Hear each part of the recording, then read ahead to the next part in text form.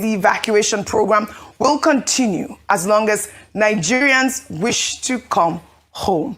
Your thoughts on both stories, Adeshina? And of course, I think this is a welcome development that we have, you know, another set of evacuation, and the federal government is keeping their promise. So the truth is, federal government is keeping their promise, yes, but the logistical nightmare was also there. And thank God for Air Peace that subsidized the money for them, which they don't get to do anything for that man in return for all he does for Nigeria. So let's just state that out there. Secondly, the additional story. I'm not saying if she's an illegal, she don't face the full wrath of the law. But the problem is just because additional carries the Nigerian blood. That's just it. And I would also like to make a categorical statement today that is very controversial. I believe the South African government is complicit in genocide and xenophobia and Afrophobia. And I'll tell you with my few reasons. Number one, the reaction has not been stern enough. Ralph Waldo Emerson famously said, "What you do speaks so loud I can't hear what you say." What the South African government has done is speaking so loud, I cannot hear the lame, hypocritical, puerile, shambolic rhetoric of Mr. Cyril Ramaphosa again. In one breath, you are saying people have a right to protest. No, they don't have a right to protest when you know the protest is going to lead to the loss of life of other Africans. What they are protesting for is against the grain of civility. They should not have that right to protest. If they are illegal immigrants, you leave them to the civil authorities in the country. So a protest that is supporting xenophobia, you say they have a right to protest. What kind of talk is that by Cyril Ramaphosa? These were the same people that benefited from the goodness of Nigeria when they were fighting the apartheid war. These were the same people that Nigeria spent billions of dollars to support them, give them weapons, give them armory, give them all the things they used to fight. And you're saying they have a right to protest. Protest what nonsense? They don't have a right to protest when you know their protest is xenophobic, it's hateful protest. So enough of all of this. And it's time to call a spade a spade. And they too will face their own, Ayo. Don't worry. They will face their own. You see these ones? They are disgruntled, oppressed people oppress others. They will start killing themselves. Anyway, it's not what am I even saying? It's not the South Africans have been killing themselves. They've been killing themselves because their country has failed them. So please, it should be on record. And thirdly, see, if Africa unity want to scatter, it should scatter. We're laughing, we're. We cure madness by being mad too. My own form of madness is, it is time Nigeria reports the South African government. There's complicity by the South African government. And I keep saying this thing. I disagree with those saying the South African government has got nothing to do with it. Was there no a South African king mentioned in all of this? Yes. Why has the South African government not arrested the leaders of this protest? And you're saying we should keep quiet. By now, we should be dragging South Africa as a nation to the ICJ or the ICC or whatever international institution. The South African government is complicit. The blood of what's that man's name, Big Joe, yes, is on the South African government. Yes. Why can't they bring out the killers? So let's stop deceiving us. We're laughing, we're. I don't believe in violence, but by now Nigeria should be taking standard measures against South Africa. Enough of the talking. Is it today we've been talking? Ordinary white people that went to lobby and wrote message to Trump in South Africa, that Trump started bringing them out of South Africa. See the way Ramaphosa had to go to America and be putting his hands there, and Trump was lashing him with a lot of fake news, and he was doing that, and he was doing his head like this, he was shaking like jelly. Were we not there? As Ramaphosa, why has he not come to Nigeria to talk to us? We're laughing, we're enough of all this rubbish. Right. Enough of all this rubbish. All right. The South African government is complicit. All right. Thank you, Rufai. And we told you we will be reading your comments. And I'll take Ojuku's post on Leke Leke. He wrote, "No matter our nationality, every person deserves to live without fear of violence. South Africa, like many other countries, faces unemployment, crime, and economic hardship. These concerns deserve serious attention and effective policies which targeting people because of where they come from can never be the solution. Xenophobia only deepens division and suffering. Hopefully, South Africans will be contented in their country and never seek refuge elsewhere in the future.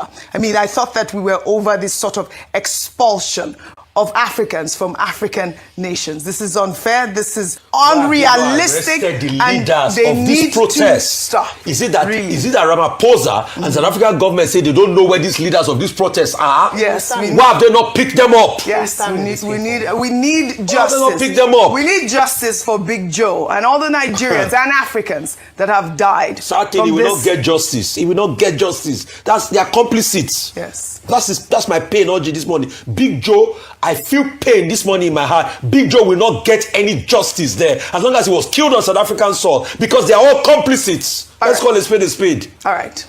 We demand justice for Big Joe and every Nigerian that have been killed out there in South Africa. And of course, other Africans that have suffered this xenophobic, Afrophobic attack.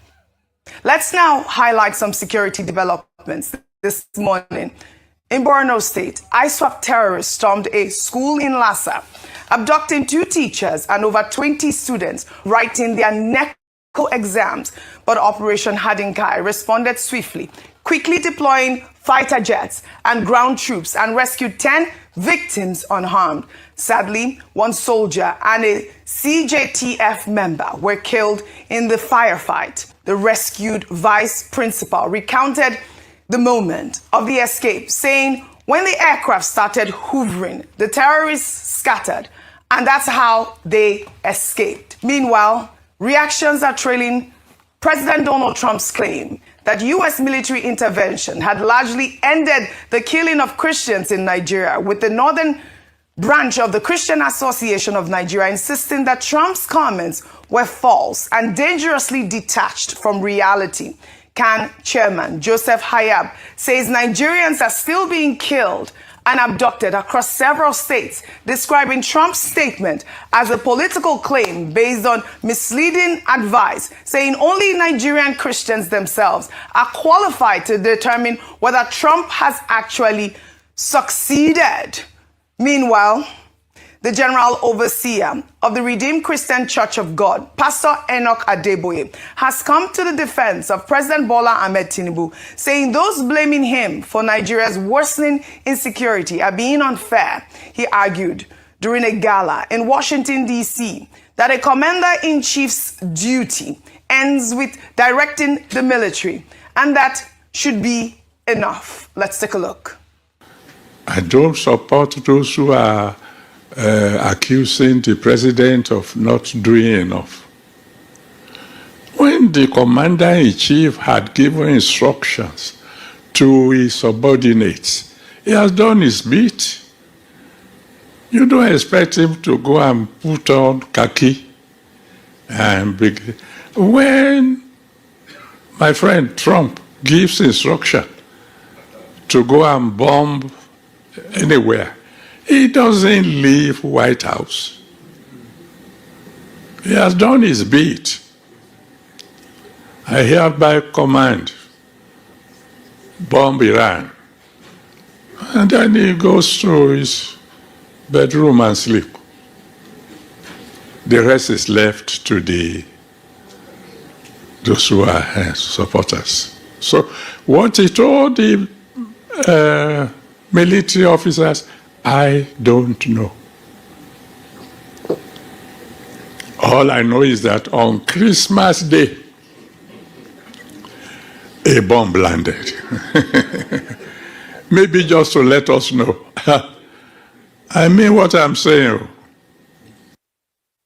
All right, Nigerians online are divided. Some agree the military must be held accountable for executing the president's directives. Others insist leadership must be measured by results on the ground. And I'll take some reactions on X. M wrote, the hypocrisy is crazy. During Jonathan's time, things weren't even this bad generally, yet they were everywhere, with mics condemning the government. Now the country is on its knees, under Tinubu, and suddenly the commander-in-chief doesn't wear camouflage. The double standard is wild. He went further saying, comparing the White House to the Situation Room in Nigeria is wild. One is giving instructions for drone strikes. The other is giving instructions to the economy while it's on life support. Pastor Adeboye, defending Tinubu with a Trump analogy, was not on my 2026 bingo card. You have a bingo card. Well, you know what? Finally, Skillful wrote, so if the president has done his bit by giving orders and the killing and kidnapping of innocent Nigerians continue like it's a norm, we should just sit back and clap for him that he has given orders while waiting for us to be the next victim. That's the question, Dr. Abasi. Okay, very quickly. As for what Pastor Adeboye said, I think people have been taking it out of context to say that, oh, he's praising President Bola Ahmed Tinubu. What I heard him say and what I read is that he said, well, President Tinubu has done his bit. He has given the directives to the military commanders to deliver results. He added the caveat that he also advised the president that you have to give these military leaders an ultimatum. Give them maybe 90 days. If you don't deliver in 90 days, then of course you will be removed from the position and then somebody else will be put there. I think basically he was emphasizing the urgency of the problem, not necessarily praising President Tinubu. And he was also saying that, in fact, the matter has gone so bad in Nigeria that terrorism has reached its own doorstep. Alpha is J4, Ugbiri, along the Lagos-Benin highway to where the headquarters of the RCCG is. So I just thought that, people should not take it out of context. The General Overseer was also saying that, look, we are all involved in this. The other story you brought up there is about the security problem. Now, on May 13, May 14, there was an attack in this same Borno state, yes, in Askira Uba, yes, area. The following day, there was also another attack in that axis. The same day they attacked and took 41 people from Orire local government. There was also an attack in Askira Uba.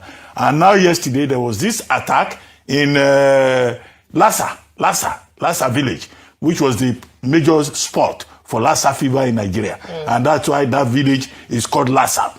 And teachers were killed, children were taken away. Okay, small win for the Nigerian Air Force. They were able to, rescue some of the persons. One teacher was killed, another was injured, some other persons were rescued. Yes. So, as we always commend the military authorities, yes, okay, this is a good development, but they are overstretched. They are overstretched. Which is the point that those Christian leaders, Northern Can, were making.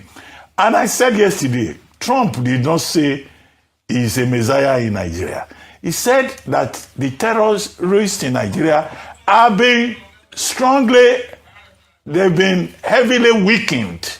That was the phrase that he used. He said, we killed their first leader, we killed their second leader, we killed their third leader. And Nigeria has become a place where Dr. Goka of the National Security Council of the US said the kind of weapons that they've been able to rescue or intercept from Nigeria, they didn't even see those weapons in America during September 11. So there is a consensus that the situation is serious, is getting worse. What we can encourage is continued cooperation, partnership with the Americans and others, and also for the Nigerian government to continue to intensify its efforts. Yes, fantastic. You wanted to quickly say something about Adeboye. Dear Daddy Adeboye, we thank you for your forthrightness and your constant insights.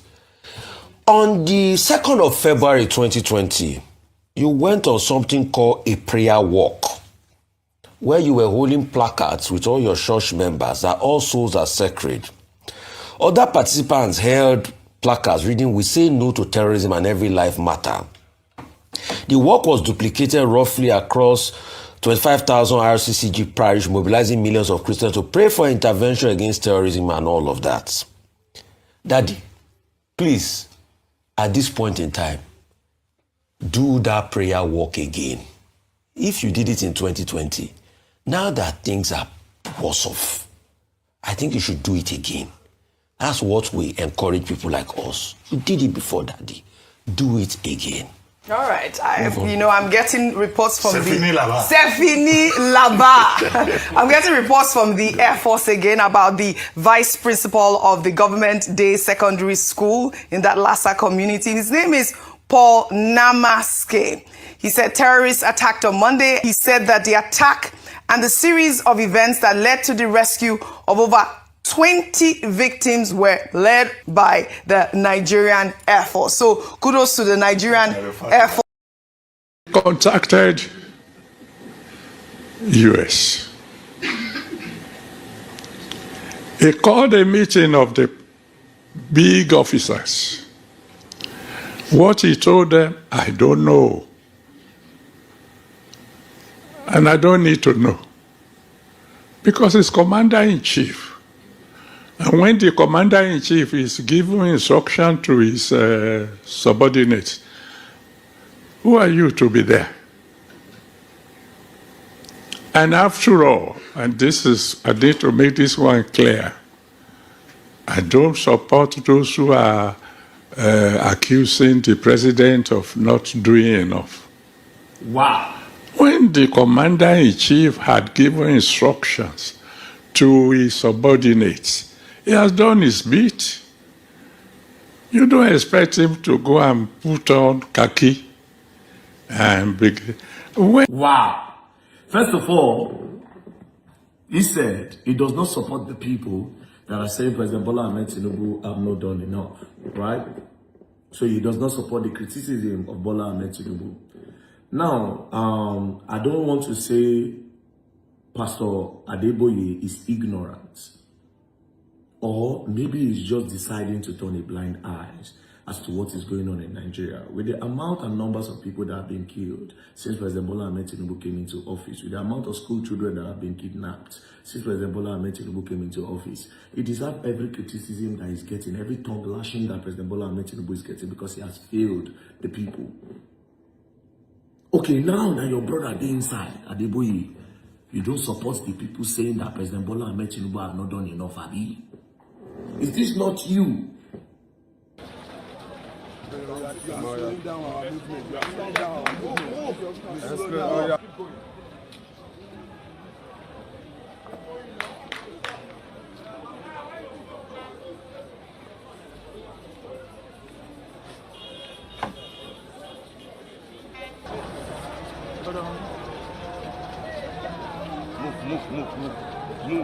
Move.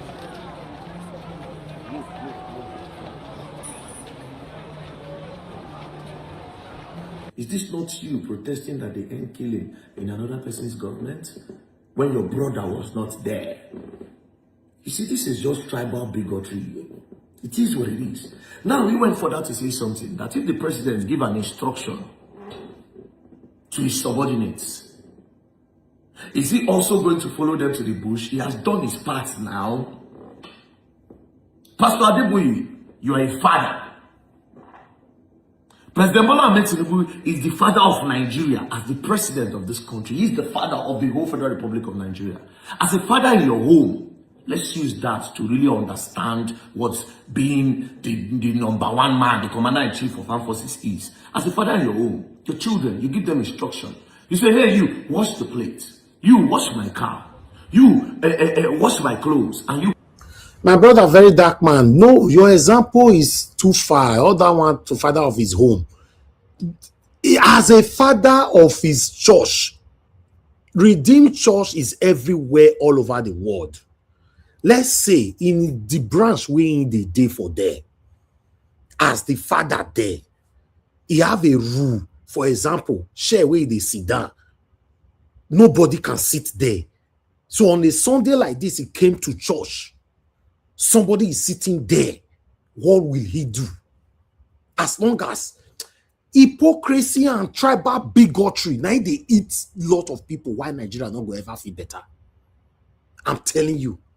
Clean the parlor on Saturday. Then you wake up and you want to go out and you see that the car is not washed. You see that the plate is not washed. You see that everything is not washed. What do you do as a father? You understand that that person is not responsible enough to be given that role. It's either you correct them or you change the person that you give the role to. Then you say, hey, don't worry yourself, go and kneel down. And you go and wash the car. Then you get a capable hand.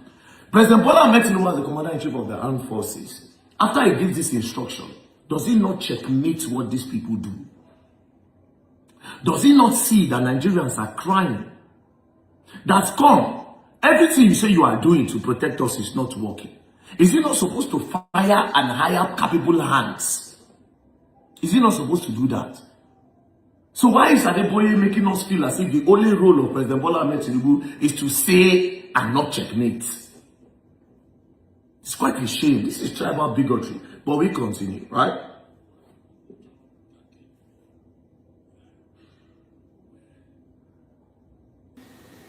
My friend Trump gives instruction to go and bomb anywhere. He doesn't leave White House.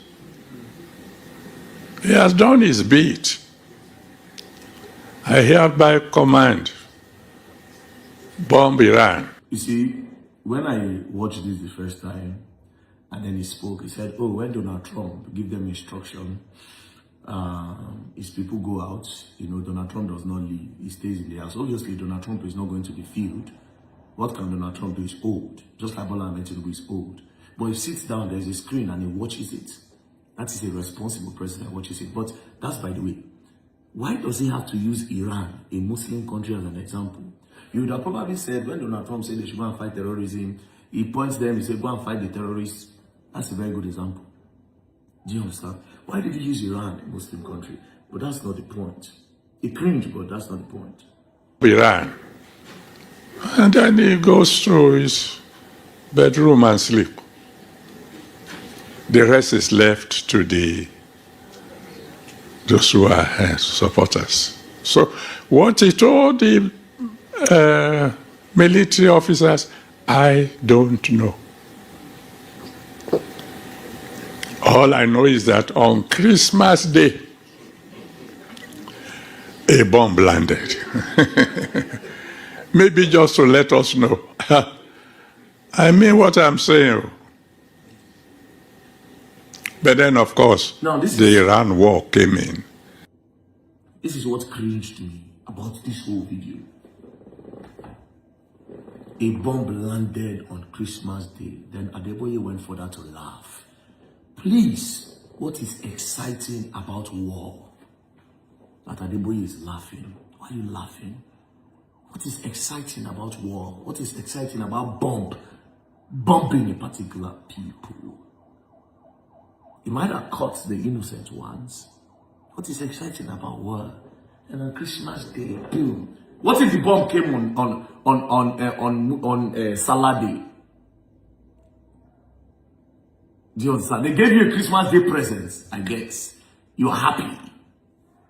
You see, these are part of the people that fuel this narrative that there was a Christian genocide. Now them followed one.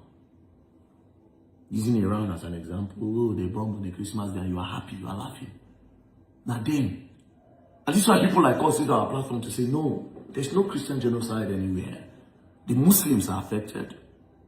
The Christians are affected. The pagans are affected. The traditionalists are affected. These people don't look at who they are going to unalive. They don't ask you who they are going to. They just go and do. In this country, churches have been bombed. Mosques have been bombed. Not one, not two. Pastors have been unalive. Sheikh and imams have been unalive. Clerics. We have a problem, an insecurity problem. The least I expected Adeboye to do is to put pressure on the federal government that this insecurity is too much. Put a stop to it. Put pressure on them. Not all these ones you are going up and down. You are trying to defend Bola Ahmed Tinubu government that have obviously failed. You see, this particular period is a very sensitive period, especially in politics. That is why I go talk my mind.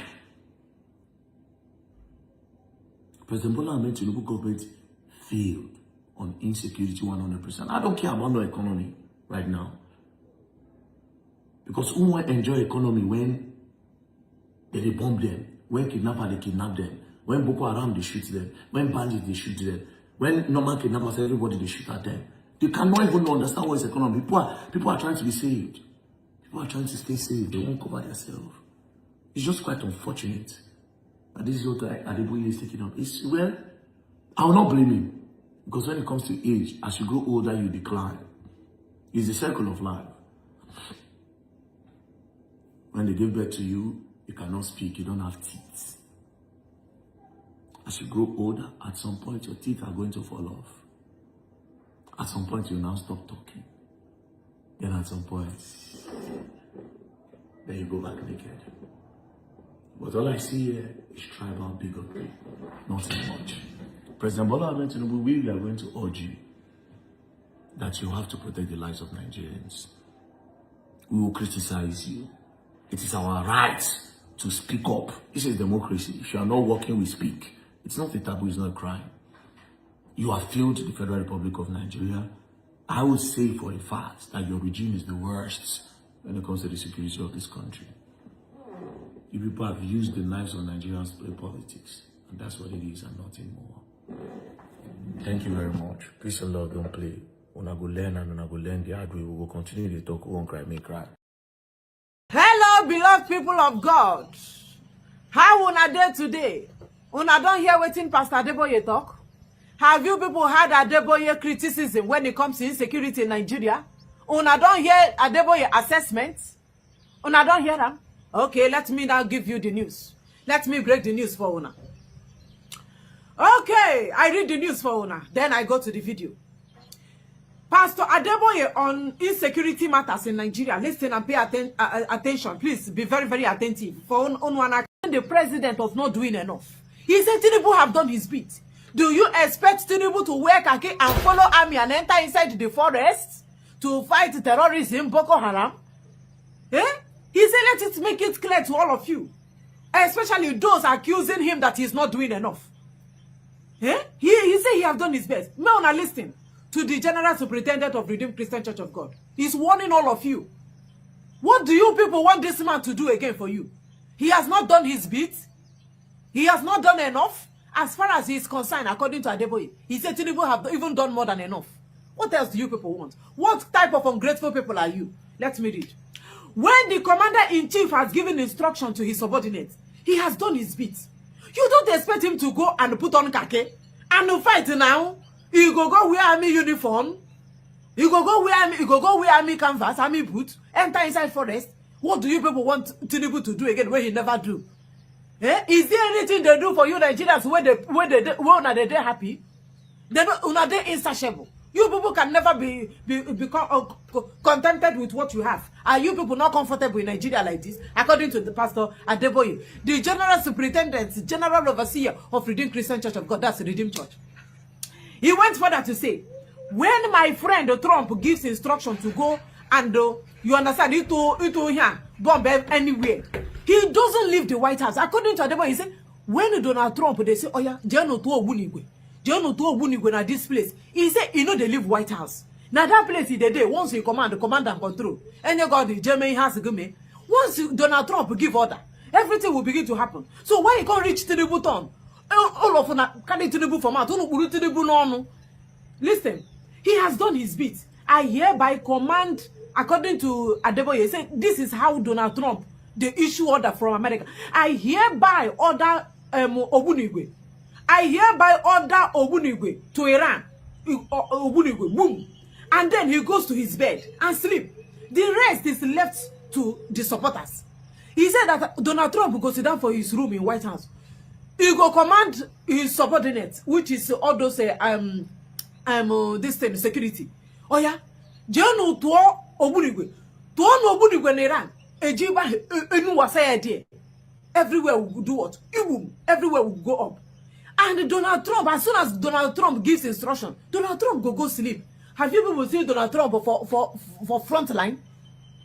Adeboye said he stood by his position despite terrorism creeping closer to his doorstep. Things have gone far worse than before the Obunigwe came. He added, citing the U.S.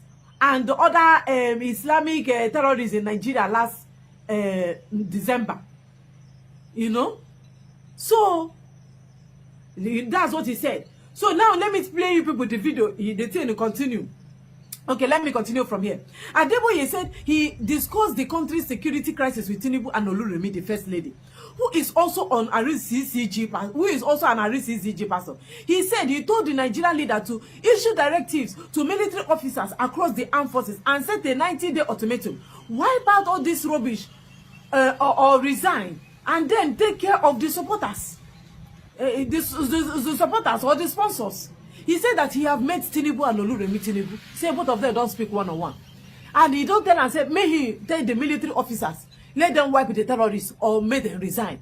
May those officers, Nigeria's army, may them resign. Okay, let me play you people the video. To make this one clear, I don't support those who are accusing the president of not doing enough. When the commander-in-chief had given instructions to his subordinates, he has done his bit.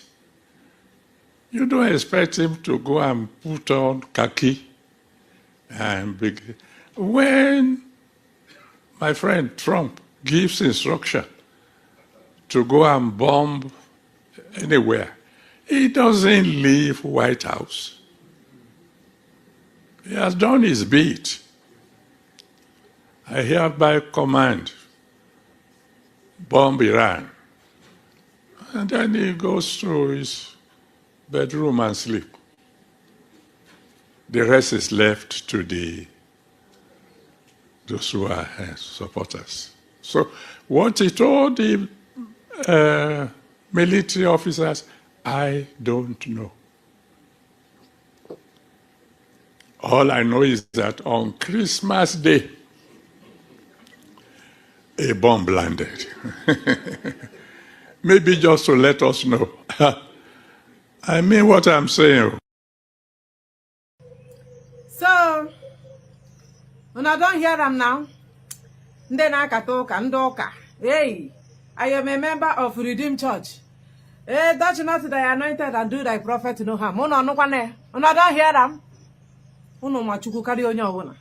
it's your pastor, your general superintendent.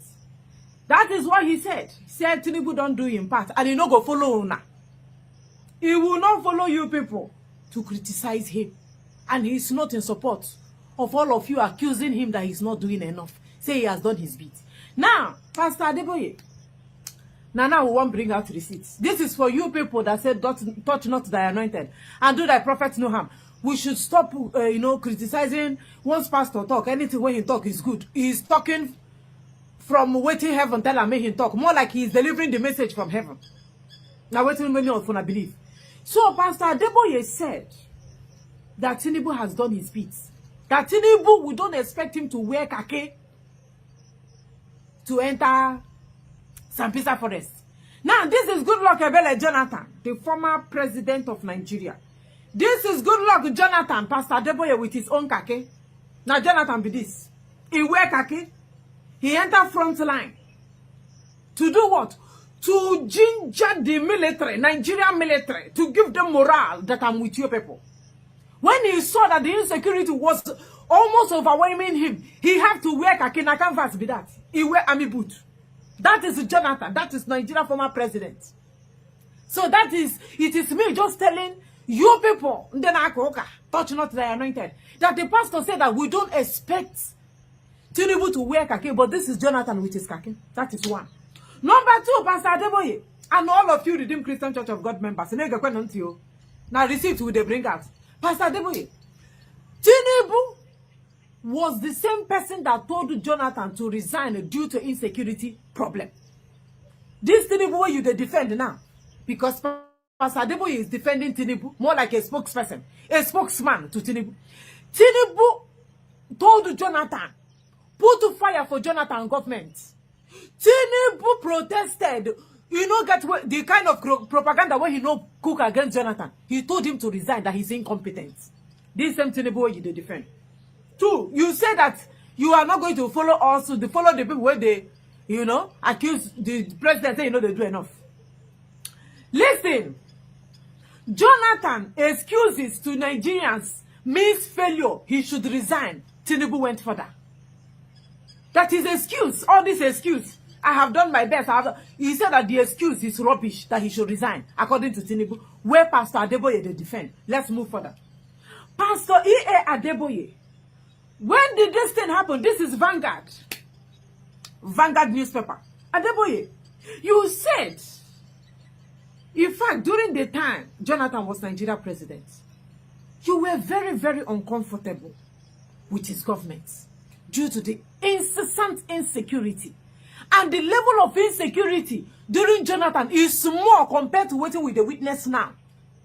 Nigerians have not witnessed this level of insecurity in the history of Nigeria amalgamation, in the history of Nigeria independence. This is the highest insecurity Nigeria has ever experienced in her over 100 years of existence and over 60 years of gaining her independence.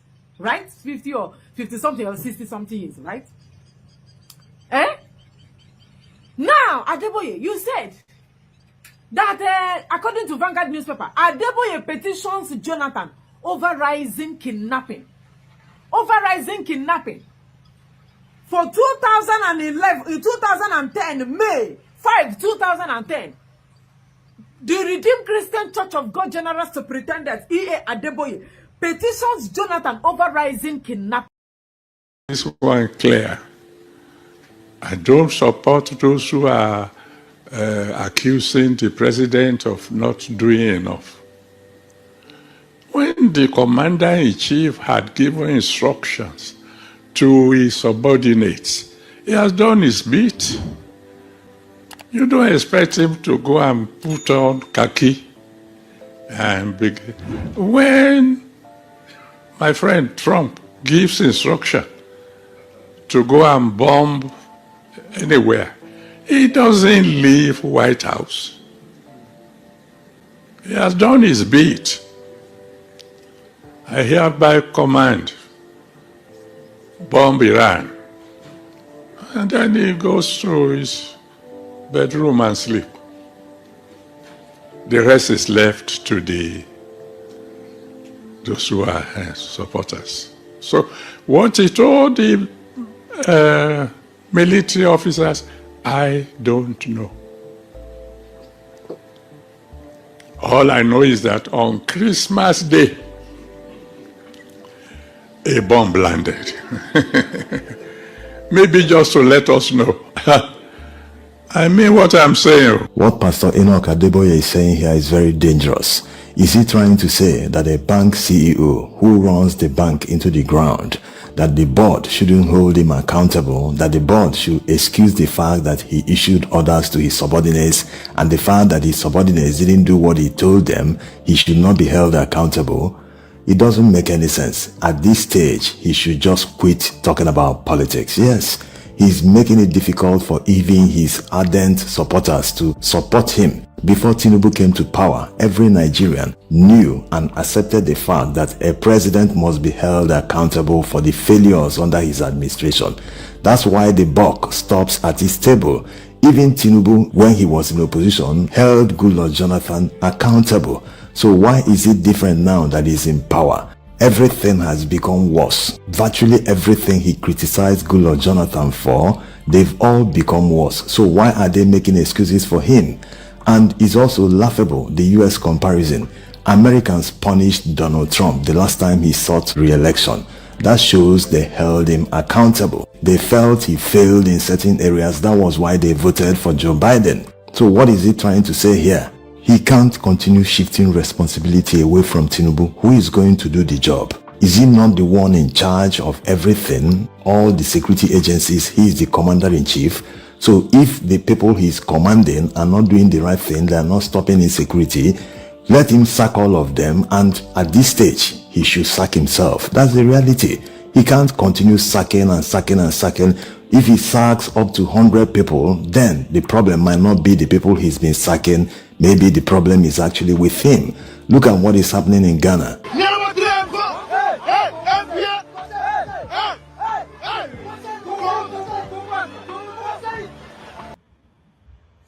Okay. I appreciate every one of you right there, my people. Good morning, good afternoon, good evening to you all. Thanks for your time with us today. Today is another day, Tuesday, 30th of June 2026. Is the last day of the month. I appreciate you all, my lovely mother, mother of all mommy diaspora. Good evening to you, mommy. Thanks for all that you do, for always being there for us here every single day. Thank you, my brother Abu Azia. I appreciate you. Thanks for all that you do. God bless you. Thank you, everyone, right there, Mother Peggy Modi, Mother Eugenia, Michael Gandamaro, Mr. Johnson Emmanuel, Mike Barry. God bless you all, my people. I appreciate you all. Mother Stella Maseredo, Mercy Foster. Thank you, thank you. Ozatesi, I can see you as well. Thank you, my people. Michael Carter in the building. Thank you for your time. Oga Kingsley, I can see you, sir. Dr. Happy Life. Thank you, thank you. God bless you all. And thank you, Oga Kingsley, already for the super chat. I'm very, very grateful. Your pocket never, ever, ever run dry. Thank you very much, everyone, right there. But my presentation still continue, but this time I would like to take on articles, or rather responses from Nigerians over this satanic statement from the satanic man of God. But I'd like us to take this one quickly, then we'll take it from there. Guys, press on the like, help us to share, because this evening now we go offend so many people. In fact, some people do already decided they're going to join this panel today. Yes, which is that's fine by me. I don't have any issue with that. If there's only one person or two person that is here that is truthful to this journey that we embark on, then I'm good to go.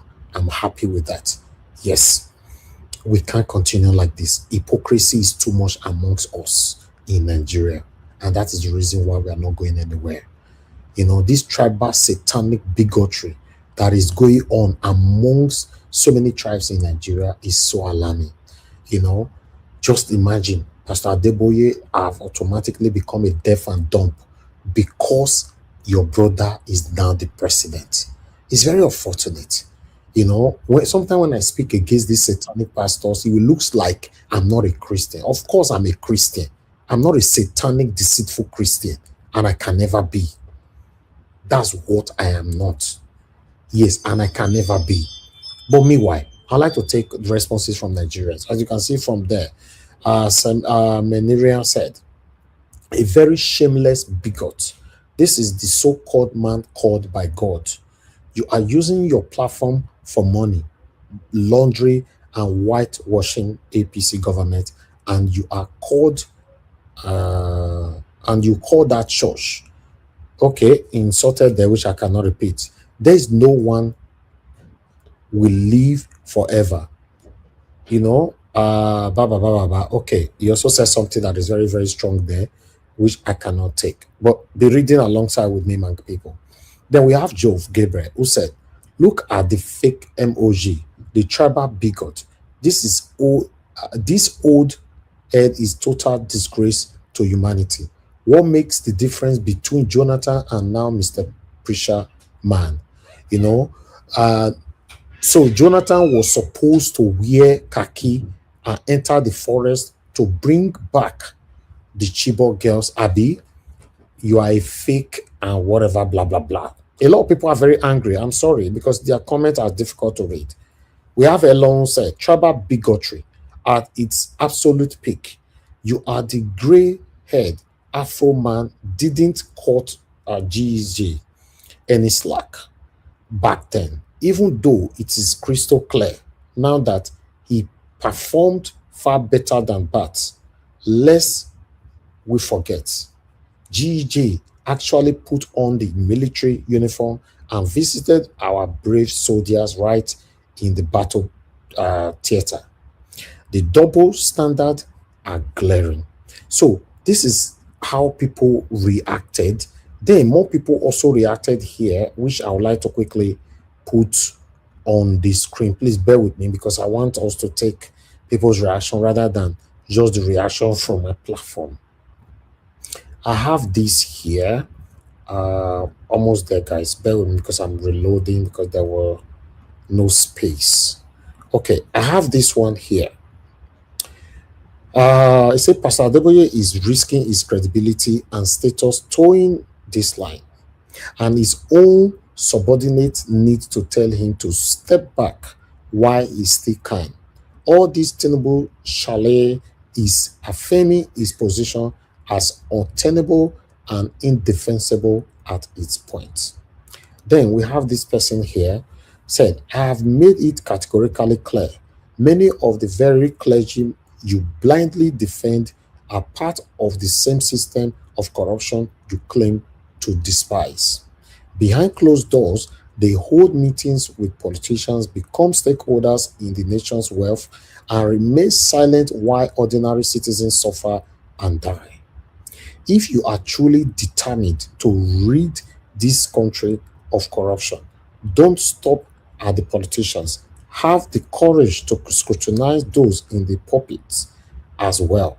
Accountability should spare no one, not even those who preach it. Exactly. You know, some people practice this satanism here on my own platform. When I speak, some of them go verse for 7 years, they don't go join the platform again. You know, why you everywhere? Hypocritically and selective judgment on how we can have a better Nigeria. I have never seen where people are fighting for a better Nigeria, why some people will be selective with their approach. It's sickening. It's very, very sickening. You know, so I have Ayo. Ayo here said, Ayo Adeboye. He said, a very sensible and unbiased submission by the Reverend Minister of Gospel. Evidently, the president is doing all he can, what any reasonable leader would do in his shoes, to end a 17-year-old insurgency he inherited. Understandably, every right-thinking Nigerian wants the insurgency to end immediately and for the government to do more.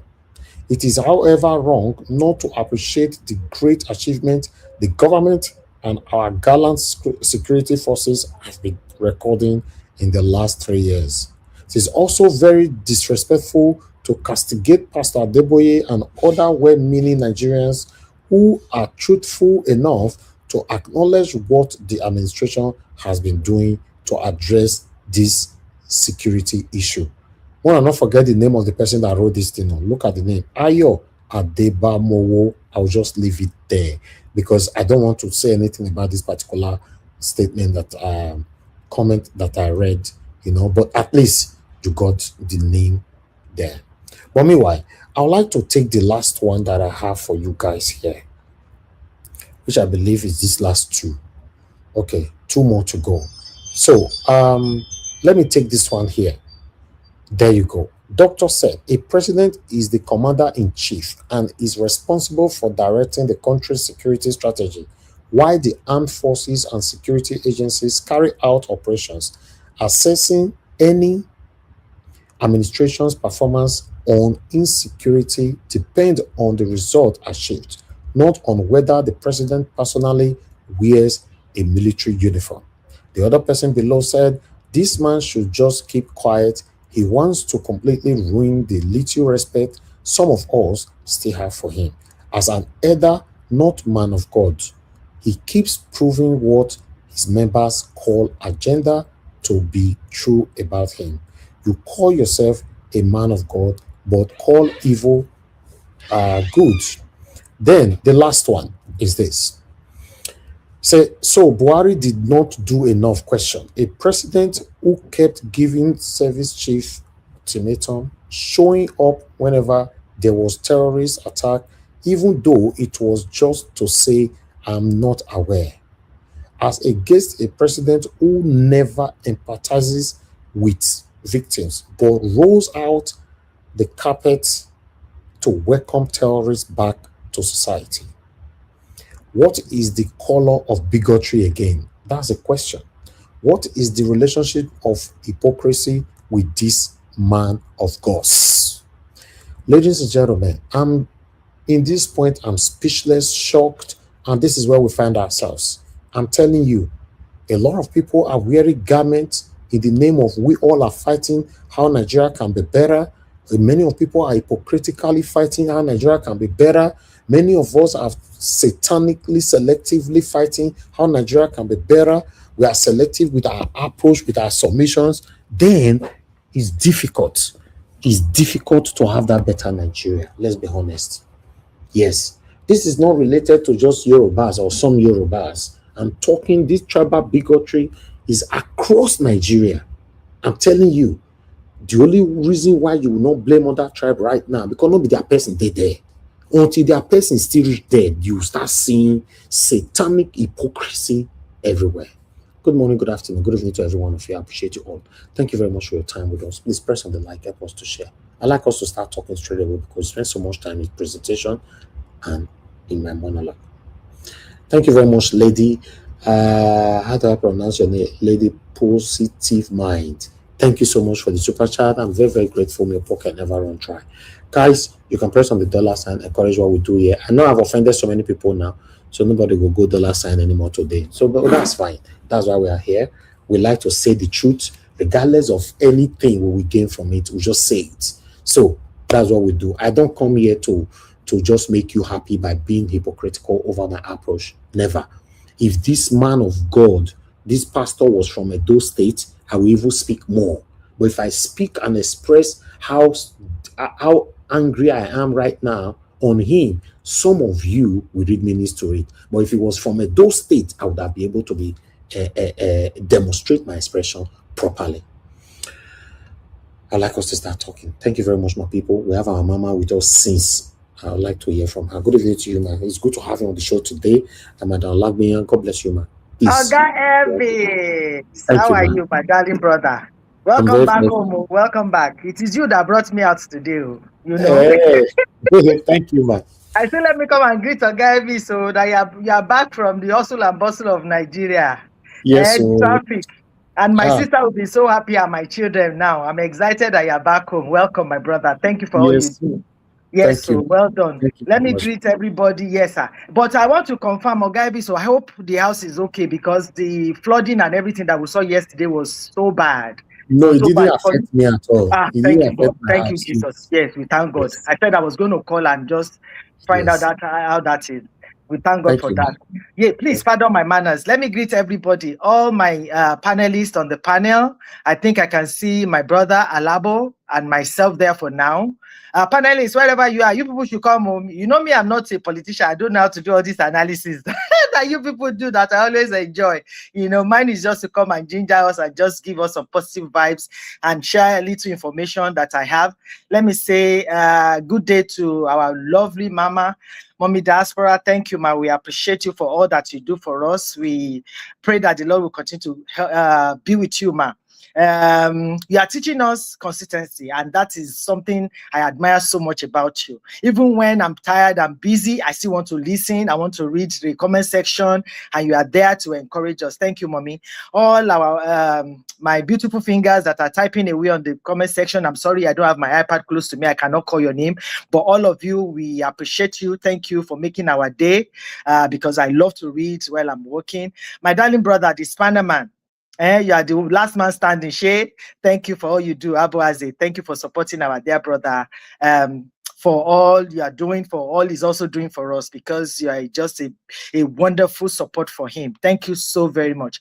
And our consistent panelists, I want to thank every one of you, in as much as you're not here. Oga Jonathan, my darling Rita, Oga Chris, my brother Alabo, Black Panther, Give Us Our Mandate, Ogaciem. Those are the ones I can remember now. And every other person, please, if I don't mention your name, please don't be angry with me. Ogabis, like you see, you say I haven't come since. I cannot come since. Now, Shebi, you know my own ginger. Everybody on my Nigerian family, you guys are tired. It is, everybody is tired. That's my sister Debbie. Anytime Sister Debbie is calling, I just reduce my volume because she's so tired. I wish I know her because I'm 6 feet tall. I just feel like holding her, giving her a cuddle, just hug her, kiss her all over, and just, you know, her hope and her strength, you know, because that is what I do.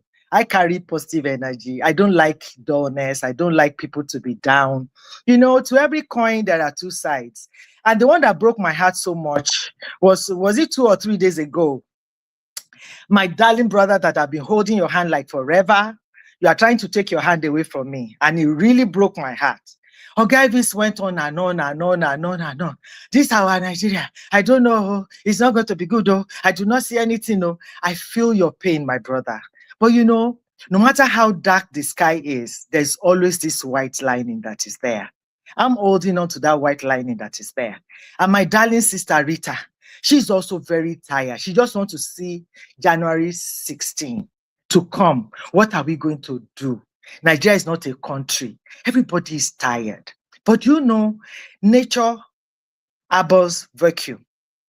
All of us cannot be tired because this is the place they want you to be.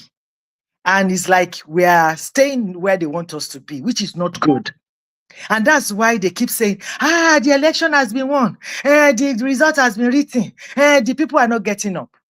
I've come with a word of encouragement this morning before I go to my paper that I have in my hand. I always have my paper. I pencil what I want to talk about down so that my thought can be together, precise, and concise. Okay?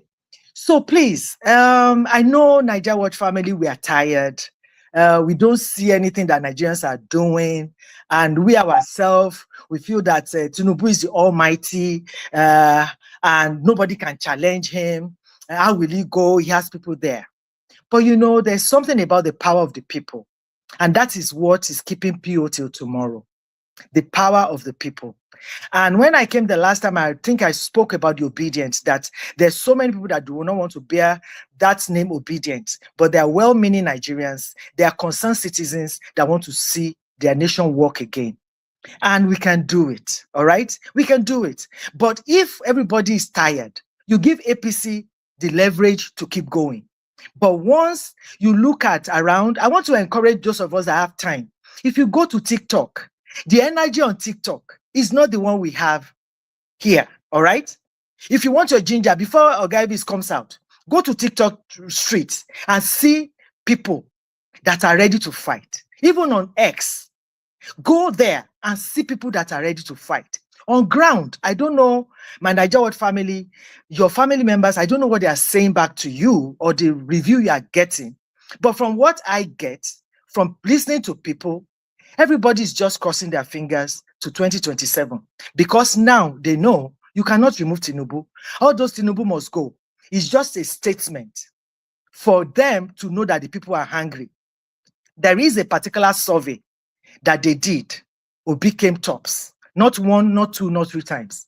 And that is why they are hungry that the people are still with him. And that's why they are hungry because of NDC. They didn't see NDC coming. And I remember coming over when people say, hey, Obi is too dull, he's too slow, what is he doing? Blah, blah, blah. He would have formed this party. Yes, I think I have that on my list. There's somebody saying, if Obi has formed this party, this is it. Sometimes any little thing that poke us, we start talking. We don't have resistance. We don't have the shock to take stuff. And that's why we are not politicians. And that's why we have those non-entities that are politicians that are playing with our heads and taking us for granted. Because the intelligent ones have not stood up to them. But now we are standing up to them. So my people, don't just be reactional. Don't react to everything that you hear, that you see. Be calm. If you love Pio and you appreciate him and you think he's been in politics and he's been a governor for 8 years, we should cut him some slacks that the guy knows what he's doing. That guy went dumb, deaf in the last 6 or 8 months. We were all concerned. This man was working underground. And he went to ADC. I've spoken about that. I won't repeat myself about that. To shut some people up and say, I'm not proud, but the government, the establishment is after me. And they came after him. Obi went to NDC, 3rd of March, of May or whatever. And on the 5th, they went to file this thing.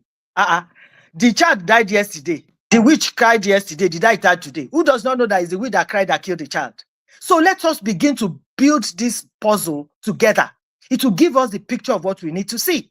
And we are the soldiers that he has behind him.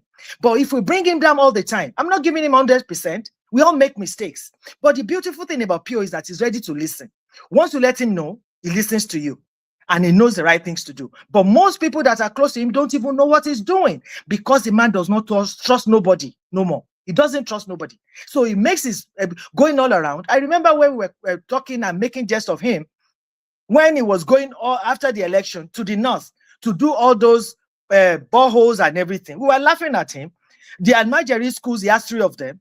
He does not have, what is he going to do? When the time comes, they're not going to accept him and everything. That is past tense. But the guy did not listen to nobody. He stayed focused. And now, everywhere up there, they know about PO. And fortunately for us, we have Kwakwaso on our side. So my people, don't be discouraged. Do not be discouraged. PO has told us it's not a sprint, it is marathon. And we're going to get to the end of it. You just need to kit yourself. Take some water and be hydrated as you go along the way. When you are getting tired, go around on YouTube, play some music. PO has beautiful music there on YouTube that you can play for yourself and dance and just encourage yourself. And you say he's not coming to talk to us, he's not going anywhere to go and talk. There's little he can talk about now. Even the little that he will do, he will say, there's always something about it. When he said Tinubu should resign, that is what gave birth to this judgment that is coming, so that his name cannot be uploaded. So my word of encouragement today is that for those of us, I know there are not many of us that still believe in new Nigeria, but I am one that will be standing with PO to see this new Nigeria.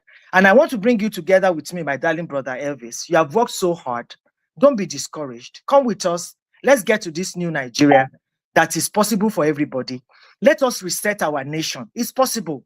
Please don't be discouraged. Don't be tired. Everything that you see around us, around you, before you left Nigeria, what is the percentage? How many people are we talking to? So please, the majority, I know, are tired and they're ready to do something. All right? They've done the map, the electoral map and everything. PO will win effortlessly. Honestly, any day we win. The next thing is, are they going to give it to him that people ask us? People are planning. Okay, let me use my list now. Let me not go ahead of myself. Oga, I've greeted you. My brother, my darling brother Alabo, I want to say thank you for all you do, because I see all the time with the way people talk about you on the comment section. You are still holding to your dream, holding to your dream of that new Nigeria. You always say a new Nigeria is possible, a new Nigeria is coming, and we mock you. We just after that. Are you sure? But you kept saying it, and I believe with you, my brother, that a new Nigeria is possible, and we'll get to it.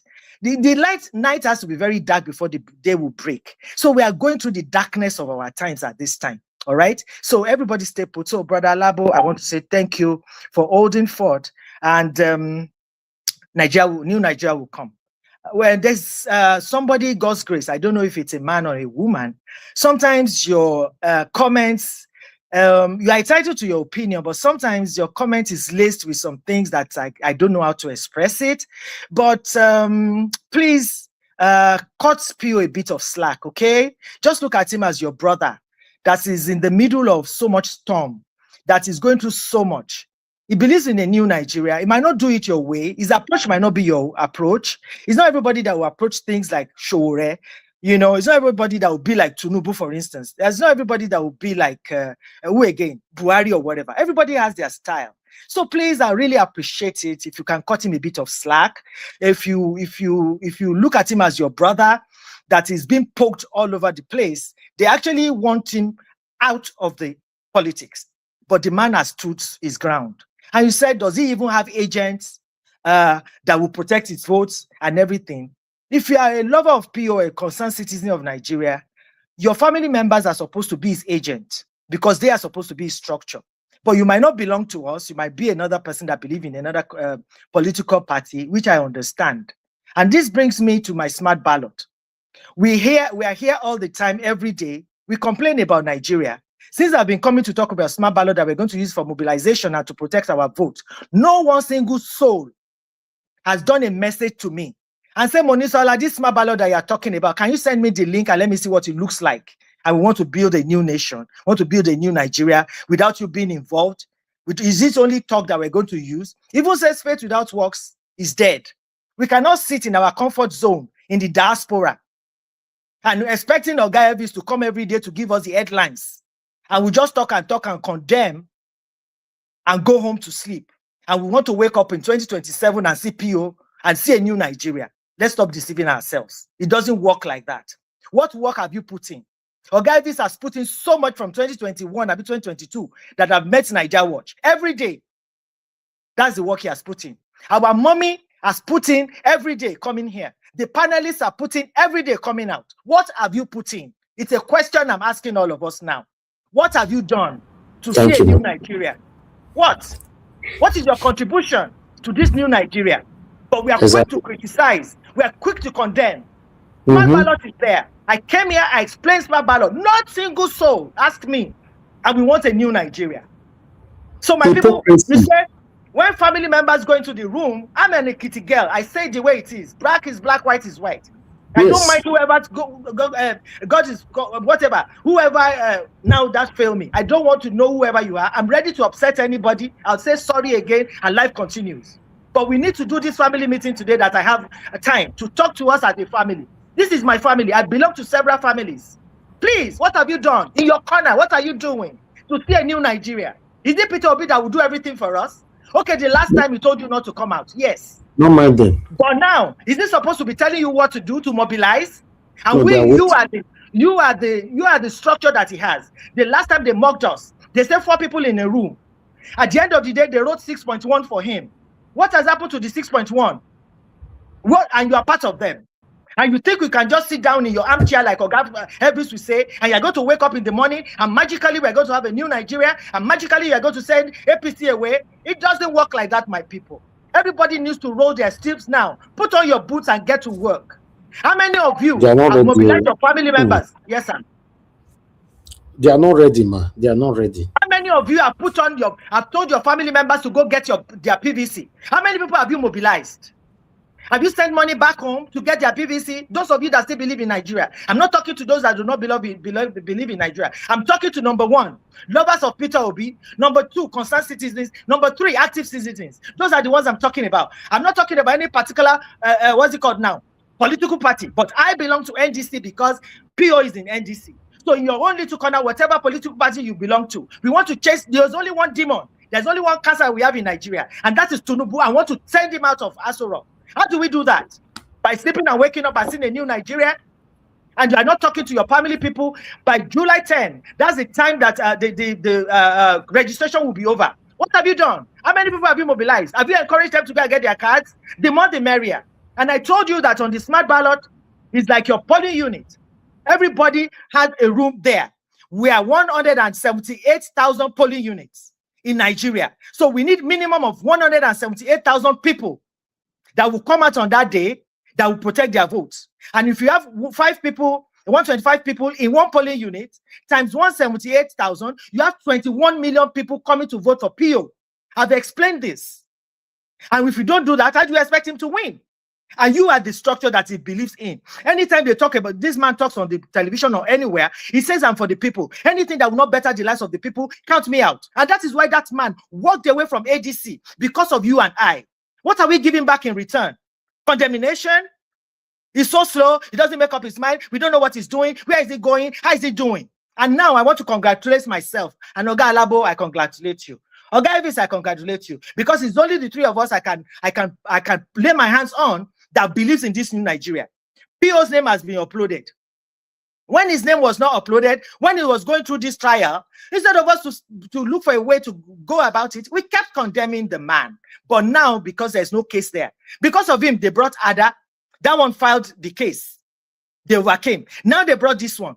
A group of people that put themselves together. They don't even have registration. They don't have anything. Just for them to look for one straw anywhere to catch and just bring this man down. And we cannot sit down and see that there's something that is happening to our nation, that they don't want us to go. They're not ready. The slave master is not ready to set us free. My people, we need to get up and do something. Mobilize your people. 10th of July is the time that they're going to close INEC registration. Let them go and get their registration.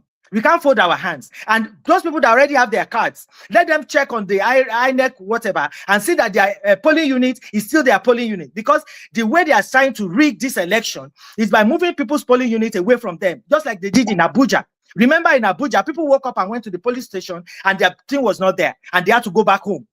Voter apathy. We want to come against voter apathy. That is why we have the smart ballot. The minimum of 21 million people is the people that want them to come out and vote on that day. And if 21 million people comes and vote for PO, and you're telling me that he's not going to win, and it now comes to them announcing him as the president. Okay, we say, I know he will win, but they will not announce him. Let me bring my good news to you here today. Everything is about technology. People that have not learned, let me tell you. Number one, the citizens are active now and they know what they want. There are 4 different stages, 4 different groups that are working to see that our election is being transmitted electronically. Even if they don't give you the electoral law that you need, the people have put it upon themselves to invest. Number one, Patu Tomi, and his group, they have something that is going to transmit your election electronically on the day of election. He says it's going to connect maybe to CNN and Al Jazeera, that as you are voting, it goes down there and you see it physically. Number two, at Yaga Africa, in connection with channels, they say they will not make the mistake they made the last time. This time they say they have something 2.0. They are also going to transmit live. We are going to be seeing it. Number three, there's another active citizen that said they are also connected. You are going to see it live. Number four is our smart ballot. 1MMC in conjunction with smart ballot, we are also going to transmit. Why you need to get on the smart ballot is that in your polling unit, for instance, my polling unit 1, once we cast our vote, because our brother Ogini has told us, election starts and finishes at the polling unit. Everything starts and ends there. And now we have that understanding. Everybody has that understanding that once we leave the polling unit, manipulation can start. And that is why we have 4 different groups that are going to transmit for you. Fortunately, the 3 of them are going to use the same transmission, AWS, Amazon, that they used the last time that they said they had a glitch. So there's no way Patutomi does not have a glitch, Yaga Africa does not have a change, citizen, active citizens, whatever does not have a glitch. It's only you that has a glitch. So it's not possible. They're not going to rob us this time. If whatever is they're going to do now, they're planning to rig us. We are watching how it's going to be, but it's not going to be in the transmission of results on the IRF that you see one lady that is in the bathroom. No, that one has ended. We are coming to them with technology. So that is why everybody needs to be involved. We need the numbers. For instance, with the smart ballot, once you cast your ballot, you put it in the ballot box. They bring it out. The time for counting, LUP 72, LUP is going to be NDC this time. NDC 74, NDC 75, NDC. Once they count it, there's this sheet of paper that will be there. Once they write our result as NDC 1000, they look at it. The agent of the party will sign. And Obi does not own the agent. Let me tell my darling person, God's grace, Obi does not own no agent. NDC will have their agent. Like LP is supposed to have their agent. And we are gathering ourselves together in smart ballot to support NDC. So in the places that Labour does not have results, we are now going to have results because we are represented. That is why we need to get onto smart ballot. 125 people minimum in every polling unit. All of you will have your results that you upload on the app that will give us the result of the polling unit. That is what smart ballot is all there for mobilization, for sensitization, for us to have our meeting in our rooms. That is what smart ballot is all about. So please, 2027 is not won. 2027 is not rigged. If there's going to be a Nigeria, there's going to be an election. We're going to be there. We're going to do it. We're going to monitor it. And nobody's going to switch off the IREF. After what's it called? The Senate and the House of Rep. And when it comes to the presidential, they say there's glitch. There cannot be glitch on 4 different technologies that Nigerians have chosen to use for now. So I don't know. I'm sorry for yelling at you guys, but it's just that I'm passionate about this because I'm upset that people are not getting up to do something for their nation. They are expecting magic to happen for them to see a new Nigeria. No, it doesn't work like that. So I've spoken about my smart ballot. Then I want to say something that my Ogabi say, even if Obi wins and he comes and he does the 4 years, after 4 years, the thing will not scatter. They will not go back. Sir, no, it is not going to work like that. If you look at what is going on in Abia State now, in 3.5 years, look at what OT has done. He has laid the foundation. The electric buses are working there. If Obi lays the foundation for us, the person that is coming after is going to be the person that the people have chosen to continue the job that he's doing. So the time for mediocrity has passed. I heard that in Abia, you draw something on the floor, they call you to come and pick it. So it is see something, you say something. Everybody is responsible for that beautiful Abia that they see now. So in Nigeria, it's going to be the same case with us. If Obi lays the foundation for us, build the house to some extent, the next person that is coming is not going to break that house. The person will rather roof the house for us, or you get out of the place, because the people already knows that they have the power in their hands, because it's the people that have brought this person there. And the next election, remember, we're going to have proper election when Obi goes there, because he has told us. As a matter of fact, those people in the diaspora, is one of the things he said in 2022-23, that we will be able to vote. So that, and a lot of people would have gone back to Nigeria to put system in place. People are willing to volunteer to help this man succeed when he gets into Aso Rock. All right. So that is what we are saying. This is not the time we have to start complaining and putting our hands in our pockets. This is time for us to get into the field and do what we have to do. His name has been uploaded. Obi promised. That's why I love that man. I'm going to be on the ballot. He took all the bullets. Today, as I'm talking to you, I'm celebrating. Peter Obi and Kwankwanso, their names have been uploaded with that of our what's it called? Our leader, Sereke Dixon, because he's still running for Senate. Their names are officially updated on INEC. So everyone that is jittery, everyone that is trying to laugh at us, our neighbor next door, they have 3 versions. There is the Atiku, Dumebi, and Chris. ADC, that is what they stand for. They are confused. Their house is confused. It's not in order. But all over the place, they were making jest of us that NDC is finished. But NDC is not finished. We are strong, we are bigger, and we are better. Yes, sir. So that is what I have to say to us. No, maybe hopefully I'm able to come back and talk about Baba Adeboye, because I'm interested in talking about that. I'm a Yoruba, proud Yoruba lady. Unfortunately, they've told me I am Omoale. Yes, sir. Thank you, sir. Because I don't want to leave that alone at all. Because I can carry my shoulder now as a proud Yoruba girl that is following Igbo man, because they've called us Omali. Why am I an Omali? Because I do not support what they've given to us, because that is not the best of the Yoruba person that can lead us. If it was Oshibajo today, Nigeria would not be like this. So that one that they have there is not my president, but is the one there, and that is why I can wear my badge as the Omali that they call us. So what that the GO has gone to do is really, really condemnable. But you see, when I was talking on a space yesterday, when they said it, I said to them, I said, I don't know what you guys are talking about. Our brother Dele Farotimi has told us that we should thank Tinubu. We should thank Yakubu for giving us Tinubu to do the test for us concerning all these people. That because some people who have gone to their grave with so much honor from Nigerians, that we think they are full shilling, that we will know the kind of people they are. But they have been exposed by Tinubu now. Because Tinubu is a Yoruba person, that the GO cannot come out. Like, I love what Rufai said. He said, Daddy, can you come out with this prayer work again? He came out for, they say it is kind of said, no matter what, we saw you out there, sir, carrying every parish member. You came out for Jonathan. You came out for Buhari. He comes to Tinubu now. And those two people, they are not as worse as what we have now. Our children, the 40 of them, they are still in the bush, under the sun, under the rain. Some people were stolen in Borno State. And the only thing that the GO can say, anyway, the group that that brought him to America, it is Save Nigerian group. They were supposed to, I was supposed to be part of them in 1st of December, that they went to the house about Christian genocide and everything, but I couldn't go. That's the group that brought the GO to come and talk to the group of people that they spoke to there. So the hypocrisy is just crazy. So, but whatever it's going on, let them continue to pull his shirt. His children should call him and say, Daddy, come and enter house. It is enough. That man is about 85 or 86. There's dementia, there's Osama, there's old age that is affecting Baba. So why do you just allow your daddy to just go out there and be talking the things and not feeling the pains of the people? And in your church, we have beggars in that church, that people that cannot even afford to pay school fees of their children, that don't have food to eat. We are not addressing that. Can't you go to the Aso Rock and go and sit with your son and say, my son, this is what is going on in Nigeria. You go to these people are hungry, they are hungry. What are you doing?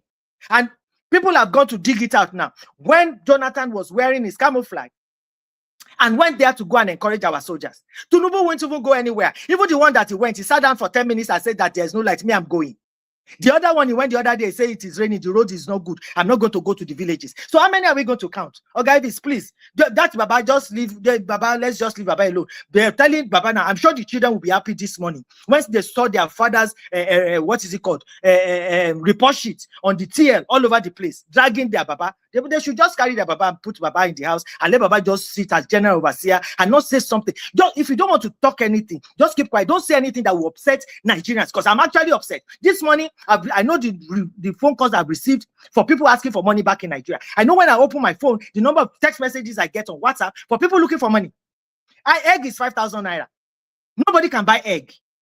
And look at what NEPA is. Look at what gas is. No road, no nothing. Look at the flood that has happened yesterday. And you cannot do anything and do press conference and call the government to this thing. But how is he going to call them? EFCC, the minister, the head of EFCC, or whatever they call him, is from Redeem. The head of technology and something in INEC, that they were switching off and switching on, whatever, with the election rigging they are doing, they say he's Redeem member. So what do you expect him to do? All his children they are there all over the place collecting jobs. So what do you expect him to do? And he will say he's the father. Sometimes when we ask somebody, he says, he says he has children in all the places. I said, well, when you are the father of the good, the bad, and the ugly, so you have to say something. Every family has a bad child, but does it mean that you are not going to talk to the bad child? Is it not giving you bad name out there? So why won't you question? Okay, I'm sorry. Let me just go. I'm sorry, everyone. I'm sorry for yelling at you guys. I do apologize, but All that's right, just what I need to just express myself. Thank you. Thank you. Madam, I did hear your vibration, not be today. Thank you very much, Madam Alagbiyan. God bless you. I'm happy that you came in to give your wonderful submission as usual. Yes, I like this. When things are happening in our country, it doesn't matter where the person comes from. I'm not interested the language you speak or the tribe you came from. Let's just say it how it is. This is my plight every day on this platform. It's my plight in Nigeria and other platforms. Let's say it how it is. If not your papa, call your father out. If it's your mother, call her out. If it's your wife, your husband, call them all out. In that, we will have a better Nigeria. But the hypocrisy in Nigeria is too much. You see the comment that I read earlier on that I brought from another platform, from Twitter. It's crazy.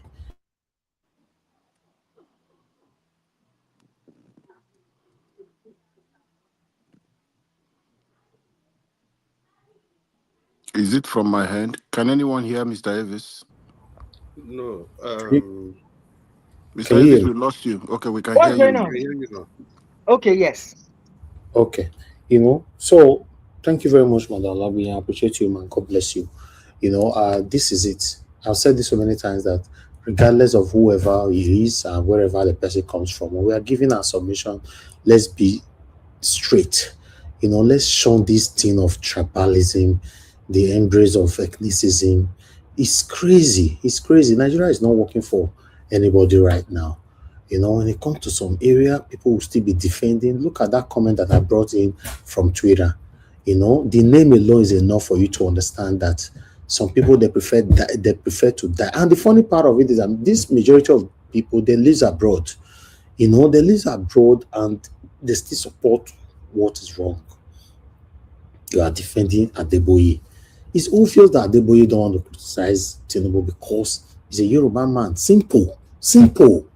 There's no other way you can understand it. No be just Yoruba, Mr. Evis. He's a partner in this government. He has his own share. No be just Yoruba man. It's He's so part crazy. of the system. It's so crazy. But look where we find ourselves. Hypocrisy everywhere and all that. But what do I know? Let's continue to do what we're doing. I want to appreciate all of you that have joined us today. God bless you all. Please help us to press on the like, help us to share. Mr. Labo, talk to us. Good evening to you. Thank you, my brother, Mr. Evis. Thank you, sir. Madam Omoni, God bless you, man, for coming to break it down. And it is very clear.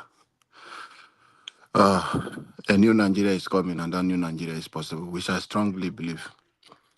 Madam Omoni, one thing I want you to just take back that name, dementia you mentioned. Don't wear him any sickness. Baba is okay. He know what he's doing. So that will not cover. People will say, okay, he has a mental health issue. That is the old age is making him. No, he knows what he's doing. Oh God, Labo, the man is 84, 85. He can't think Mama, straight. don't wear him The clock of the body is ticking away. The children should organize and put Baba inside and take care of him. Mama, leave that. Don't wear that thing. You did a very good work. Remove only that side. How do we know that is age? What about Tinubu? So is dementia that is affecting Tinubu too? We will begin to wear those things. Tinubu is 80-something years. When we look at his children, how old the children is and calculate. So we have to remove this sickness. Baba is very okay, knows what he's doing. It's part of the system. He's benefiting from this government, and you alight a lot of people who are from that line of Redeemed Christian Church who are in this government. It's part and parcel. he has his fair share from the Federal Republic of Nigeria. So he's protecting his asset. He's a businessman. He's a businessman. A man who wants to put one pillar, one church, and all the account return back to him. He think it's just for Jesus Christ. No, it's his business. And they claim they have told you that they are doing the business because Jesus says he's doing the business of God. But we hope if we all will understand, then if we are privileged and we will see them, we believe some of us who are not pastor like them, we will be in heaven, and some of them we will see them in hellfire rotting. Then Nigerians will understand that people you wear and see them those names are not what you think they are. They are wearing the same thing. Let me just stand on existing protocol. Madam Moni, I thank you for coming in, taking the first position. I was very stressed today, and I just slept off. Though I put on my TV, listening, and the thing woke me up when Elvis was coming out with his voice. I said, "Oh, I almost missed. I thought maybe they are rounding up." That was when I just woke up. But we will not give up for the country. It's something we are determined that every day will come out, even if you think we are saying the same thing. Pastor Chris said it in the city of Ephesus. The people were there, and what are they doing? They keep saying it. So he encourage you, just keep saying. So that is what we are here. Even if you think it's the same thing we are saying, we will keep saying it until that will wake you up to know that a new Nigeria is possible. Good evening, my brother Chris, for coming in. My brother F. Emmanuel. I think we will have something for latecomers. When we come, we will have the account number we display there, as we have been doing before, at least to show that, okay, this is for lateness. We do it in secondary school. We did it, and it was okay. So we can still do it here and continue. So that we know everyone is busy, but just to encourage people who came early to hold the program going. Thank you, Madam Amoni, once again, for what you have breaking down. Mr. Elvis, thank you. And thank you for your beloved wife, the backroom staff. I appreciate every one of you, your children who are there, the time and the support they are giving to you. I appreciate your family for this understanding and the wonderful support. And our mommy diaspora, thank you for your wonderful son. Thank you, and for what you do. You didn't even leave him alone. You are still there as a backbone for him. Thank you, Abu Hazi, and every one of you. Dr. Happy Life, every one of you there. We appreciate every one of you for what you do. Please, for those of you who are unable to mention your name, we need this month, 4150. Thank you, every one of you on the comment section. Keep doing what you are doing.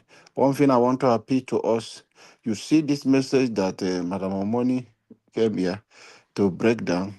For we are here, we are privy to this information, but sometimes we talk, we can't give it out the same way. He's doing this kind of thing. But he's here and he enlighten and help us to break it down in a way. Because Mr. Elvis can say everything. I can't say everything. Chris can't say everything. That is why. Because our perceptions and perspective, whichever way you want to take the angle, I might come and not be the same angle. But someone else, that is where it becomes a teamwork. And before you know, the message is out there.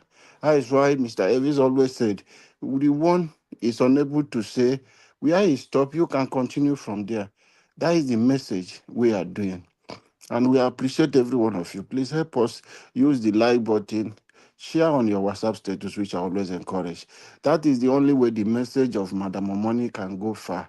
And our voices go far. If you don't share this program, you don't like it, there will be no way that YouTube or Facebook, whichever platform you are on, TikTok, X, that will be able to recommend this program to other people. So help us share on your WhatsApp status. Help us share on any group you can share. Thank you, and God will continue to bless us. A new Nigeria is coming, and that new Nigeria is possible. Together, we'll get our country of our dream. I just want to start with that the Adeboye. You know, we still hold him that respect to call him because of his age.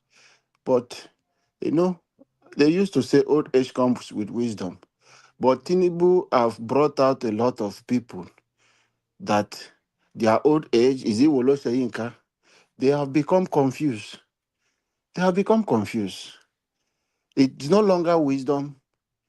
Things they are not supposed to say, they are just coming. And the example they are setting, you can know that these people are real part of the system and they don't want the system to change. They don't want the system to change. He understand how it works. He told you on live stream how he almost got into trouble in the UK. Yes, because of somebody feel the way he addressed people in the church is discriminating, and he was shocked. So if Nigeria is developed, it will not have the kind of thing is having to deceive you to fast and pray when you know what you want to do is in front of you, that you don't need fasting. God has already given to you. So they extort people. They take from you and use it to do their business. They'll come back with NGOs to say they are supporting. But what they are taking is much more than what they are giving back. So the whole essence is to make the business, then return maybe 10% of that thing, or even 5% into charity. But they take the rest. They will gather you both the poor and the rich and put you people together. Then they extract that thing that you have. They will take it. The politicians will come in, give them connection. Is it not the same his boy who is this thing? Do you know they sanctioned him since that time? They called him and warned him, the EFCC, since he mentioned that religious body, and specifically is the Christian. He was specific about that, that helped politicians to launder money. He got into office, that joy of becoming EFCC boss. He didn't know when this thing was. So that thing hurt the people that recommended him, part of his people. So a lot of things happen. Since then, he can't speak like that anymore. So that is what is happening. They are there. They use their private jet. Your gold that people are complaining, we don't see that their private jet they do. They are part of this business. You think it's just your offering? No. The investigation that happened in Kaduna State, was it not his son that is part of the system? Contractors, they are part of the politicians. They know what they are doing. They are your problem. And they are the same people who organize this thing with you and gather you people to come and put. This is a man. I spoke about it last time. The man that gathered because it was Goodluck Jonathan. Goodluck Jonathan do not need prayer because he's an Ijaw man. I'm not saying he did 100% well, but in any way, we don't need to even bring out past Nigeria because that is what we have been doing. How I wish Buhari did not come. Good luck should remain. That is a system that have designed. We are not going to do. All of them are colossal failure. They have failed. But there is no way you can compare good luck to what Tinubu is doing. No. At least Goodluck Jonathan have a human heart. He has a human heart. But these ones are devil. They don't care about you. Baba came out and protest during the fuel subsidy removal where Goodluck did. It did not stop there. Chibok case happened. Baba still came out and organized protests. You ask Goodluck Jonathan to resign, to leave if he can do. Tunde Bakare said, and which good luck that it should be that death will come on him if he try to remove the subsidy. Where are all these people? Ethnic bigots. Where are they today? Where are they today? Because Tinubu has invited them, and most of them, not just invitation, not that he has given them, he has opened, because when it comes to you, that's how criminals operate. He bring out your dirty file in Nigeria and give it to them. Before he can invite you to come and meet him, he will gather those agents, bring out his files, all the dirty one. He will put it in front of them. This is you. This is where you have gone. This is where you have gone. And when he finish like that, he will still bless them, give them something that will make them become more useless.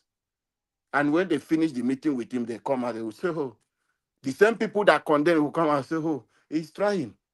He's trying. I didn't know when I was saying before. He's doing, he have a good heart for the people of the country. What has changed after you stepped in? What happened? Then his slogan is what money cannot, more money can do it. What money cannot change, more money can change it.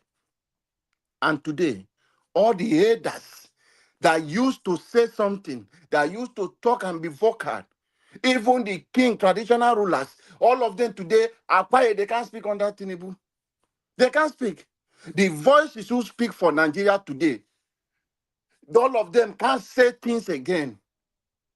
Some of them, Tinubu is humiliating them. Tinubu is even removing title they've given to some people. Even removing, that is because it's frustrating, because, and that's why everyone has to be on a clean record. If you have a clean record, nobody can humiliate you. Now, most of them, their hands are not also clean. We have failed in Nigeria. That is why Tinubu is manipulating every one of them. They can't say anything again. If people like Oni of Ife, see all of them, all the traditional rulers, they are used to say something, send messages to president. Oba of Bini, is it the one from our side? Is it the Satan of Sokoto? Which of them? Mention all of them. Which of them is sending message to president and say our people are complaining? They can't talk. Everyone is quiet because of one man has sat on the throne as a devil and as a king. Every one of them is dancing. Everybody relax. Tinubu is fixing Nigeria. How can you have power? You are fixing. What are you fixing? Tell us he has fixed it. Then we will understand. Then you point out what he has done. Telling us he's fixing, it can take 100 years. And this is kind of system. They want us to accept it the way it is. Adeboye will now come and be telling Nigeria, the same you that organized protests against Goodluck, you organize different prayers. Now, when you get to that Goodluck time, you refuse to pray because it's my uncle and he's German, he's not a Yoruba man. Today you have somebody. How are you people even sure that Tinubu is an Yoruba man?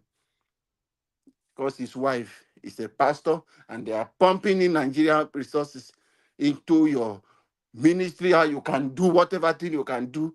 They have given you your quota. You are getting it every month. It's only God. God, that is why he said he will start his judgment from the church. Let him start. We can't wait. We can't wait for that time. But we are happy that some of you will die as a disgraced person in Nigeria. People have known who you are, that you are hypocrite. That you are hypocrite, that you are an ethnic bigoted. People have known you, Pastor Adeboye, that this is who you are. Your old age will come with wisdom, but you've become useless in Nigeria, telling us that we cannot hold a president accountable. Even in you, I know your church is your personal business, but people still question you for their offering they are putting.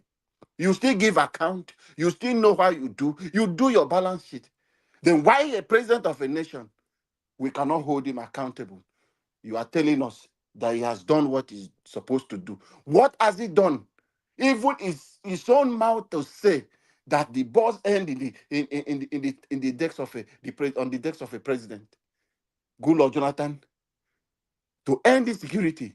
That same man now you are telling us that he's not going to wear khaki. We are not talking about wearing khaki. He's having that empathy, having that zeal, to have that zeal to say, I will end this thing. He's not making any plan. He's not doing anything. He's just doing politics. He doesn't want the military to come for him to maybe rebel against him or remove him. He's just settling them their own, giving them what he wants to give to them. He's running his own package. A woman came on live TV. President Tinubu has not come to deny that today. And said President Tinubu said, I don't have any solution for the problem in the north. The insecurity in the north, I do not have any solution for that. As the president come to say no, he did not have this conversation with the woman. No. So what are we expecting from that person? What are you telling us that he's doing? He's playing politics. Let them continue. As far as I'm getting my whole national cake, If they want to buy themselves, it is their business. That is what is happening. Have you not heard his wife and the spokesperson of the president saying it's the opposition who are using this insecurity? So how would do you think the people are ready to fight the insecurity, or they even believe that it was actually insecurity, not opposition that is fueling it? That is a system. You want Nigeria to keep quiet? Terrible now. How can you know the record from the US and everything, what this man has done in Lagos State is there in public space, and what he's doing at the moment? How can you give a criminal power and think somebody will repent?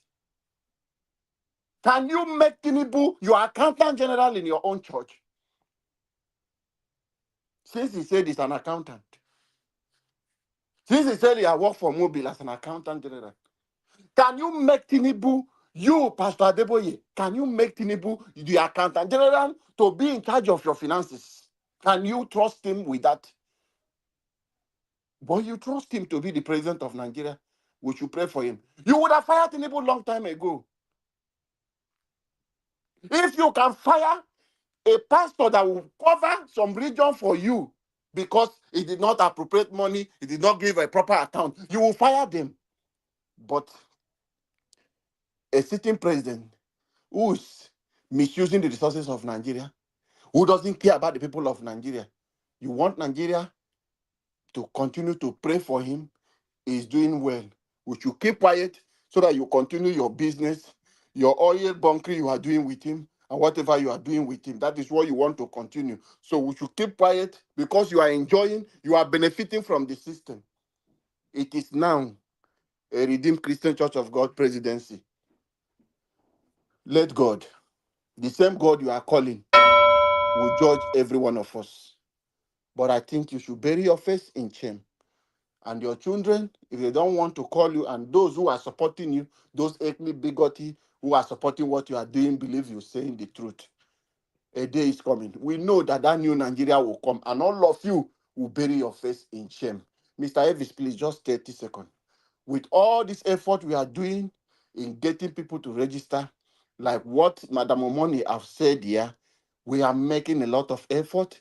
People are contributing their quota. Every Nigeria, we must get involved to get our country work. A new Nigeria is coming, and that new Nigeria is possible. Together, we will get it fixed. Thank you, Mr. Elvis, and God bless you for what you do. Thank you. Thank you very much, Mr. Alabo. God bless you, my brother. I appreciate you. Okay, I would like us to hear from Oga Chris. Thank you, sir. Good evening to you. Please talk to us. Yeah. Good evening, sir. That was Domo. Yeah, thank you so much for this opportunity. I hope the family is enjoying your presence, and I hope you are enjoying their presence as well. Because I've been away for a long time, and even though they do come to visit, like you say, but then there's nothing like being in home. So I really, really support you for doing this. It's a very good thing for whatever it is, and family is first. Domosa. Good evening to you, everybody on the panel. Epaudu Domosa, F. Emmanuel, it's good to have you on this broadcast today. Our Dream Nation, thank you so much for that wonderful presentation. And Madam Money, I know you are at the background. Thank you so much for that presentation. And coming again to kind of, do I call it reassurance, or to just kind of reinstate the position that we all should be very hopeful. Of course we are. But once in a while, it is good as family members, we talk to ourselves and tell ourselves the truth. Everybody on the comment section, I want to say, you know, your camera. Everybody on the comment section, I want to say good evening to you all. It's good that we're able to make it today to this broadcast, as you do every time. Remember to use the like button, the share button, and if you can, the dollar sign. These are the ways you can contribute to changing the narrative, because today we are all angry because of the kind of things that we are hearing from INEC, from supposedly fathers, from supposedly religious leaders, from supposedly elderly people that are supposed to be the beacon of light to the nation, but they have turned to the very darkness. They have now the darkness that represents everything that is wrong with our nation. A lot of you listen to us from all over the world. It might not be easy to like the broadcast. Maybe you are doing your job or you are very busy. But after that, after the end of the show, you can still like the broadcast. You can still share the broadcast, and you can still use the dollar sign. It's never too late. And thank you so much. And so, diaspora, there's no way we'll finish this without acknowledging everything you do. And our Dream Nation, thank you so much. I listened to what you said about Mommy Diaspora. I join you. I also join you to celebrate the family of Mr. Nanjawaj vis-a-vis his wife. Mommy Diaspora, thank you so much for everything. May the good Lord continue to bless you, keep you for us, and this nation will walk in your own time. We'll have a new Nigeria in all the time of all of us that's here. Now, that new Nigeria, in my perspective, it may not be Nigeria as we know it, but a good nation, a working nation, will be will be will be brought to life in our time for all the sacrifices that we've all made. A nation that truly works will come alive in our time. So we go to the issues. You see, I want to start with South Africa. I think the chicken finally came home to roost. When this issue of South Africa first came up, some of us, we were busy blaming ourselves, blaming Nigerians, blaming some part of Nigeria, the way they behave if they go to other people's country. And that in itself is being myopic. And that in itself has been part of the problem we've been facing in our nation. Whenever something is going on, we just look at it from tribal dimension, ethnic perspective, religious angle, and we make our conclusion. It's always about, if you don't consign me now, it's okay as long as the other people are dying or whatever it is. Because that's our mindset. We lack the ability to look at things holistically. Look at what's going on in South Africa. Everybody is on the streets. And the president of South Africa came out to say that they have the right to protest. Like Rufai said, they don't have the right to protest. If the protest is for xenophobic arrangements, they don't have that right. They lose that right immediately they start protesting. For me, I'm going to just blame South Africans, just the government and the people of South Africa with a pinch of salt, because the truth has to be told. Imagine what South Africa has been doing. Nations are reacting. People from Botswana, Rwanda, they've reacted. They've closed ties with South Africa. They called back the ambassador. But what about other nations? Ghana reacted swiftly. As of today, we've still not evacuated our people. You see where the problem lies? Because they know that we are a piece of shit in the eyes of our leaders. So that's why they didn't really care. I like what our brother said. Oh, he's not on the show today. Give us our mandate. Wherever you are, please come to the show. Give us mandate said something. He said he's very proud of the US because the president of the US said if you touch any American citizen anywhere in the world, that is going to come for you. And he has done it before and he can do it again.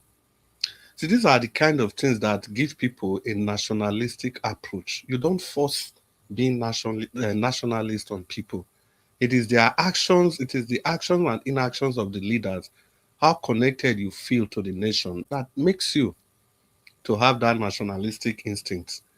And today, if we must know, the Nigerian lady, they have Nigerian, have South African. What's her name again? You know that the beauty pageant, you know that additional. Now they want to deport that lady again. So what has that lady done? People that are quick to blaming the people on ground. That lady, they stopped her from contesting. She came to Nigeria to use Nigerian nationality to contest. And now back to South Africa, the police are after her again. And nothing, nobody is calling the ambassador, nobody is doing anything. Everybody is just acting that it's like no man business. To tell you how wicked these people are, you know they shot Lucky Dube.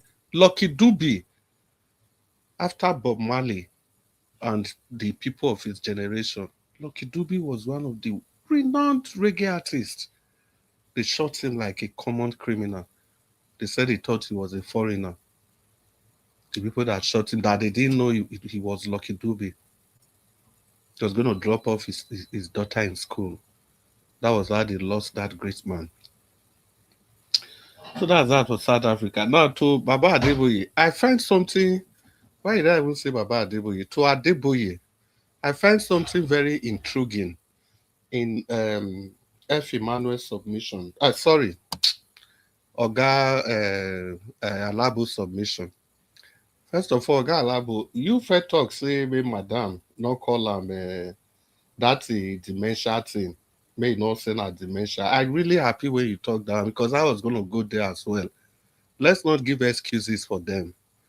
But I was also surprised when you were making your submission. You said maybe you just call him Baba because of his age. I think that's therein lies the controversy. So they go call somebody daddy because say na 80-something years or 90-something years. For now get one small robber for na street before. From childhood, they thief, they kill people. They can't reach elderly person just because say don't reach 90 years, they go start to respect them. No, nah. If you know the number of lives that have been lost because of statements like this, during Jonathan's time, this same person said that the buck stops in Jonathan's table. That was what he said. Fast forward to how many years later? He's making complete excuse for Tinubu. So this kind of people, they don't deserve any form of respect, no form of explanation, nothing. And for those of you that even think, I'm a man of God, it means you don't really know the God that you serve. If you are a true Christian,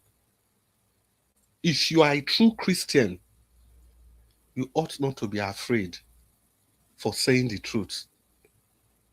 You can't keep quiet because this is how they run their establishment. They want the nation to be in perpetual penury so that they have a lot of people that are despondent, people that are completely, they've lost hope in everything.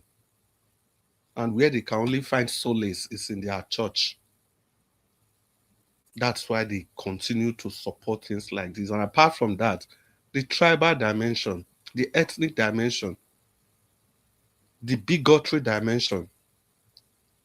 And again, Madam, you also make excuse for Yemi Osinbajo that if things, maybe if he was the one there, things wouldn't have been like this. I completely beg to differ.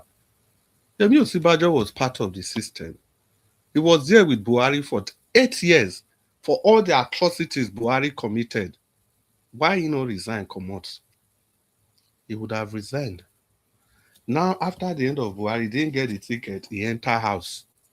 The system they created, they are not ready to defend the system again, to protect the system. And since leaving power, do you know anytime Yemi Osinbajo handles the microphone, he's still supporting satanic Buhari, still making excuses for Buhari? These people, they've been tested. The only people I can make excuses for are the people that have not been tested. Like Dele Farotimi rightly said, imagine if not for Tinubu, all these people, imagine how we forsake them. They would have been heroes. The same thing, that's what some of the people in the north are saying. Imagine if not that Buhari became the president. They would have martyred him. They would have called him a saint. Like St. Stephen, St. Barnabas, all the saints you have. Those are the level that people would have extolled Tinubu and the likes of Adeboye. But today we have known better that these people are just nothing but self-seeking politicians. They are not men of God. They are politicians. They are even worse than the politicians we are talking about. Because these people, they have a piece of book in their hand, a book of morality, and they choose to do other things. They choose to behave in a different way. So it's so surprising that we make excuse for any of these people. None of them should be excused. And you people should not forget, remember, when Osinbajo picked up that ticket, when he said he was going to contest, do you know the redeem? They activated, it was this same Adeboye that activated the political set structure in the Redeemed Church. I listened to that message that all the cell structures should be activated across all the Redeemed Fellowship, across the nation. But immediately Osibajo lost that ticket, they stopped that particular move. If these people mean well for the country, why they not continue that political structure where they get for all the church across the federation? Why did they not continue to change government instead of going to pray? When he reach Osibajo turn, why they not talk, say make them they pray, make him win election? But when he reach Osibajo turn, they activated that political structure. Why you not telling people, make them fast, make them pray, say God go do it for them? But if you reach the time of common man, that's when we, oh, God will do it for them. God will do it for them. These people, unless we continue to call them out, that was what I was saying the other day. We were counting the number of people that supported that Ojota wherever. I tried to say that even if they were 10, even if they were 5, even if they were 6, it doesn't matter. You look at the quality of people there. You want to tell me Adeboye has one voice? This statement won't just make. So you want to tell me it will not change the mind of, or it will not keep at least 2 million people quiet so that they will not criticize Tinubu's government? I beg now, may we suffer. May we suffer. So in totality, people, the choice, like I keep saying, is ours to make. The choice is ours to make. The reason I keep saying the choice is ours to make is simple. If any person thinks that Tinubu in his mind, and I'll round up in 30 seconds, please. If any person thinks that Tinubu will just do the right thing on his own accord, you are in a dream world. The only thing that can make him to do the right thing is that if he's forced to do the right thing, either by the people or by external influence. If I say external influence, of course, it's only Donald Trump. The rest people, EU and the rest, all those are their business, now they want. Thank you very much, Mr. Anjawaj, and good evening, everybody. Yes, my brother, Mr. Chris, thank you, sir, for that wonderful submission. God bless you. Okay, let's move on to the next person, which is Mr. F. Emmanuel. Thank you, sir, for joining us today. Good evening to you. Talk to us. F. Emmanuel, you're not there. My brother, be coming down. What you call, just take a little breath, okay? I know your body hot. Just be coming down a little bit, okay? Yeah, yeah, that's it. That's how it's done. Election they come. Quick. Election they come. No time. Mr. Jonathan go say, no, you too, Mr. Heavy, you are too fast. At least you go take a little breath before you say the second word. But your own, you're always on the fast lane. Calm down, my brother. Yeah. You know, everybody they hot now because Nigeria long green better. I know. I greet you, my brother. Thank you, sir. All right. I greet you, my brother, my in-law. Greet you once again. Then greet my other brother, senior brother. Congratulations for our bouncing baby girl, our dream nation. I don't know, say, as they complain about Nigeria situation, you just they do the other inner chamber activity. You know, that thing that you did in the darkest secret. Talk and well, they busy, they produce. I'm telling you, my brother, the thing that was done, the match that was played in the dark room, in the inner chamber, the result has come to the public. That is good. Congratulations. Then Chris Dublin. My brother, I hail you. I don't want to talk anything yet. Make I just allow you first, but I go give you bass balls today. Then Mommy Moni Olagbiyan, thank you so much for encouraging us. At least she has brought a little hope, you know, because when this the registration of this ADC matter was everywhere, my brother, my heart was really down. It's natural. My heart was really down. But thank you for bringing the real hope, the renewed hope that these criminals promised. In fact, you are the one who just has renewed our hope in this platform. Thank you, ma. God bless you. Then Odua, our forefather and passerby. Thank you for being here today. Mr. Ferrara, my God, the top. I hail you, sir. The Black Panther. I no see you for Arlington now. You know, go play, no go watch the match. I was looking up to see you, but I didn't see you. Welcome to see you today on the platform. Mommy Diaspora. Koyo. I greet you, man. All right. A quick one. Our country was described, is it 15 or 20 years ago, by former British Prime Minister David Cameron, talked about Nigerian corruption, said Nigeria is fantastically corrupt. That was over a decade ago. But today, I want to paraphrase it because it's not getting better either. For me, I'm going to use two adjectives to qualify what we call this Nigeria. Number one, Nigeria is catastrophically corrupt. That's number one. By number two, Nigeria is terminally corrupt. Just something is terminal. That is, it cannot be cured. It's irredeemably corrupt. And unfortunate thing is, the person at the helm of affair has messed up the fabric of our trying to redeem ourselves, trying to get well. You know, somebody who is sick and is trying to get well. In that process, someone that came to add more injury to it and mess every fabric up. It is dead. The next thing is dead. So that's what this government has come to do. They can never hear anything about governance. All you will hear is politics, judges, anything. Evil. Nothing good associated with this APC.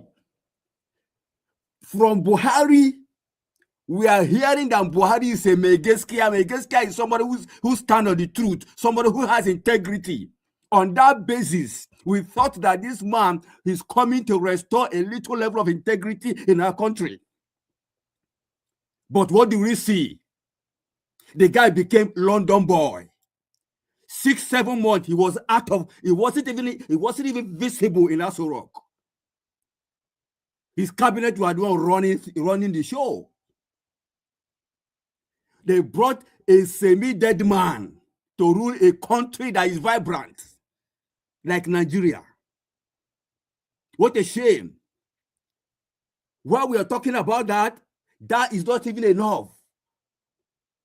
They spent complete 8 good years in living the country in abject tsunamic poverty. And here comes this criminal, who all he knows is bullion van. All he knows is what money cannot do, more money can do. The question is, where is he getting his money? Nobody's asking that question. What a shame. Both the people that will hold in high esteem, thinking that these are men of God that will speak integrity, that will speak power, they will speak truth to power. They are romancing each other, trying to romance words. The Bible says every unrighteousness is sin. Good governance does not respond to politics. It responds to righteousness, right thing. Righteousness exalts a nation. A nation. When you do things right, you will get right result. When you do things wrong, you will get wrong result. It's as simple as ABC. You don't even need to be a Christian. You don't even need to be a religious person. It's as simple as ABC. So our country, the only thing that will resurrect our country is not prayer. It's right doing. It's as simple as ABC, my people. Even in your small microscopic family, if you don't do things right, the result you will get is wrong outcome. It's not by declaring 40 days prayer. It's not by declaring prayer, fasting, and all not. It's by doing the simple right thing. We have political bandits ruling us. Once you come to religion, our brain is as if they remove our brain and throw away. Our sense of reasoning is no longer there. That is why even God himself said, my people are perished, destroyed for lack of knowledge. Look at the World Cup here in the US. Look at all the stadiums across all the states that this World Cup is being played. Wonderful, beautiful, well organized. It wasn't answered by prayer. It's not the product of prayer. It's the product of hard work and putting things in place. It's as simple as ABC, my people. But if we bring criminals, rotten heads, that all they think of your agbado, kuli, and how to fry akara, is that what's going to liberate us from this shackle of penury? And we sit down, we are clapping hands for them.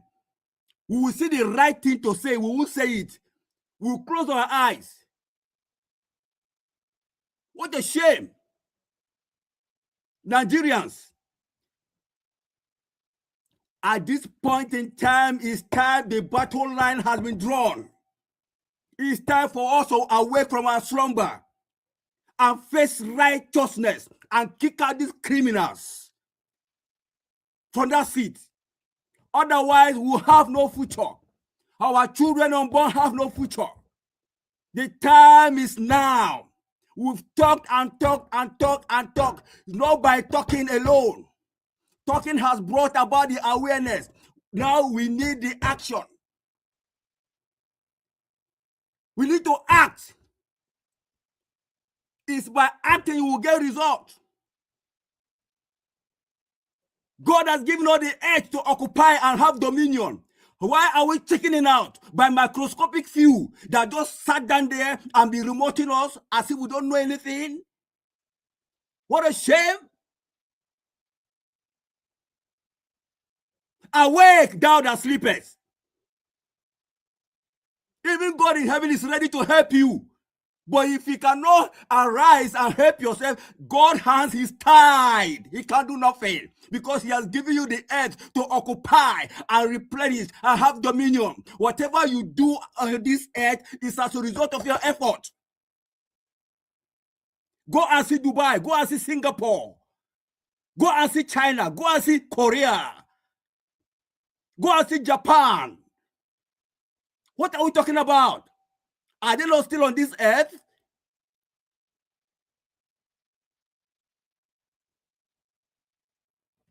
Mr. Elvis, thank you.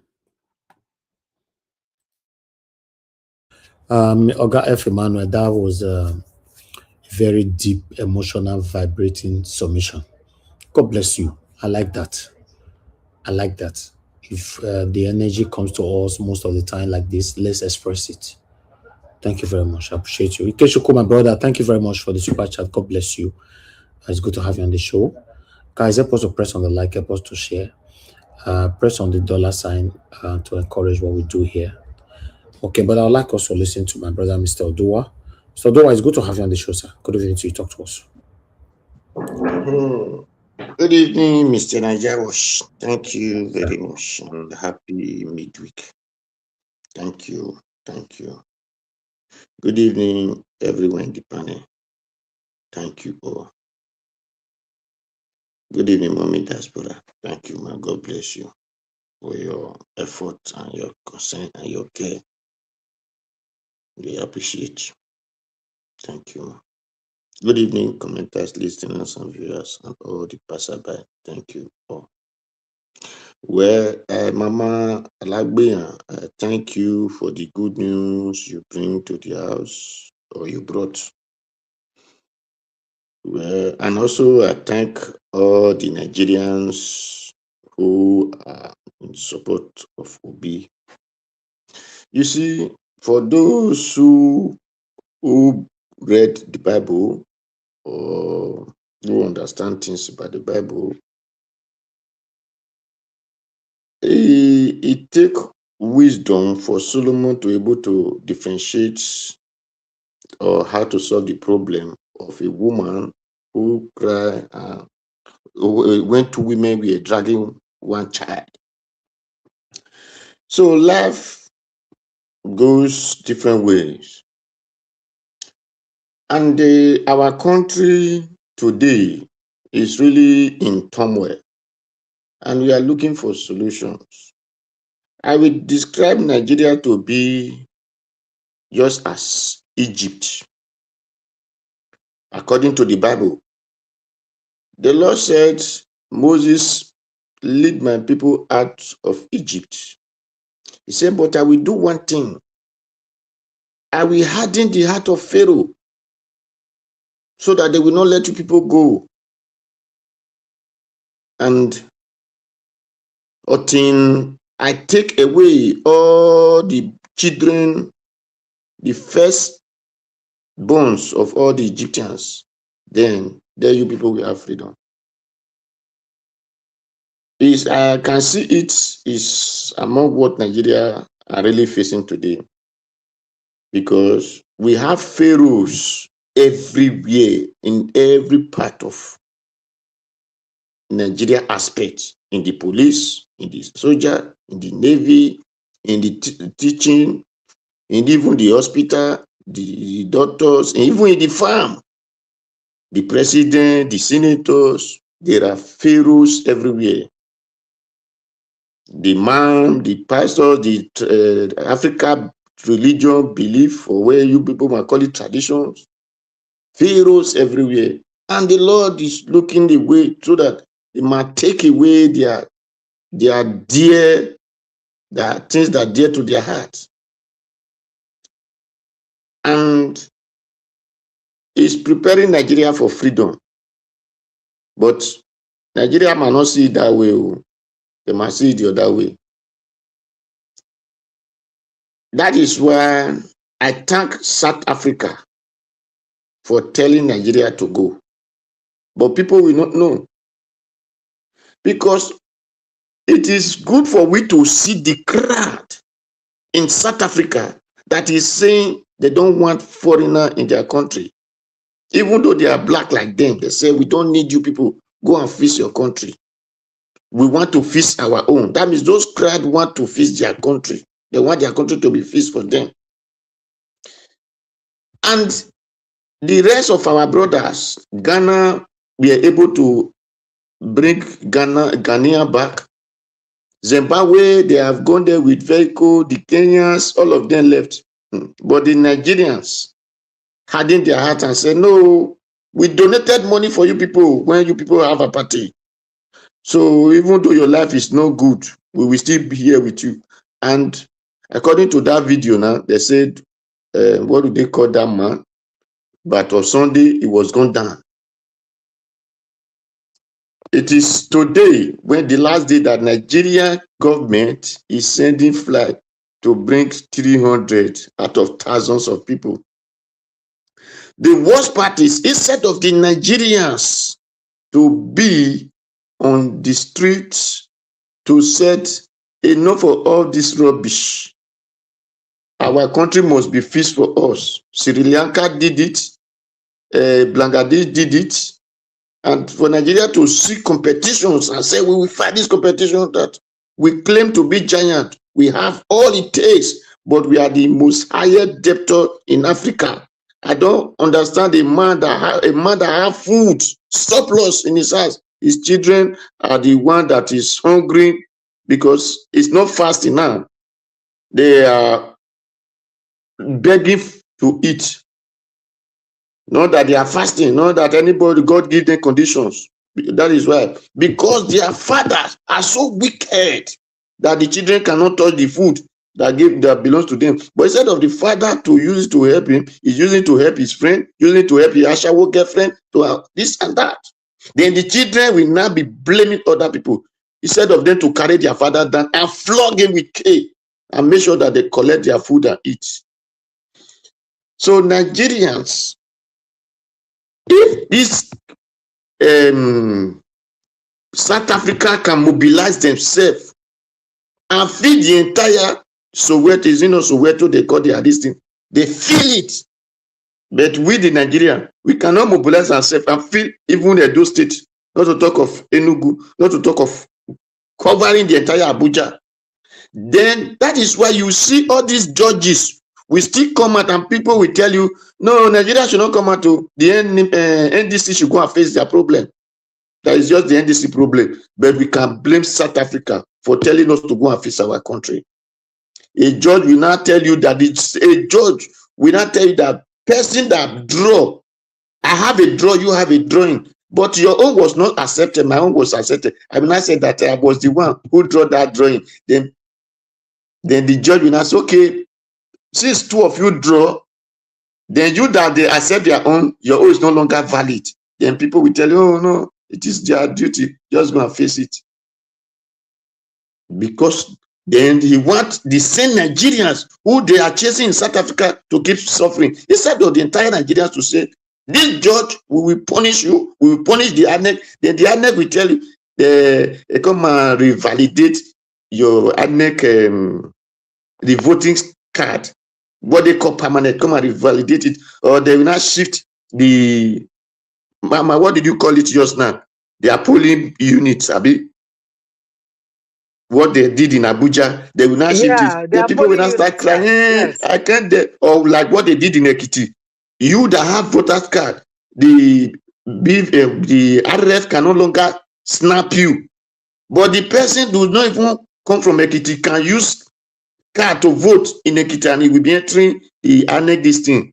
The Nigerians will not quiet and say, you see that the Bible said, I will harden the heart of the Pharaoh.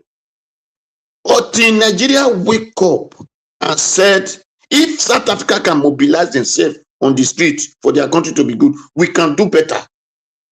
And that is where the one useless man will now come out and say I only can advise, you can only advise the what did he call it? The president. It is only a commander-in-chief. It is only advice you can advise him, because if you advise him, he will do what he wants.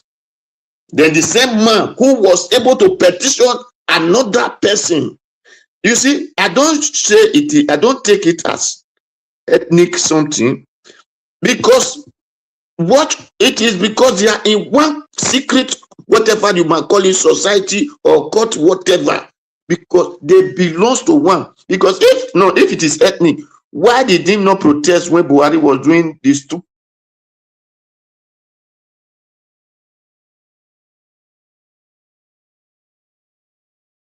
According to that Vanguard paper, said look, and he refused to petition Buhari. The same Adeboye refused to petition Buhari. Now he's not telling people on Tinubu that he cannot wear khaki. We did not say he should wear khaki. Ben, why can't he petition Tinubu? Why can't he petition? If he can petition Goodluck, he was able to stay in Ojota for 1 week. He did not come out for Buhari after, because all of them are one demo. And that is why Osibajo go to market and be sharing 30,000. Because it's among the demo. All of them are demo. Nobody, I will not call it a tribe, or something. I will call it because they are the same group of demo who don't want Nigeria to be free. That is all truth. Thank you, Mr. Njawosh. Thank you. Okay, Mr. Dua, let me come into your submission. That was a wonderful submission.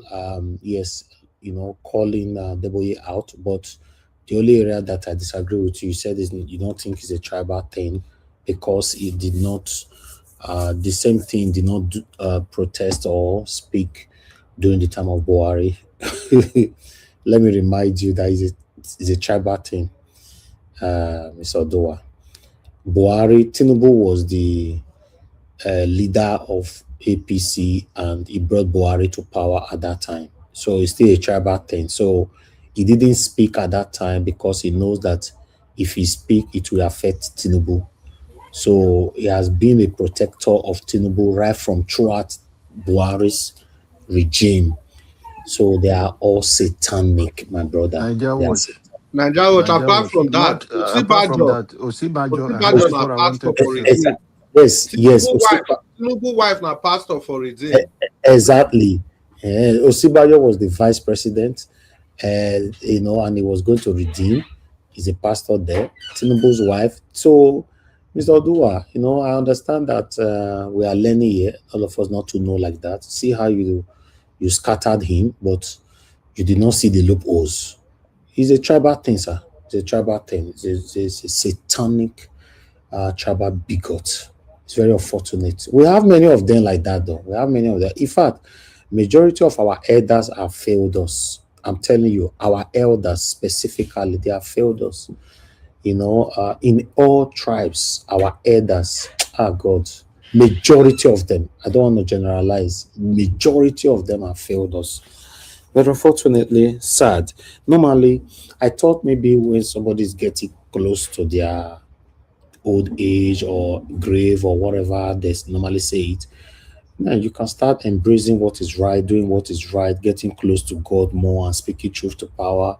If maybe at least we count that time as lucky time. So let me do the right thing because you never know when God will call you. But this time, you see most of our satanic elders standing for Satanism. Then it becomes so baffling. Yeah, Mr. Doa. Yes, that's what we say, my brother. Thank you, sir. Let's go to Mr. Ferrara. Mr. Ferrara, after 78 years, we never hear from you. Now, only once in 78 years, then they come. If you have to come like this, once in 78 years, who you say make you hold this platform wait for you? It's not nice now with your wonderful voice. These are powerful voice that should not be,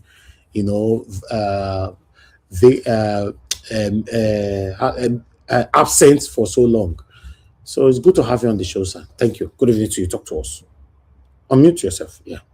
We can't hear you. We can't hear you. You are muted, but we can't hear you. We are saying, don't they use what CM or gas CM they use? We can't hear nothing. Have been at my fault? My fault. So can anybody hear him? Now the microphone where CN they use, now they use to. Maybe Augustine microphone. No. It be like the one where Augustine they use the consent and go give them. You know, say they use one year one. He said that. No one emulates me. We can't hear you. We can't hear you. Why you go collect microphone from Augustine? We can't hear anything from you. Just log out and log in. You need to leave and come back. Leave and come back, and very sad. And only today now we still hear your voice. It's not sad. Now we they do them. You joined the protest for Jonathan time. Now I will not come to hear from you. Today now don't finally bring you come out now. Your microphone not work. See? So all of you now get the one that they do the wayo. Oh my God. Mr. Ferrara, I joke I did for that one. Oh my God. Somebody is calling in. I don't want to call this time. No, I beg. Oh God. Oluwatosi. Yeah, Mr. Evans, good evening to you. How far now? Good evening. Talk to us. I see my brother.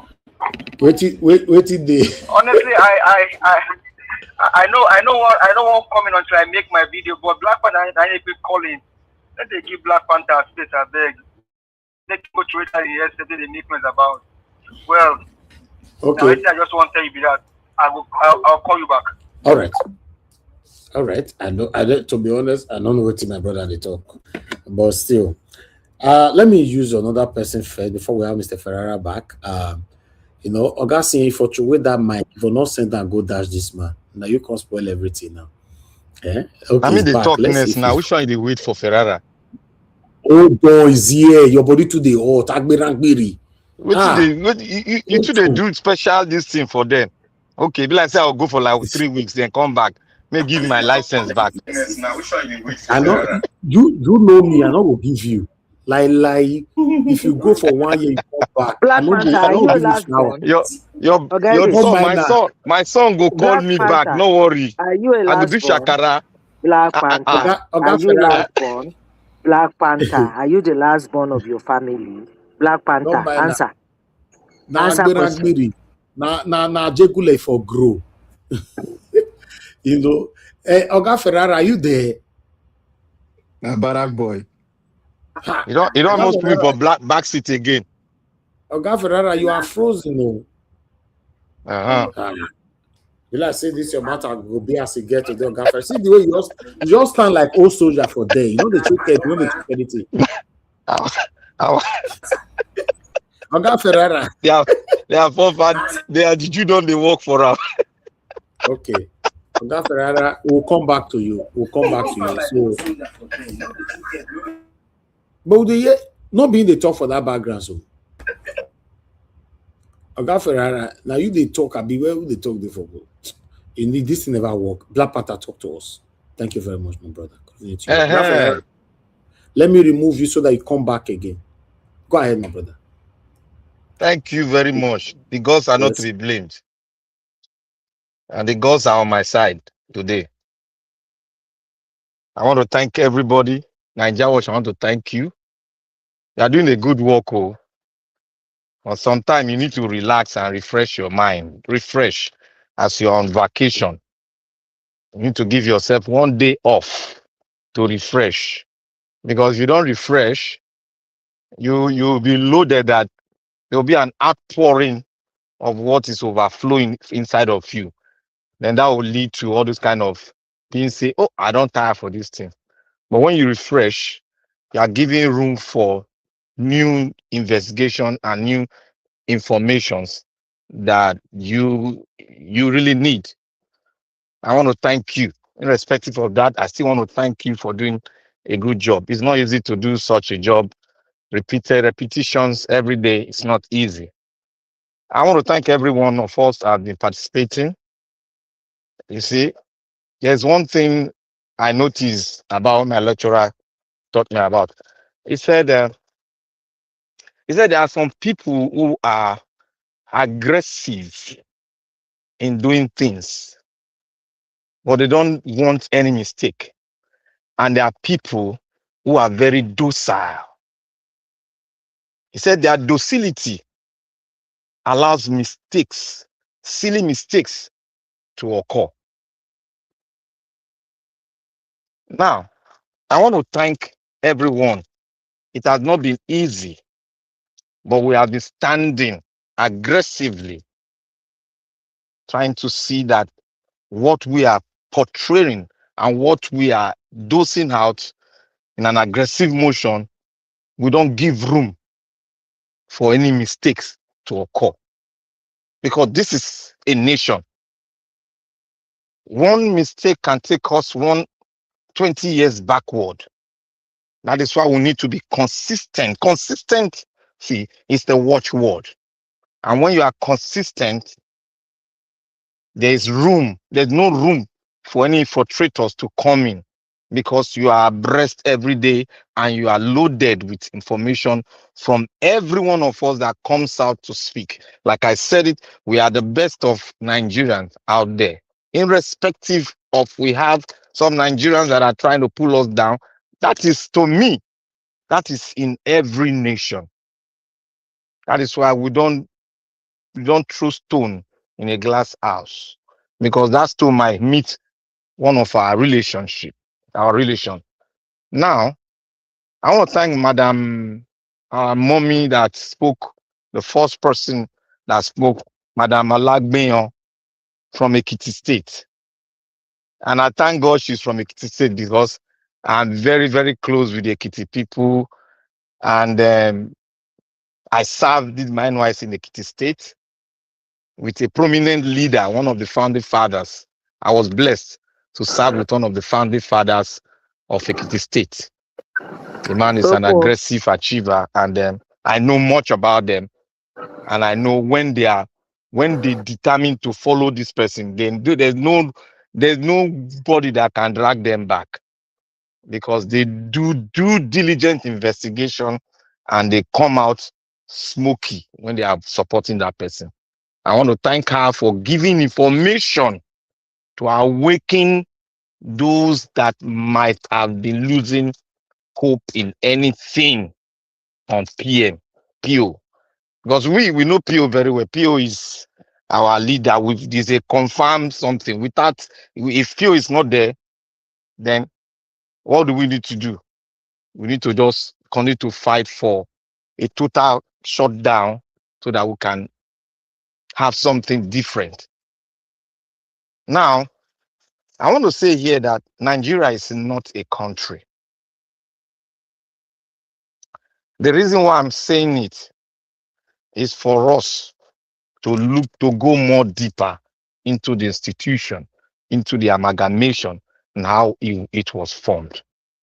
It was an agreement. It was an agreement, and that agreement, you and I, none of us, we only know the product of the agreement. We don't know the agreement itself. Our fathers who were there, they are gone with the agreement. We are just left with the debris of what the agreement brought to us. And this is what we are seeing today. Nigeria is not a country. It was an agreement with the British Empire. And the British Empire, this is the best they can give to us. A lot of British scholars have written it. And Nigeria was not formed. It was they that created Nigeria. And many of us find it hard to believe that we need to create our own country. And this is the reason. And this is one of the link that we can use. PO is one of the personalities that we can use to get it so that we can actualize and recreate the country we want to see. By first of all talking about the foundational problem we have. And that is what we'll be saying today. We'll be saying this yesterday. We have a foundational problem. That is why you see religiosity has taken over. It's part of the foundational problem we have. Tribalism is part of the foundational problem we have. These things were not addressed during forming of Nigeria. If you can see from the three people, I call them three wise men that call themselves the three tribes in Nigeria. The Igbo man Nnamdi Azikiwe was represented by Nnamdi Azikiwe. The Southern was represented by who represented the North, and the Awolowo that represented the West.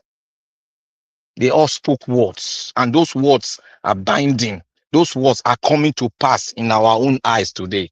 But regardless of it, we left it. That is why if we have not left it, we would have used it to actualize a better country. But we left it aside because we don't give a damn about it. Now it has shown in our eyes that now we don't have a country. If we have used what they had for us, we wouldn't have gone to this far. This political class wouldn't have gone this far. But because the docility in us is higher than a mountain, Mount Everest, they build it to that stage using the factors: tribalism, nepotism, and corruption. The ultimate of it all. Because these are demonic tools that they use to dismantle a nation. Go and look at many nations. What led to the problem? Is it that religion? Is it that nepotism? Is it that tribalism, which they call racism? That dismantle a country. Now, let me talk about the religion part of it. Using the pastor Adeboye as a point of contact. You see, it is because we are religious, it is very hard for us to blame our religious, quote and unquote, fathers, because I don't call them fathers. One of here, because we are docile, we don't even study. If you want to hide anything, put it in a book for a black man. He won't go there and study it. We don't even study our Bible. That was why when a man of God spoke here, Nigeria was, we didn't pinpoint the mistake, the authoritative mistake he did. He came here to tell us that they have equality, we are equal before God. He said God chose them specially to prepare us for heaven. None of us, we saw it as words, mere word. Those are the result of worshipping of mammon. Worshippers of mammon. Those are the words that come from worshippers of mammon. And that is why they can stand wearing the garment of gold and tell you that they were chosen to prepare you and I, who is co-equal before God, who sits on the right hand side with Jesus Christ before God. He didn't separate us. He chose us together to sit on his right hand side with Jesus. And one mortal being who was created by God now came to say he chose him to prepare us for heaven. Then where lies the power of Christ? That's the question. If he was there today, I will ask him that question. Where lies the power of Jesus Christ? Why do you preach Is it because of you or because of Jesus Christ? Let me move to Pastor Adeboye. Pastor Adeboye said one thing. He said, I drank tea with my father. This is not Black Panther saying it. We said it. Thank you, Nigel. Let me land with this. How can you drink tea with an invisible God, a spirit that you cannot see? Even Moses could not even see the fire of flame that consumed the tree there. He could not see it. When he tried to look at it, he was almost blind. Then you can't talk about the ultimate Father that created the heaven and the earth. And every instrument on earth, he created it. And you said you drank tea with him. So my brothers and sisters that are in Christian, which is not a religion, I don't believe it's a way of life, try and study your scripture and learn the way of Christ so that this deception, these worshippers of Mammon will not carry us along into the place where they are going to. Thank you.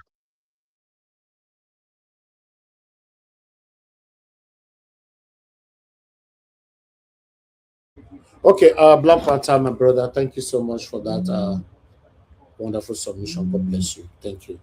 Oh God, Mr. Ferrara, you are not calling in now. You can't call in now. Oh God, Mr. Ferrara, you are calling in. Why you not fit join panel, sir? Yes. What happened?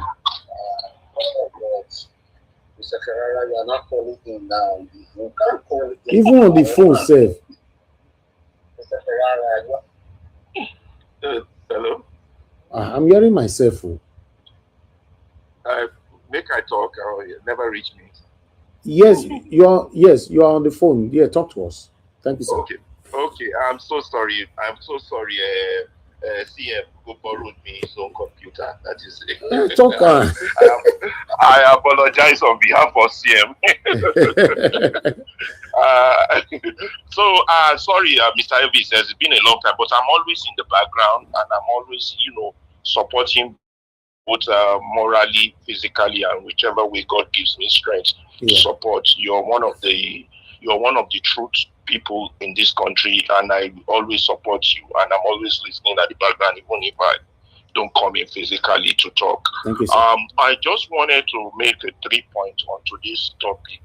One, on the issues of what we are as Nigerians. We are fatherless children. That's number one. We have no elders. Number one. Number two, our religious perspective and how it has aided. Number three, how it has aided our politics. Let's start with the first one. As Nigerians, we don't have good elders among us. The Yorubas have a proverb and say that the head of a baby would not be bent in the market. That is because the elders are there to straighten the neck of that baby on the back of the mother.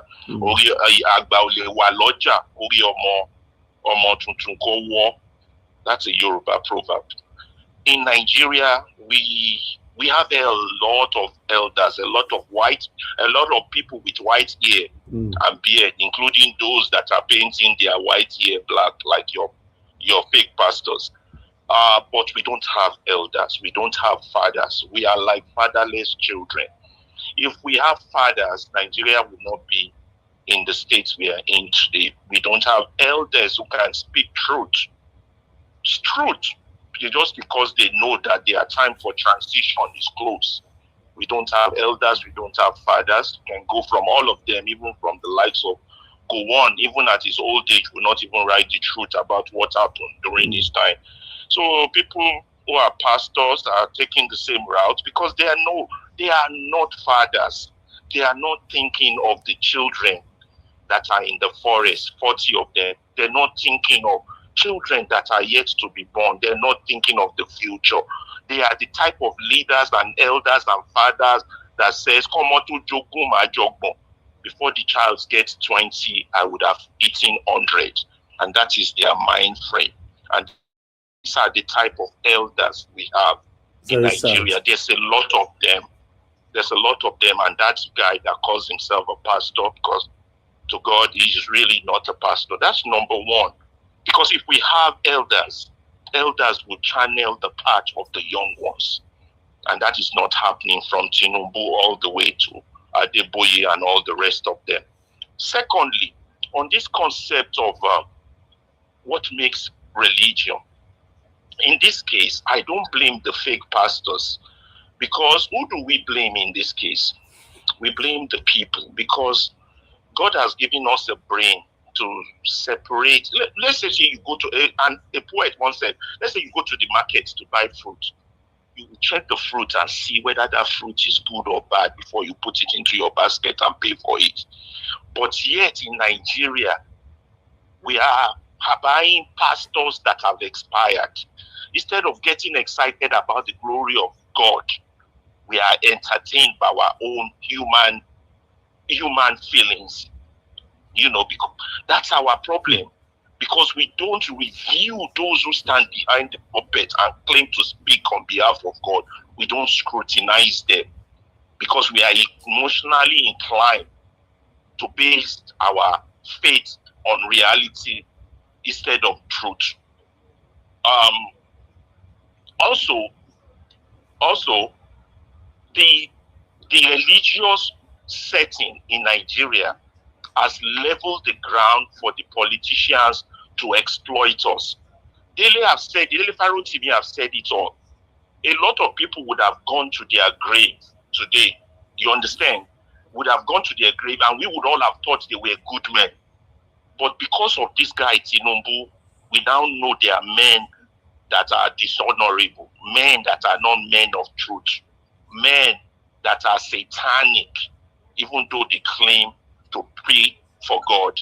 They are preachers and prophets in the pulpit, profiting of prophecy. That's who they are. They are prophets. They are pulpit bandits. As we have political bandits, we have pulpit bandits. That's who these people are. And how it's connected to our current state is in the fact that right now, Nigeria is a country whereby absolute power corrupts absolutely. Power is no longer accountable. And how do you not make power accountable? Is to get these fake religion people to say that God predisposes it so. God says that we shouldn't hold our leaders accountable. Many of the problems that befall us are man-made, and they are solvable by man, not by God. But because we have puppet bandits and we have puppet politicians, we have bandit politicians, they march together as one, as the forces that are fashioned against us. So instead of power flowing upward from the people, it flows downward from one individual. And that's why Nigeria is a crime scene. I don't want to talk much because I have to call in because CM borrowed me his computer, which we would deal with. But please there is a connection between those 3 points. Send it back to him. Send it back to him. Tell him I will immediately. Thank you, God, for that. Thank you so much. Thank you, sir. God bless you, sir. Yes, sir. All right. Thank you very much, my people. I appreciate you all. God will bless you. Now, Mr. Jonathan, it's good to have you on the show, sir. Thank you so much. This doctor was good to meet you. Hello, Mr. Elvis. I greet you. God bless you greatly. Thank you. Thank you. Did you watch Ivory Coast match? Yes, I was busy, but I was watching it. That match, the Ivory Coast coach, now he spoiled that match. No, he not spoil anything. Hold on now. When Ahmad scored, you see that goal from Ahmad. You see the energy before they scored. Immediately they scored, they now become so dull. Why? That's the Niger watch. You see, Niger watch. Sorry, Ogami. Niger, you know what happened? Immediately that was the best goal in the tournament that Ivory Coast man scored. Immediately they scored that goal. The coach would have brought in a defensive midfielder and one defense throw. That is one of the central defender. He would have brought them in to hold that Man City ball. Because that guy is a deadly striker. Before I say that the best goal. Now see the one where Kylian just scored now. No, this Ivory Coast is the best goal. How you say that the best goal? Mbappe just scored one goal. This one with France just scored now. You know, if that Ivory Coast goal still better pass him.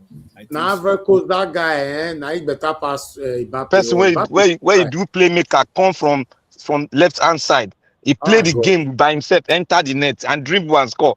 He said, "No But be he better paid goal." you. He That's a video goal now. I think that strategy could have worked. The other strategy that could have worked for them is that when you equalize, you are playing against a team that on paper is better than you on paper. But when you equalize like that, but Mr. you don't have Jonathan, to you should sit know back. that this thing is affecting even clubs, many teams. Once they've scored, they become docile. Look at Arsenal and PSG. We scored our first goal on Champions League final at 6 minutes. We started defending till they got their penalty at 80-something minutes. Then we now started playing well. What kind of rubbish is that? That's Arsenal will say now the coach strategy.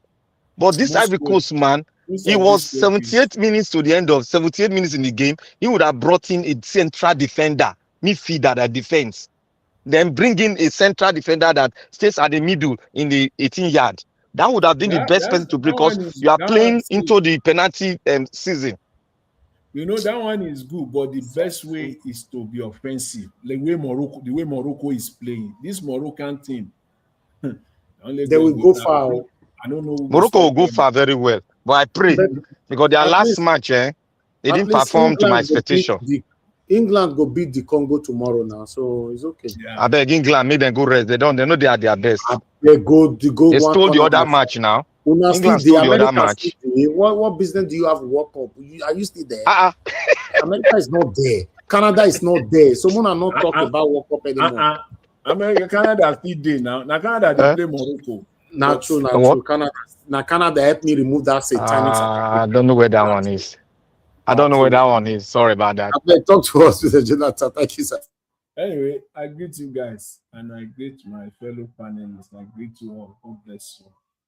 And Mommy Diaspora, good evening once again. God bless you. God will continue to strengthen you. And my fellow commenters and callers, I greet everyone. God bless you all greatly.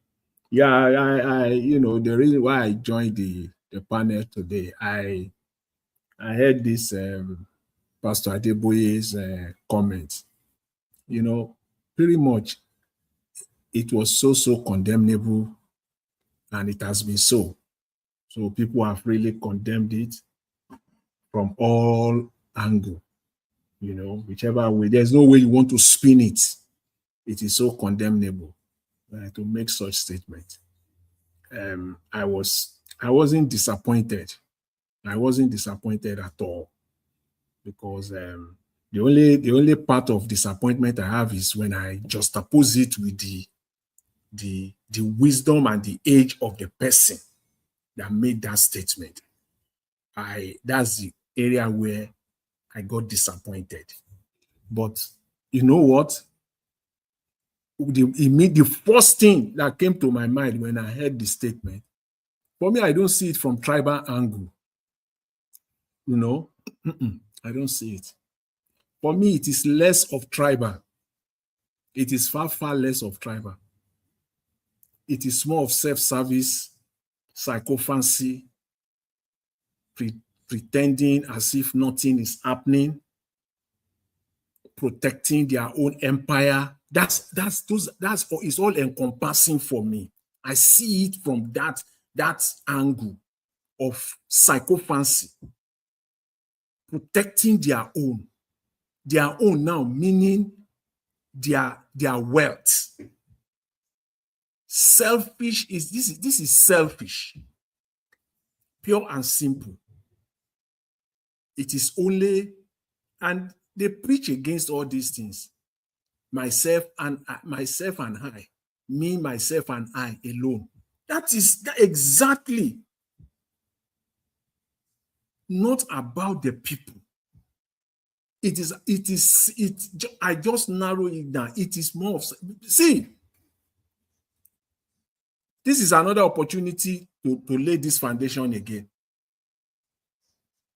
In Nigeria today, as it stands right now, any government, doesn't have to be Tinubu government, any even previous government, future government, they have all the religious organizations in Nigeria, they hold them tight. They have their boss. They dare not do anything. They will squeeze it and it will burst. It takes only one law. A local government bylaw can bring Redeemed Christian of Church of God down, back up by the federal government. Forget about whether that law is coming from the federal, from the center. Forget whether it is an enabling act of the National Assembly. Forget about, I said a local government bylaw can bring any of them to their knees, back up with the support of the federal government. And that's what they dread the most. Simple law, they just make one simple law. They are done with, and they know that. Make no mistake about that. They are aware of that fact. And that's why they continue to pander. They are just pandering to them. That comment is just a comment of a total psychopath. An elderly man that what I hear from elderly people most of the time is, I don't care. My time is near. What is it again that I have to lose? I will say it the way it is. That's what I hear from. Those are the elders that I have respect for. They will say it the way it is. Carry case, go meet them. They will judge, the wise judgment that they will give. You will be amazed because they don't give a damn. They will look you straight in the eye and they will tell you the truth. Because the man will tell you, I don't know whether this is the last statement I'm going to make in my life. I don't know whether I wake up tomorrow, a 90-year-old man, 89, once you are in that age, 85, 86, every day is just a gift. Every day is a gift, a complete package gift from heaven. That's what every day is. And so when you have the opportunity to undo anything, the first thing is that I don't know whether I will meet my maker tomorrow. And this is what they preach. That's where my disappointment came from. So for me, it is all about that. It is, see, I was talking to someone before. I said Tinubu will have several occasions call his wife inside the room, their bedroom. He will have called his wife down, say, sit down, go and warn your father. Go and warn him. I'm just picturing that scene.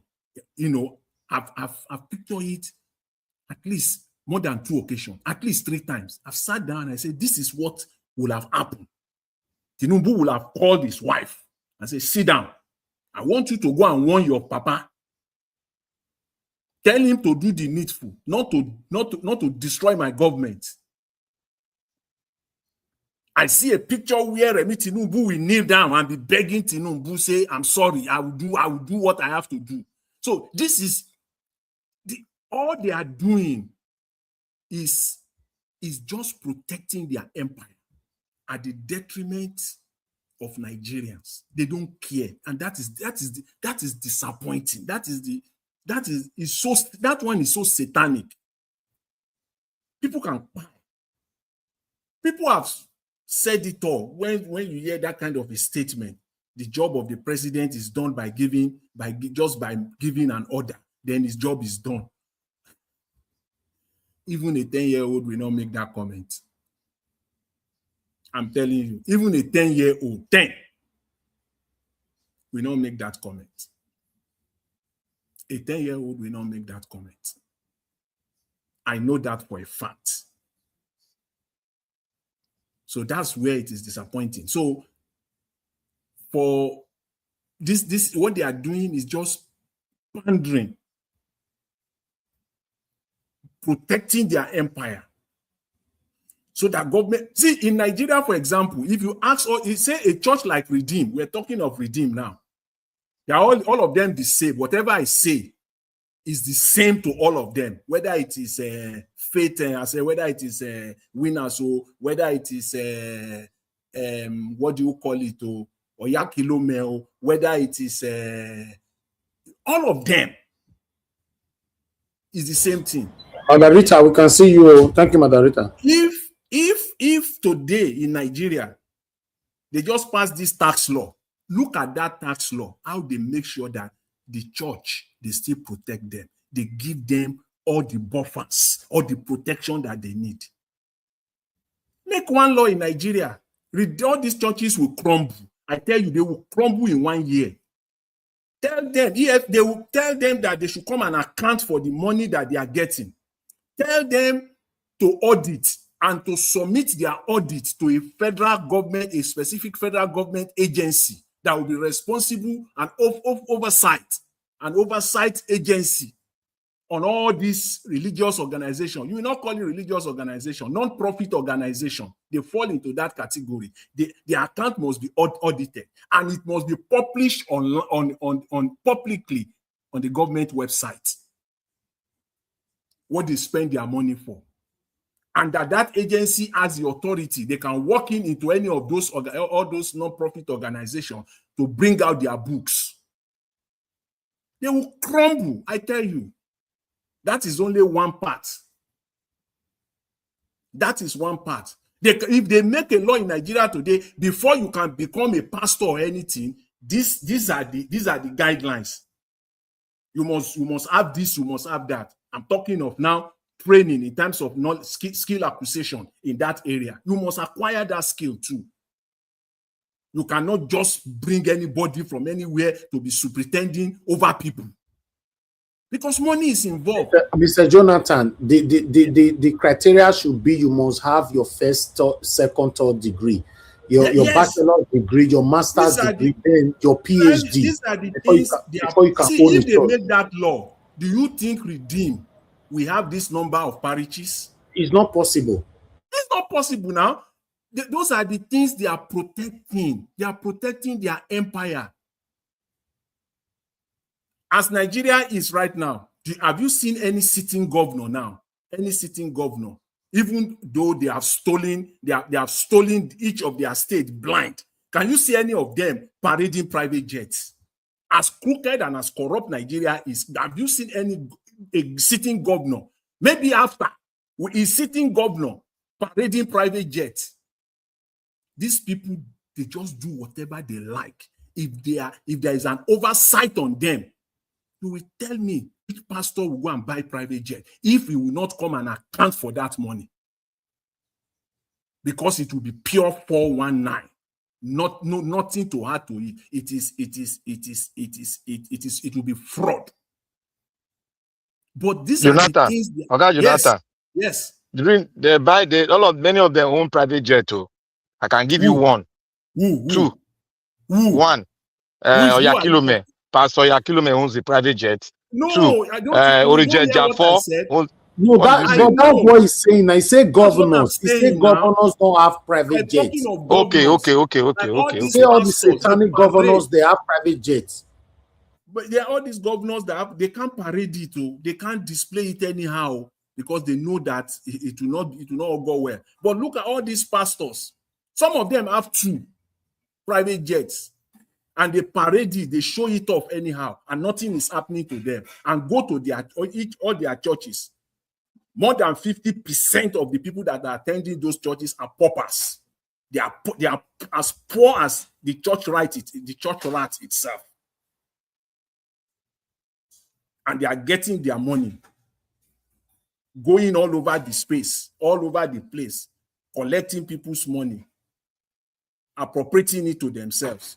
Government can, bring all these non-profit organizations, such as churches, they can bring them down. So when you now hear statement from someone like Pastor Adeboye, this is how I see it. This is my own opinion and my conclusion on the matter. For him, he has worked for maybe 5-6 decades running, and he has built this thing up to this level. He will not want to mess it up. If it will mean that I have to pander, if it will mean that I have to be sycophant, if it will mean that I have to be selfish because I want to leave all this empire for my children. People, make no mistake about it. I believe that is the game. That is the game.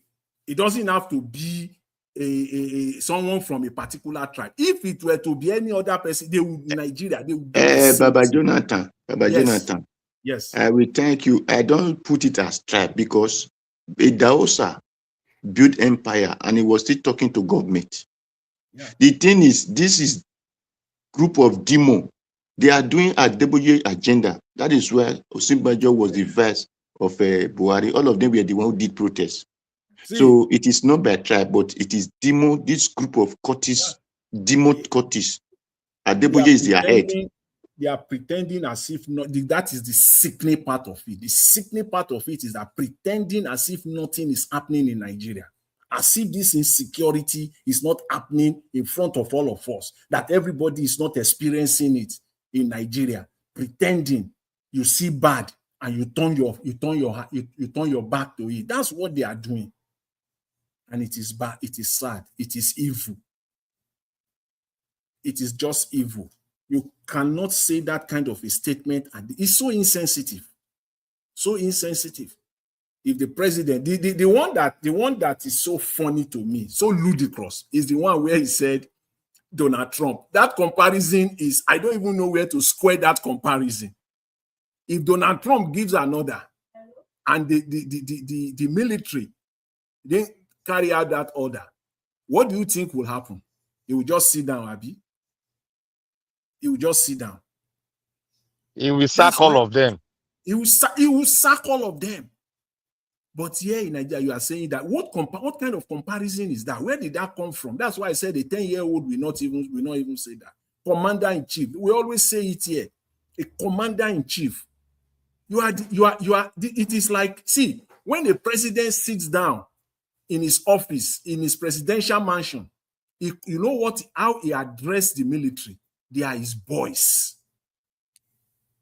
That is the strength and the power of commander-in-chief. The army, the navy, they are his boys. He is their boss. He's their boss. He can command them.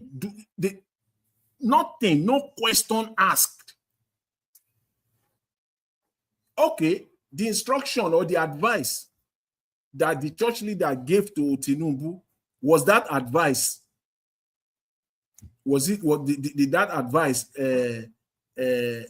adhere to?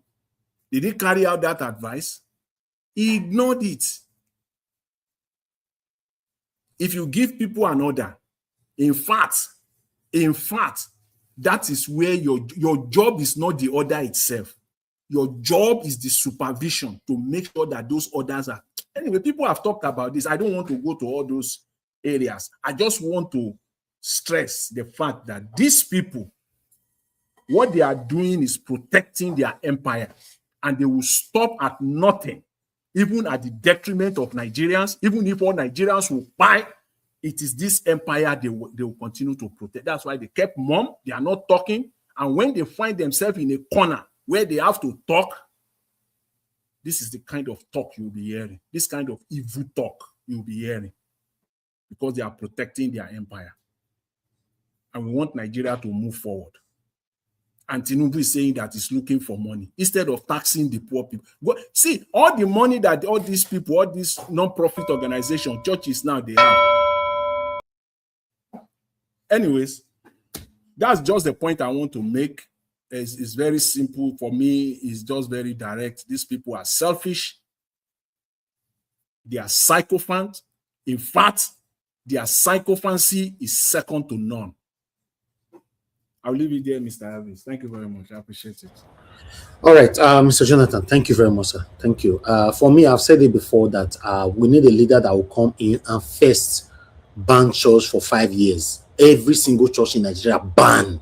I don't know devil whether they cast as Nigeria was created, they not fit do anything.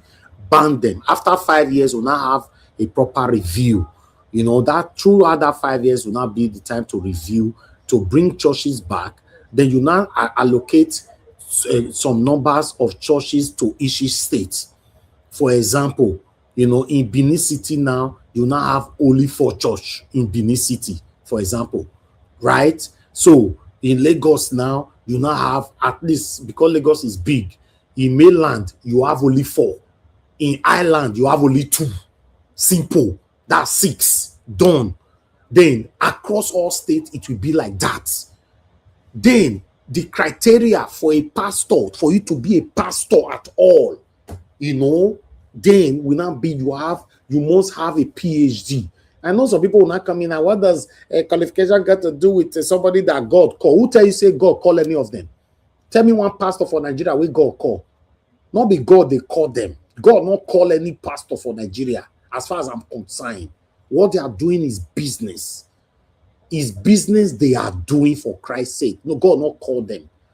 So if we want Nigeria to be a better place, these people needs to be touched. All this one say don't touch that man. I am in support of youth. God not call any of them. That God they don't only call talk any of rubbish. them. Say don't touch that man anointed. Which not my anointed? Whether they do business, Yahoo business. Like Mr. Jonathan told us, say 50% of their members are poor. Not 50, more than 75 to 80% of their members are poor. They are poor. They cannot eat. They even borrow money to enter transport to church, and they want to give to offering. They are all after the money. That's the money is the main focus. Tithe and offering. That's all. Okay, Mother Rita, thank you very much. It's good to have you on the show. You were asking that the synopsis of what is happening. It's the same thing you are hearing now. Adeboye said Tinubu cannot be held accountable for the insecurity in Nigeria. After all, he has done his part, and if the people are not listening under him, then what do you expect him to do? Simple. It's a simple thing. It's everywhere. Mother Rita, you say you never hear this matter since. Mr. Elvis, there's a lot more important things in life that we face every day. That the negativity of the Nigerian space. Exactly. Sometimes you need to ignore it. You are right. Yes, I don't blame you for I'm that. not even watching the football. I mean, everybody in Canada, even at work, they talk about football. Like, okay, are they paying? No, but when it comes to Nigeria, you've said it all. You don't necessarily have to listen to what is happening. You can take a break, say, 1 month. I don't want to hear any Nigerian busy. No, it wasn't deliberate. It's just I've just been very busy. Good afternoon, sir. How you go take a month? Nigeria watch what they talk. Who is interrupting me there? Black Panther. It's only How you my go take break for Nigeria matter? It's only big sister that is allowed to interrupt me. Nobody else. I'm Black Panther. Please, can you mute? Because now only you enjoy mute, I beg. Please. Yeah, enjoyment, man. Now only you enjoy. I need the enjoyment, my brother, because I work hard for it. And now I they tell you it. now. I am telling you now straight to your face that you are enjoying much. Thank you very much, from my you. brother. Now you talk. I deserved all the enjoyment that woman. Good afternoon, my darling brother, Mr. Elvis. How is Lagos? I hope Lagos is treating you very well. My lovely mommy. Which one be Lagos? I did UK. Which one be Lagos? Hey! He don't run. He don't run off for Nigeria. Yay!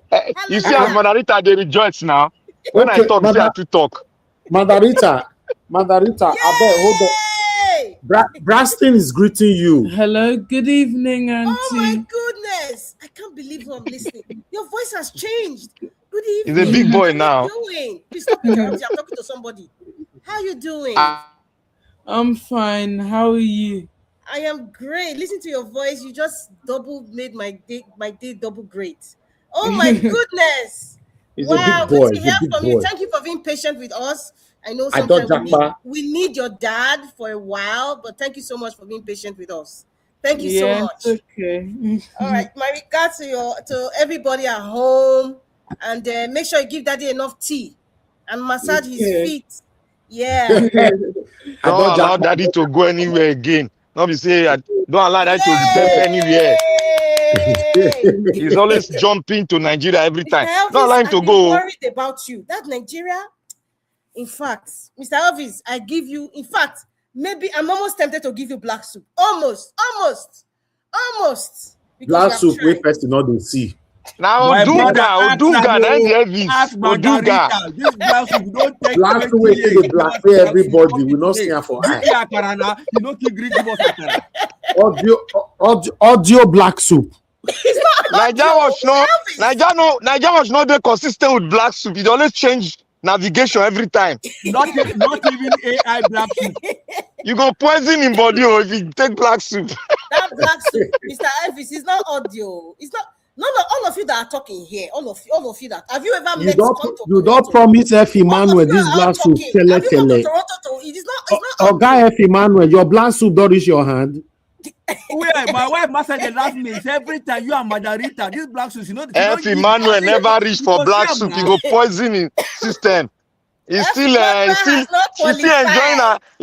her sister now. It's not meant for him now. Exactly. You're enjoying our sister. What do you think? Don't mind him. No, Mr. F. Emmanuel, you can't qualify at all. You can't qualify, lie. Try. It's only Mr. You can't collect wife from us. You say you want to collect black soup. What is wrong with you? Just tired. You know who fear? They ask for black You know they fear? Hey, now wow. Only Mr. Jonathan that said something that was very important that every male and female should hear. He qualified for it. That was the last one. And then the first one of Madam Nena. And it's only 3 I said I was giving this year. From January 1st, only 3 black soup. Designer black soup. And I mean it is not audio. Mr. Jonathan, if you guys come to Toronto, I'm going to make designer black soup for your family. And I will prove it that it's not audio. I mean it. So Mr. Elvis, no black soup for then you. If Elvis come, now Gary go take Abi. It's only my big mommy. Big mommy. That one. There's no college. That one, she gets it free any day, anytime. And then maybe my big sister money. Now I understand that you're a real politician. She's a politician now. You go see political riot for Toronto. I forgot. Believe Margarita on your own risk. Now no one. If they design black soup, they will let person chop. It's not okay. The day I make another do what you talk. If they design black soup, that one go let person chop. You know, go let person chop. Black soup is black soup. You know, go let person chop. I believe woman. I don't woman. I know go let person chop. Designer black soup. I am upgrading. Designer black soup. There's something called fiber optic black soup. No, it's not fiber optic. This is designer black soup. That's the name I gave it. Designer black soup. It's very special. And I promise anybody, if you come to Toronto, you can contact me. I'm going to make that designer black. I mean it. And it's not audio, Mr. Elvis. Don't spoil my market. It's not audio. If a homie come Toronto, you go tell me I dey beg for black soup. You go make am for table now. I'm a Benin man. You always bring the black soup. You don't get choice. I'm sorry, you don't even qualify. For even saying what you said, I'm disqualified. You're not even if you come, I'm not making black soup. I can make for your children and your wife. That's why. But for you, no, you won't eat that black soup. If I catch you, catch me if you can. Before I finish, let me I've greeted my mommy. Mommy, I'm on my knees. Oh, come, mommy. I love you, mommy. My big sister, Money. My big sister, Money. I love you, big sis. She's the reason why I just put Nigeria Watch on and like, oh my God, my big sister is here. I gotta jump in. So that's why I don't know what's going on. And I'm greeting everybody, Prince Alabo. Love you, gorgeous. Love you. They are jealous. So, Mr. Oduwadomo, Mr. Jonathan Kingsley, good afternoon, sir. And it's actually evening. It's 6:17 p.m. now. And Mr. Black Panther, good afternoon. Good afternoon to Peggy Modi. Who else again? Ozaheti, Michael Ogenemaro, Divine Cross. I'm happy today. So just enjoy me now while it's last. Thomas Samoro J, Samuel Ibilekwe, Abuazi. I'm not calling you Abuazi. How many times did I call you? Love Maduka, Ikechuku Oyenwe Dikam, Max Mara 677, Victor Ogene Akbos. Who else again? Desmond. There's somebody that's new. Latache M5V. I've never seen that name before, but good afternoon. Love Marika. Okay, I'm going to stop here. Basically, what Mr. Elvis was talking about what Adeboye said. I think somebody sent me something like that on my WhatsApp, but I think I listened to it partially, but I just like, you know what, this man should just go and retire and just enjoy, the rest of his life. But what I'll have to say about Adeboye's speech, I agree to some extent with what Mr. Jonathan said. I feel that if it was not Bola Ahmed Tinubu as president, he will still say the same thing. However, if I want to rate it, I would say there's some 30% tribalism embedded in that statement. The 70% is vested interest. That's just what I see. But you know, it's so unfortunate. It's so unfortunate that Adeboye is almost going to 90 years old, right? It's so unfortunate that the elders, the people, forget about title now, whether you're a pastor or you're an ex-military person or whatever that you are or what you've been. It's so disappointing that God has given you the opportunity to be alive today at a certain age when you are in transit level to go and answer to God, that you see things that are going wrong. You see all the dysfunctionality. You see a society that looks different from what you saw growing up. Different in a negative way. You are silent. You are complicit. You are supporting it. I don't know what you people will tell God, though. The likes of Adeboye, the one that calls us a fascist. That's why I say, God bless Pa Adebanjo. God bless that man. If I have to do like the Catholic do intercessory prayer, prayer of purgatory, it's for somebody like Pa Adebanjo I will pray for. And I will call his name. Because that man at his age, he told Nigeria the truth. He told Nigeria the truth. As a Yoruba man, he was detribalized. He said things the way it was. And he was not even looking for accolades. He told Nigerians, I've done my part. I've told you people the truth. If you don't want it, if he dies, he said he will enjoy in his grave. He said it as a man that is free. Born free. He's free. He knows where he's going to. He knows there's consequence. He left something good for the generation. He left truth for Nigeria. Whether Nigeria took it or not, but he has laid his mark there. He has signed. He has signed and he has gone. He has signed off and he's gone. He told us that at 90-something years old. However, we also have people that is on his, that were on the same age group with him, or even closer to his age. They were complicit to this satanism that has ravaged Nigeria. We are very wicked. I have always said it, and people don't like me for it, and I really don't give a rat's behind about that. Nigeria has turned to be a wicked society. And the wickedness stems from the elders. Is trickling down. The elders as the head. Say when the head of the fish is rotting, just you can imagine what happens to the body of the fish. The head of Nigeria is rotting across the board. Religious, traditional is all rotten. It's not like it's decaying. It is rotting. It's decaying. There's maggots. There's decaying process has taken place a long time ago. Maggots are the ones just swimming and eating the carcass. It is rotting. And that's why it will be hard for Nigeria to change. This man, Adeboye, has millions of followers, branches all over the world.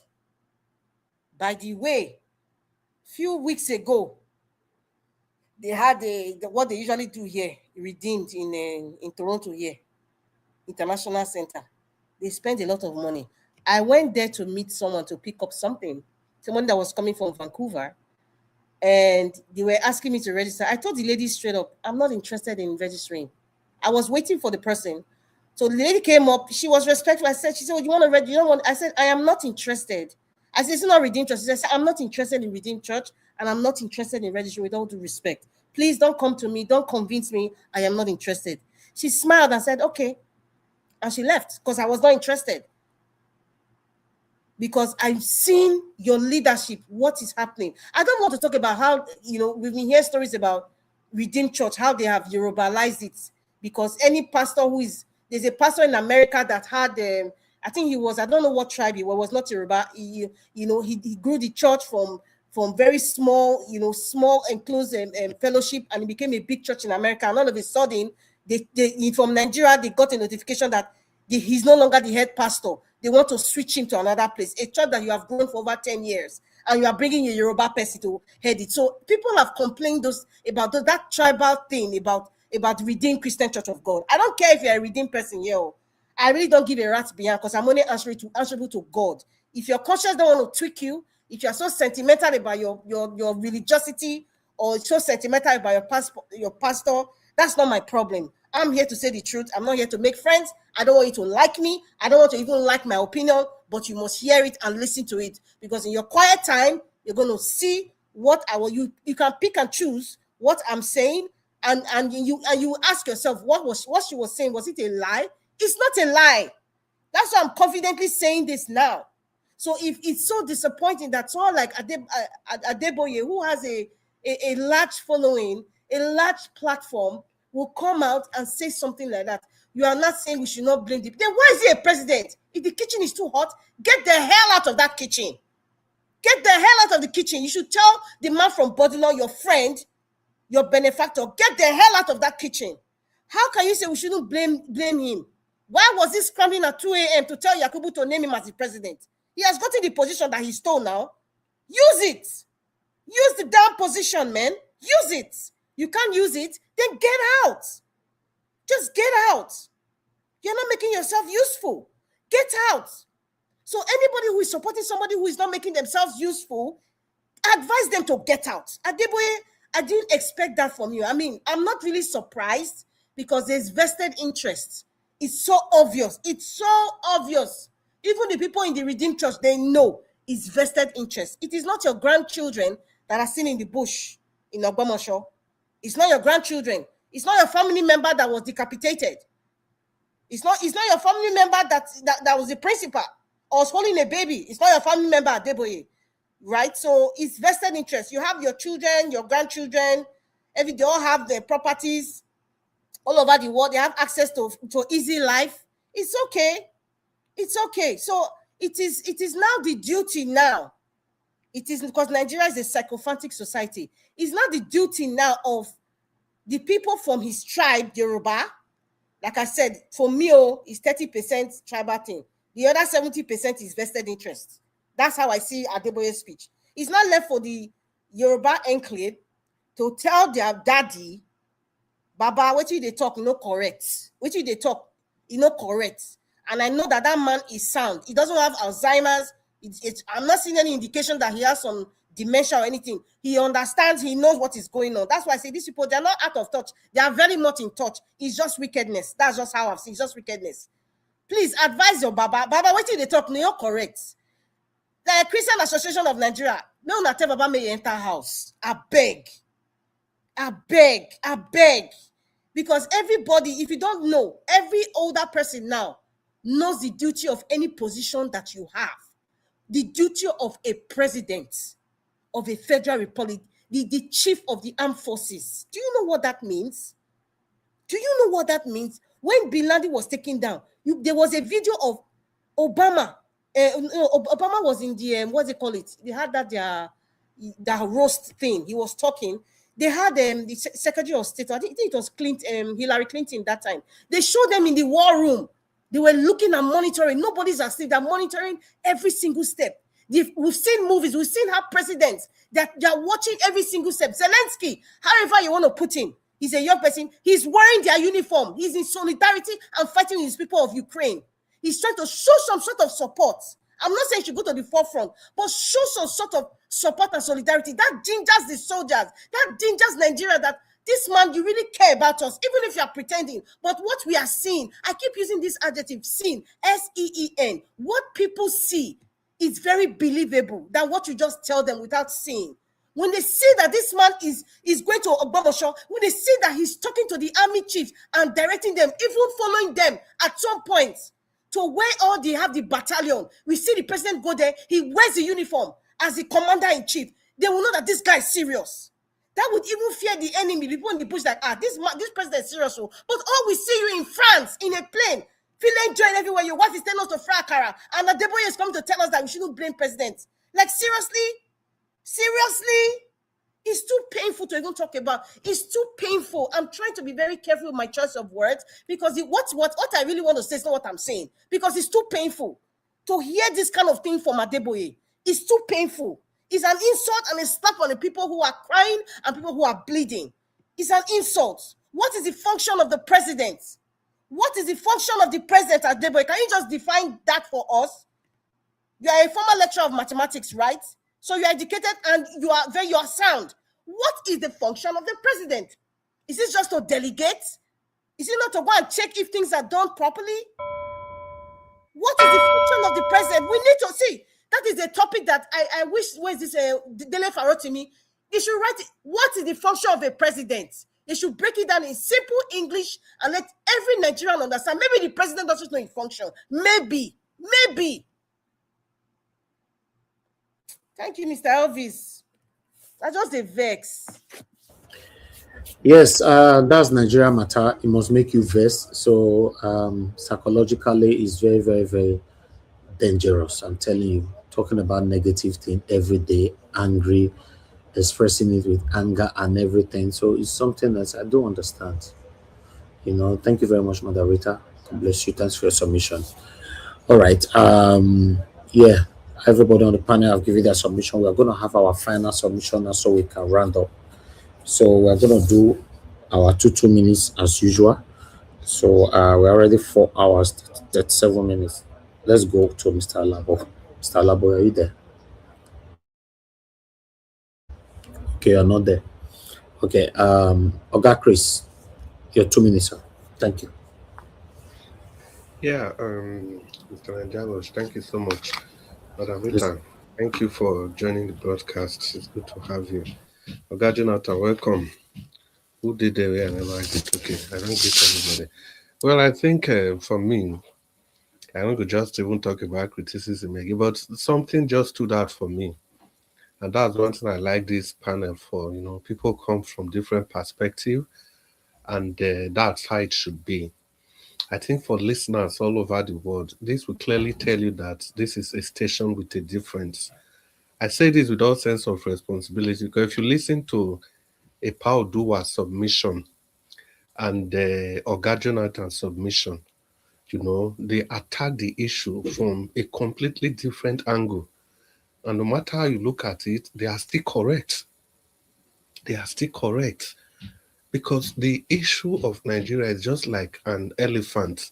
It depends on the side that you are touching, that you describe. That's, for example, if you tell a blind man to describe an elephant, series of blind men, it's the part that they are touching they'll be describing, because they can't see the whole picture. That's exactly how the issue of Nigeria is. But the most important thing is that listeners, we try to shape in your opinion here. We try to persuade you to see what is good and what is right. But the most important thing is that we all know what is good. We all know what is right. And this panel is out there to do that. People come with different perspectives, attacking the same issues, but at the end of the day, everything coalesces to a specific point, and that is making Nigeria better for everybody. I think that's my takeaway today. So on that basis, Nigeria, let's keep hope. Let's keep hope. Let's keep faith on this project called Nigeria. One day, we will get it right. But that one day is not going to come if we keep our fingers and fold our hands and be praying that one day will come. No, we must be proactive. We must do what is right. We must keep talking. We must keep acting. We must keep speaking up for the good of our nation. Thank you so much. And everybody listening to us from anywhere you are, thank you so much. And we hope you'll be with us tomorrow.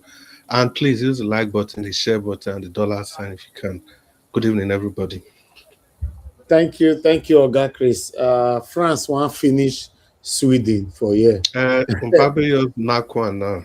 Mbappe Nakwan that 3-0. Jesus, this is what we call demolition. Vandalization. It's just so good.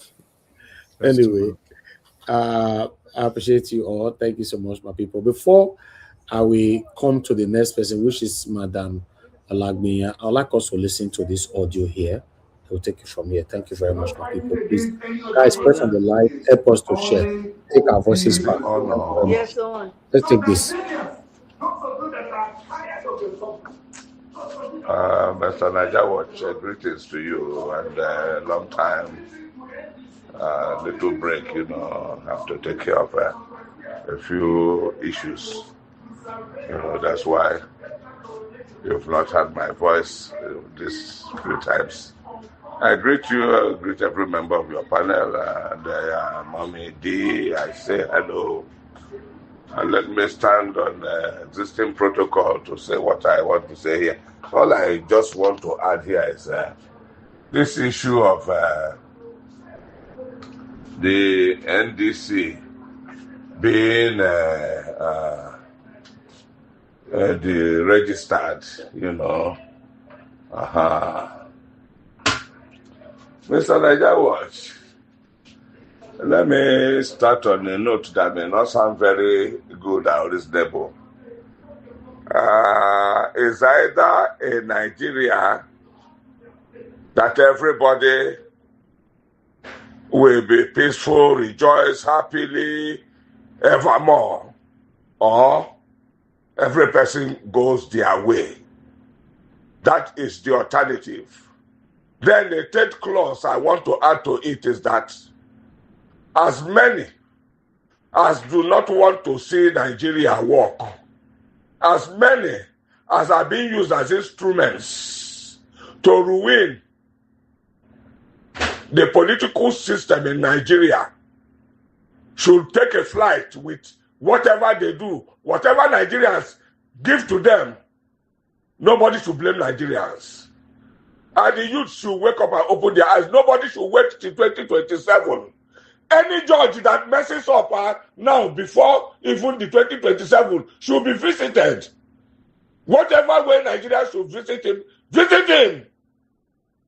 If he read the law upside down, then he's not supposed to do this to practice in Nigeria. Any judge that studied law upside down should not practice in Nigeria. And Nigerians should know that. They should not be given any space at all. Any judge that formed bullshit. We have millions of lawyers, both senior and junior, in Nigeria who knows the law. The moment they confirm that what a judge says is against the law, like what happened in 2023, that judge should be visited. Both him and his family, whichever way that visiting means. Let them make him take a flight. That's the word I want to use. Let him take a flight, either out of Nigeria if he succeeds in getting out before Nigerians reach him, or he goes and visits God until Nigeria gets well. Nigeria, God gave us Nigeria as a peaceful country. God gave us Nigeria as a country to behold and love. But some I don't know the word to use for them, and what wants to come out of my mouth, Niger Watch, your platform will not like it. But so say, hey, these people should be ready. And let me say it and repeat it again and again. Anybody waiting till 2027 to start correcting this thing, your people you are not serious, you won't achieve anything. You see, from now, whether from the National Assembly or from among the judges, because those are the three arms of the government we have, the executive, the legislative, and then the judiciary. If they have turned to one arm now, then we must break them down, back to make them to become three again.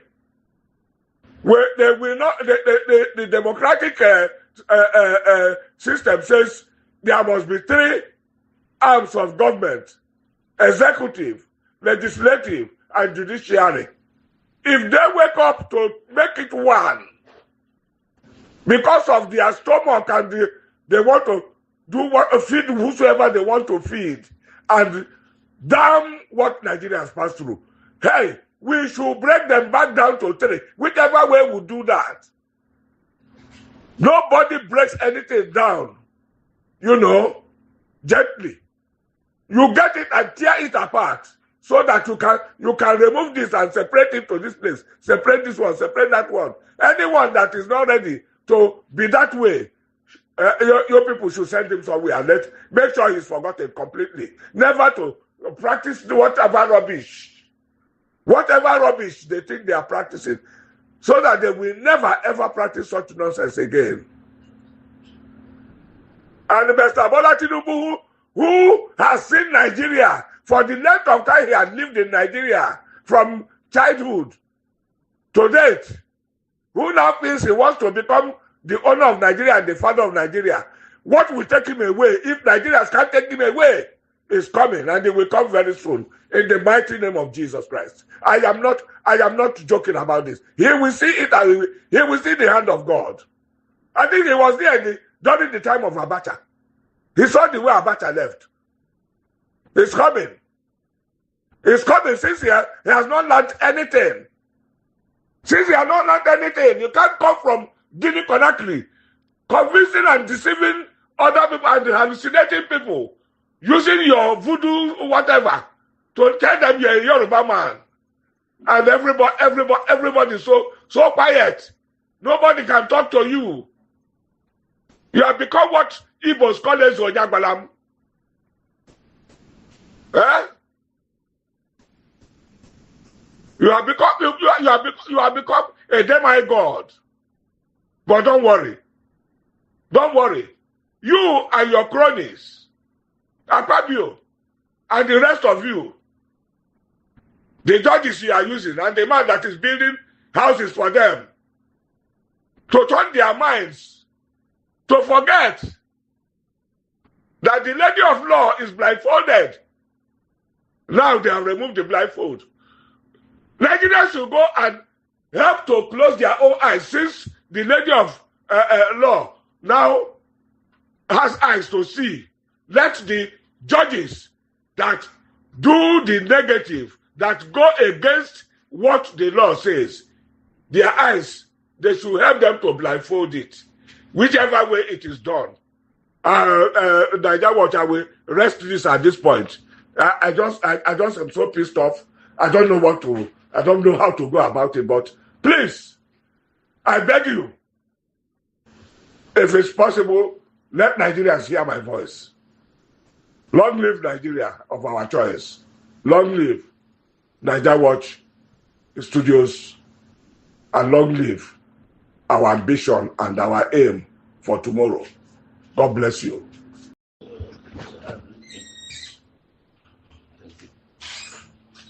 Greetings, Mr. Nigeria Watch, again this evening.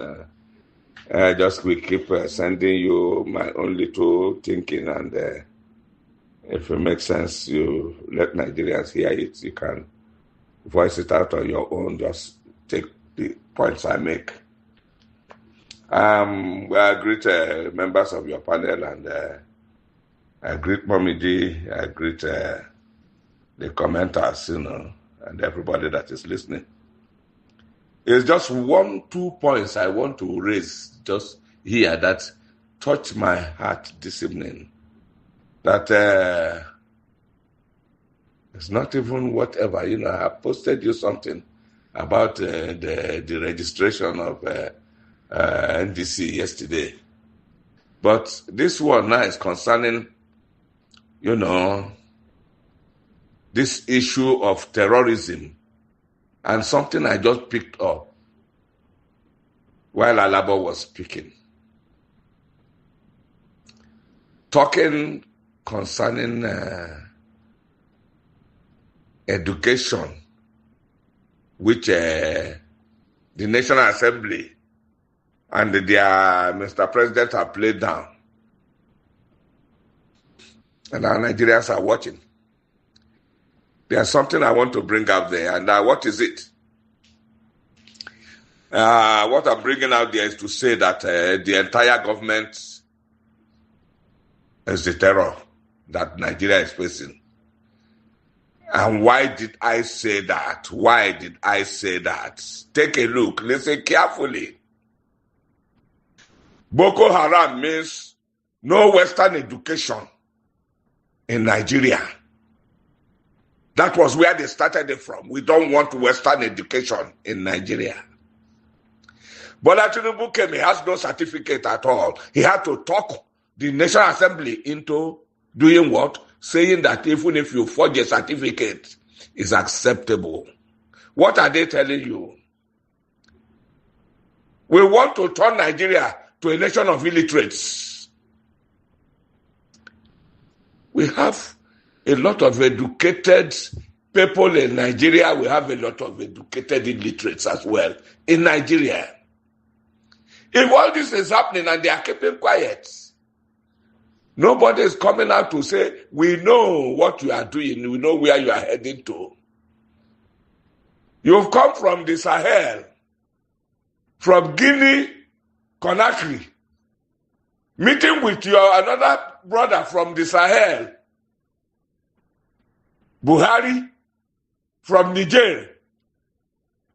And your people were able to rub minds and discover that, yes, you are one, and you agree that, okay, I'm going to support you. Go ahead. Do what you have to do. Just make sure you bring our brothers in.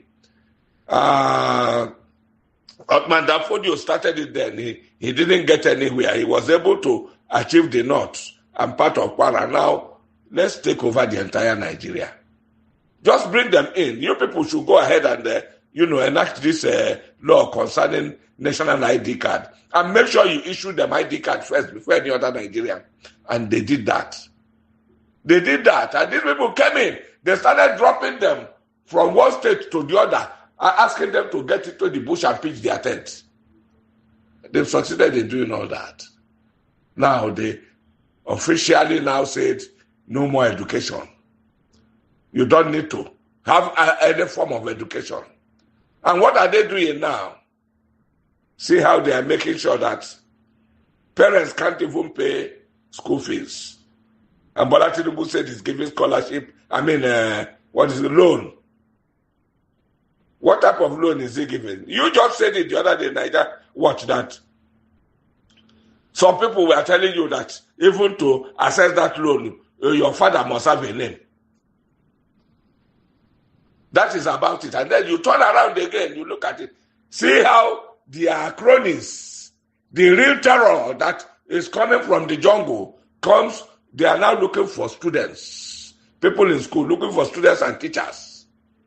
They carry them away. I learned that even some of them that they carry the typers, they have converted them to the teachers of Islam, Islamic whatever. And, either you accept to go that way or they fire you. Nigeria, this is all I just want you, for your information. For your information and for the information of Nigerians, if you can use your own voice to tell them, because my voice, I don't think is worth playing again on your network, but I will keep sending it because I'm concerned and I feel it. And whatever I can do to support you, I will do. But what I don't have to support, I cannot. So I don't care what anybody says or thinks. I appreciate you as a person. I appreciate what you are doing. And I'm willing to do all the supporting. But the one I cannot support, I've been, on medical whatever for how many years since I came back to the United States. I don't have to be saying this on air. God bless you. God bless Nigeria. Long live Federal Republic of Nigeria of our choice. And long live Niger Watch Republic. Media rather. Thank you for this opportunity to even receive the message. So. All right. That was a wonderful submission there from our Papa. Yes, I thought I should put his voice to this particular broadcast today. Thank you very much, everyone. God bless you all. Let's hear final submission from Madam Olagbenyo, so that we'll Okay, Miss, let me come last, please. I'll come last. Thank you. Okay, ma. Okay, better. Okay, we'll come back to you. Okay, let me move on to Oga F. Emmanuel. Please, 2 minutes. Thank you. Okay, thank you very much, Mr. Evix. Thank you for the video, the voice you just played right now. You can see that all of us we are just practically saying the same thing. Once you're tired about the same thing that is happening in your country, no matter how you say it, no matter which language you use to speak the challenges that you are faced with, it's still the same thing. We're all tilting to the same, the same side. So the only thing that I want to admonish us Nigerians, both home and abroad, is that This problem it didn't come from heaven. This problem we are facing today didn't come from the sky. It's man-made. It's here, man-made. It's what we have brought upon ourselves. Average man, because of our greed, is what we have brought upon ourselves. So it is us ourselves that will also go to solve it. No angel is going to come anywhere to solve this problem. It's just like you have issue under your roof, and you're looking for who to solve it. You are the one to solve it. So Nigerians, we got problems on our hands. We got criminals at the corridor of our government.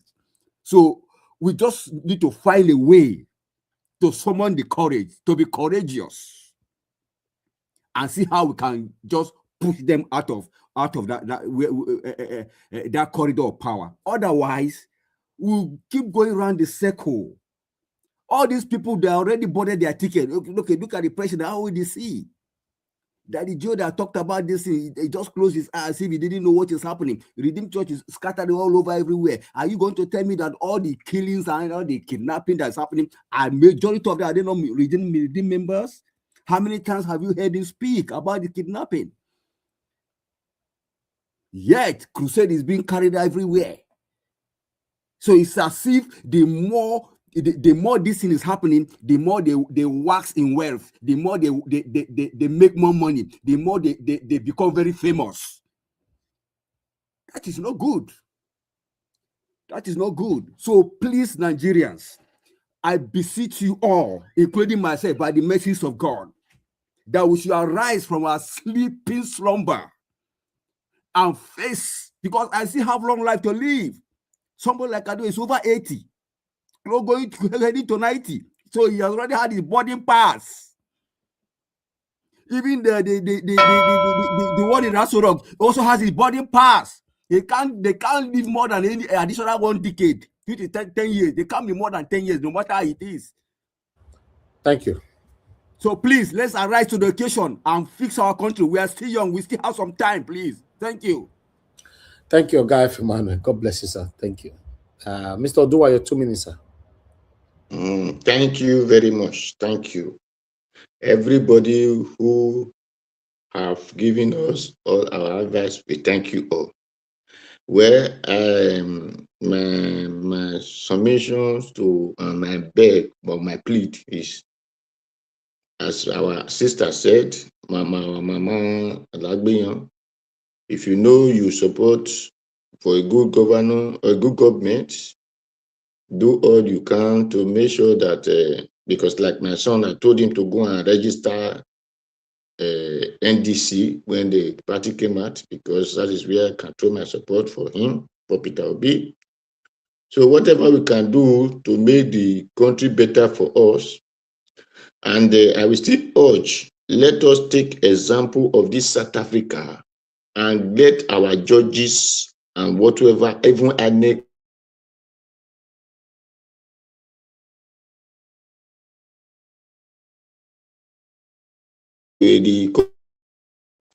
if Zulu people can mobilize and other people now join them in protesting and said they want to fix their country, we did not say foreigner must go. Our own, let us mobilize and let us not say it is PDP problem, it is MDC, it is ADC. It is Nigeria problem. Then the Nigerian youth pack out and let INEC know, if we did not get this thing, this country might burn down. Judges, if you people like, you cannot ask us if you want to go to market or whatever, got to go and look for evidence. If you people try, this country can burn down. Our vote must count. We can do the same thing that South Africa do. I want those people who take us for granted ahead of it. That is my advice.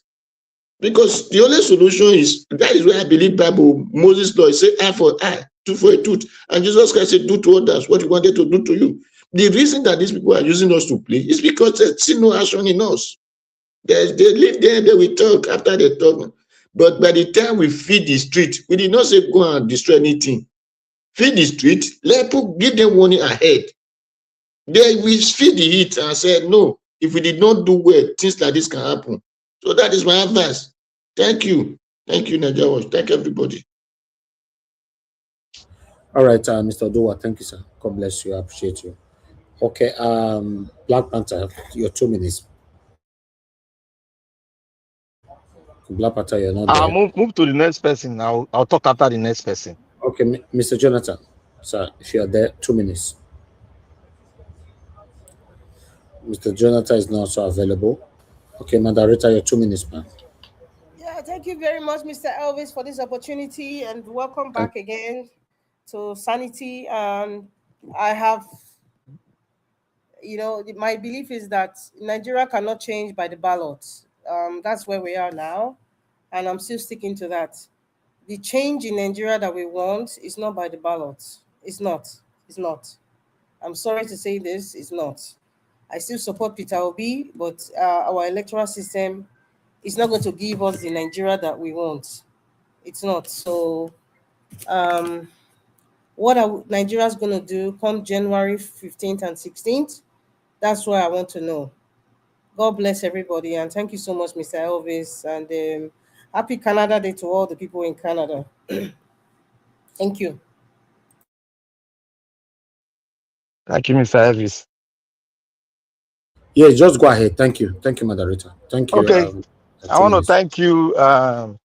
Elvis, and happy Canada Day. Is it your Independence Day or what? Which one be Independence Day again? Yes, If just they like say happy Canada Day. you guys have your July 4th. Ours is July 1st. So happy birthday to Canada. Yeah, that's what I thank would you. say. Have a blessed, wonderful celebration for the liberation of Canada itself. And I want to say here that we all have been saying a lot of things. Yes, we have been going the same direction. But I want to put a caveat here. You see, there's something, we don't just pick a situation and use it to describe the Nigerian situation. If you have to do it, you have to be very, very tactical and put it as a caveat for people to know how to resonate and try to pick it up. Mr. Odua, I've always told you, don't put South African issue, because South African is not South Africans that are saying the people should go. There is an authority that can say that. It is some political banditry. I'll put that way. Some political banditry that is happening in South Africa, which is being fueled by two people. A lady that is not well read, that telling us that if you want to take anything, go and dig up the grave of Nelson Mandela to pick whatever you gave to him. That is a political banditry. And one other guy that went to court and was saying that he didn't know, and ignorant of the law, is now coming to to speak on behalf of South Africa, that all South Africa say all the people should go. Look, there's one who call what the country that your ambassador, I forgot the name I want to target. One call when you exchange ambassadors. You cannot just wake up one day, because that is against the law of a country, for a one single people to get up and say they don't want these people in their country. Then if you don't want these people in your country, then cut off the bilateral relationship with that country. So please, let us understand it very clearly. That is not South African as a country that is saying the illegal immigrant and legal migrant should go. It is some banditry, political banditry, that is saying those kind of words, that is leading to downtrodden South African economy, right as we are seeing it now. Thank you. Thank you, my brother. Thank you very much. God bless you. Okay, Mr. Jonathan, are you there now? Okay, you're still not there. Okay, I'm rounding up now. Here. I'm here, Mr. Davis. Okay, you are there now. Okay, go ahead. Your 2 minutes. Thank you, Mr. Alambo. All right, thank you, Mr. Davis, and God bless you for what you do. And some of you might not understand, if you look at the present day today with this administration, you have the redeemed member who are there in government offices working for Tinubu, and they are holding top office. Do you think it's by mistake they are not recommended by someone? He is involved in this government. The FCT, EFCC boss, is his person. He's there. He's a redeemed pastor. What about the one that is a Inspector General of Police? DC. He's still there, and he's a top member, heavily recommended by the same Daddy Gio. He's involved. The one in charge of the money, the IRS, the one in charge of the money, that all the tax, a lot of things they collecting, federal revenue, all those things, is still the one that is involved. So all these people you are seeing are people. Is it the one who is a Amopiton, an Amopiton friend, who Amopiton commented, is a, what do they call it, APC National something, Dio? All these guys are key people, recommended. They are all redeemed members. They are in APC, in this Tinubu cabinet working. And there are other people in other parastatals who are there. So this man, Nigeria may be surprised. Nigeria, do we think that the empire that Adeboye have already built, if there is any cabal in Nigeria, Adeboye is not part of that cabal? Do you know the force that man holds? You think all the pastors who go to visit him, they visit him because of the connection. He's part of people who make decisions, who decide what happened in Nigeria. Pastor Adeboye is part of them. He knows Nigeria more than most of you. Who knows who is the one running our country by proxy? Tinubu is just there working for them. But one day, time will tell. A new Nigeria is coming, and that new Nigeria is possible. Thank you, Mr. Elvis. Yes, my brother. Thank you, sir. I appreciate you. Madam Lagbeya, your 2 minutes, ma. Yes, guys, thank you so very much. I appreciate you. Thank you, all my panelists. Hey, gorgeous, I appreciate you and I love you, my darling. Well, on this side, this one, this time we're on the different sides, okay? Me, I believe that Nigeria, a new Nigeria is possible. We're going to get a new Nigeria. We're doing our part to get to Nigeria that we want. But if all our 4 technology that we put in place, they do not allow it to strive, that means the last person in Nigeria will turn off the light. That is what is going to happen. So, and there's no vacuum in governance. There's no vacuum in anything in life. That's why some of us are working tirelessly to make sure that they beat us the last time. We're not going to allow them to beat us now. So that is my message for everybody that is down. I brought the positive, what is it called for you guys? Energy. Don't let us be tired. This person can be defeated. That is just my message. And there's my brother Clifford and Michael there. Please, you should just stay strong. We can get over this. People, the countries that we are now in America, in Canada, everywhere, some people laid down their lives. Some people worked hard for it. So we can't fold our hands because just one individual and think that it's over for Nigeria. It is not over for us, my people. Let's everybody get involved. Talk to the people back home. Let them do what they need to do. So everybody, all hands has to be on deck at a time like this, okay? And God's grace, thank you. I don't know whether you're a man or a woman. I know that everybody is still carrying the PTSD, according to my darling sister, from 2022. Everybody is hurt. I'm also hurt. If I say it's easy to carry on, I'm lying to you. But all of us cannot just be like fallen soldiers and we're not ready to do anything. What's going to happen to the future of our children? So I plead with you, my darling, let's go this one more time and see what is going to happen. Okay, let's go this one more time. If nothing happens in 2027, Nigeria is going to break, disintegrate, and everybody goes to their home. The last person switch off the light. That is that mindset people have back home. And those of us that are out here too, we're supposed to be the ones to encourage them that they should get their country back. Okay, so January 16 is either Nigeria continues or it breaks or it burns off. Let me give you that, my darling. You are expecting me to say it, and I'm saying it tonight. Everybody is saying it all over. You go to TikTok, that is what they're saying. You go to X, is what they're saying. Everybody's tired. They've pushed out to the wall. The last one that broke the camel's back now is this Akara and Kuli Kuli, and that you're talking about. You know what I'm saying? So please, everybody, let's do it the last time. There's always the last time. If we miss it this last time, we're going to go into slavery under Tinubu and his empire, from his children to his grandchildren to his colleagues and everything. But Dabi Amila has stolen so much money. Nobody's talking about it. All right? They don't want you to talk about anything. They bring everything to distract us. It's one thing after the other, so that we are not talking about the issues. But the issue is that we want to get our country back. We can't continue to waste money. So please, let us do something. Let them go and get your PVC. That's the only option we have now. God bless you all, and I love you. Please stay energized, stay positive. A new Nigeria is coming, and it is possible. It is okay. 2027. Love you all. Okay, thank you so much, Ma, for coming in today to put your voice to this. I really do appreciate you. Ajawa. Yes, sir. Yeah, sorry to I didn't say this. I just want to appreciate our daddy that you played his video, his voice message here. I want to appreciate him. I want to tell him this from Black Panther. I appreciate you a lot. You are an elderly man that has stood by the youth and you have spoken truth.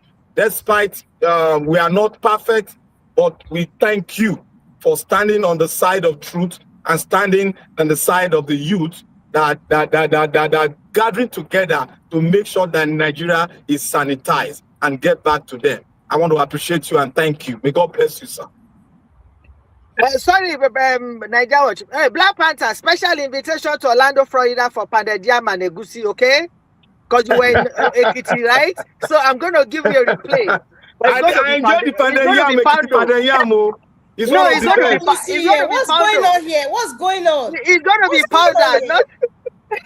Don't be jealous, honey. You have a special place in my heart. Don't worry. Is always jealous. He's always jealous. Your Pounded Yam is one of the best. It made me have a picture a little bit. What's going on here? Our black soup will not grease him. He's jealous was Pounded Yam now. But Adeboye is inviting me to Orlando, Florida. Not you, they talk Canada. I want they close to me. Okay. I go chop Pounded Yam with correct Ekiti soup. Exactly. Don't worry, God. Just don't worry. You got a special place in my heart. Don't worry. Nobody's going to take your place. Don't worry. You know, Black Panther is the last born of the family, so we have to pamper him. You know. No mind now. I don't agree to that. Okay, sorry. We will not. Black Panther, I'm not going to pamper you again. No. So don't come to Orlando, Florida. I am so flattered by your word. No mind, my sister. No, Allah. Thank you. Give us a Monday. We don't close. We don't come, but take 2 minutes. Talk to us. Well, thank you. At least you gave me 2 minutes. I do appreciate it. Thank you very much. Hopefully you can hear me clearly. Greetings to everybody. I greet you all.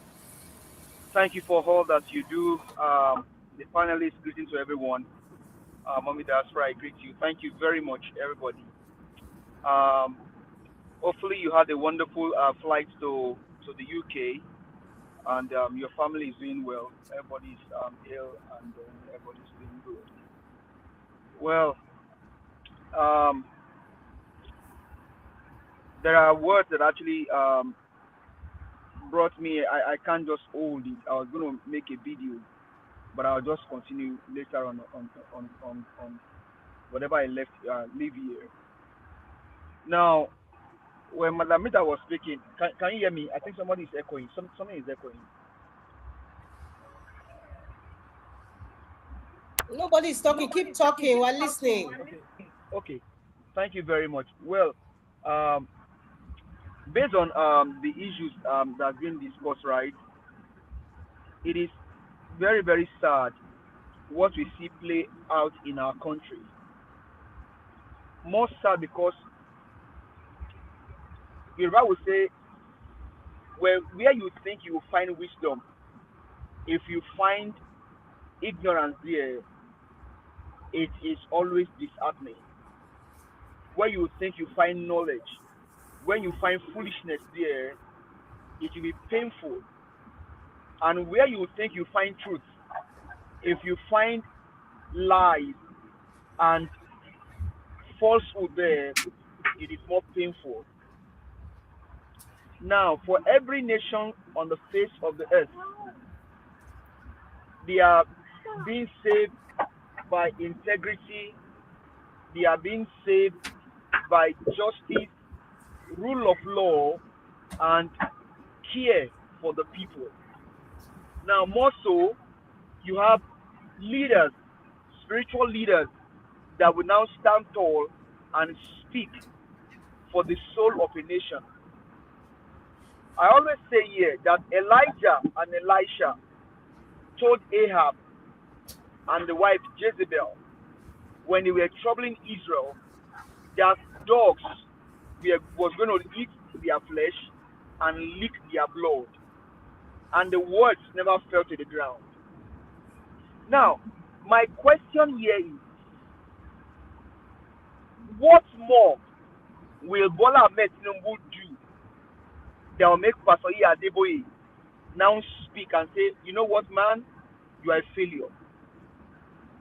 What more will he do? Under Bola Ahmed Tinubu, election was rigged, ballots were snatched, over 80 people died because Bola Ahmed had to be president. I am sure, and very, very sure, and convincingly sure, that Pastor Adeboye was in Nigeria during the election. A lady was stabbed in her face, all because she wanted to vote for Mr. Peter Gregory Obi, the only viable option that we have in the last election. And even more so this time. A lady was stabbed in the face. And so Luomo came out and told Nigerians that if you will not vote for APC, Mama Chukudi, Iya Chukudi, don't come out. I am very, very sure Pastor Adeboye saw that video. A young boy killed himself in Plateau Jos, all because he felt or he feels that his destiny is being taken away as soon as Mahmoud Yakub announced Bola Ahmed Tinubu as the criminal winner of the last election. I am sure Pastor Adeboye saw that and heard about all that. Now, fast forward, the level of insecurity that we now see under this government, combined the three past presidents, we have never seen them before. Pastor Adeboye, what more do you want to see that will now make you come out and speak as one that has the nation at heart? How many more lives do we have to lose? As a matter of fact, there are children kidnapped from my own state or your state now that are still in the forest with the kidnappers. I have not seen in a video where you spoke about those children. I have not seen the video where you call out Tinubu. Now you went ahead and said that the president has done his best and should not be criticized.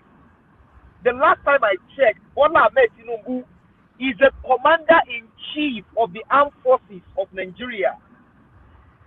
To now make it more worse, you were comparing Donald J. Trump and Bola Ahmed Tinubu.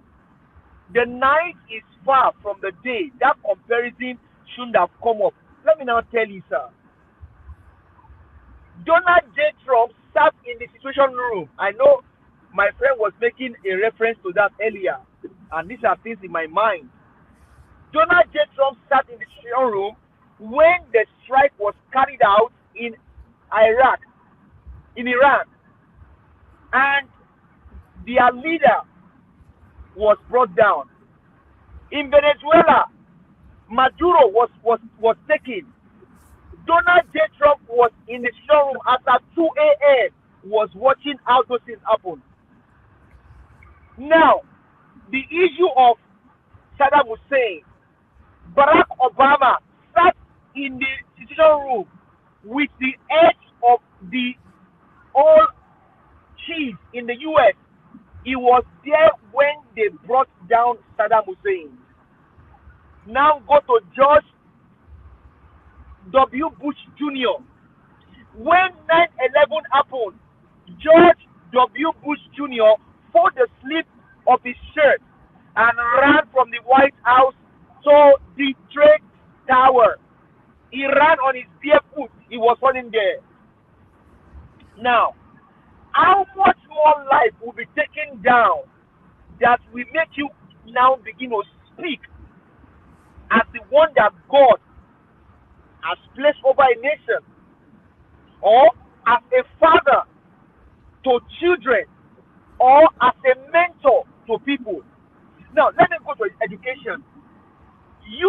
enjoy scholarship based on your own words that you told Nigerians. You enjoy scholarship. Education today is being destroyed in Nigeria, and you are still in that Nigeria. Just some days ago, an elderly man was speaking on Emir Saddam's show, how that he enjoyed Nigeria. The man lived in Ajegunle, where I lived, grew up in Ajegunle. That man lived in Ajegunle and told us what he enjoyed as scholarship, what he enjoyed as Nigeria. But today, you guys destroyed everything. Both politicians and pastors, you guys are the one that ruined Nigeria. And now, the country is being destroyed, being brought down. And the last one we saw is that Tinubu is asking Nigerians, both doctors, nurses, lawyers, to now start frying akara, selling kuli and roasting corn. How much more atrocity do these people want to commit that will make you speak as one, like either Elijah or Elisha, and speak for the common man? Because the last time I checked, Jesus Christ himself sat down with the people. As soon as he finished preaching to them, he will ask Paul and Peter, we will not let these people go home hungry. Is there any food that we can get for these people? And Peter and John will look at themselves in the wilderness and say, okay, we are in the wilderness, sir. Where are we going to get food? Jesus will say, give them food. Nigerians, let us stand up.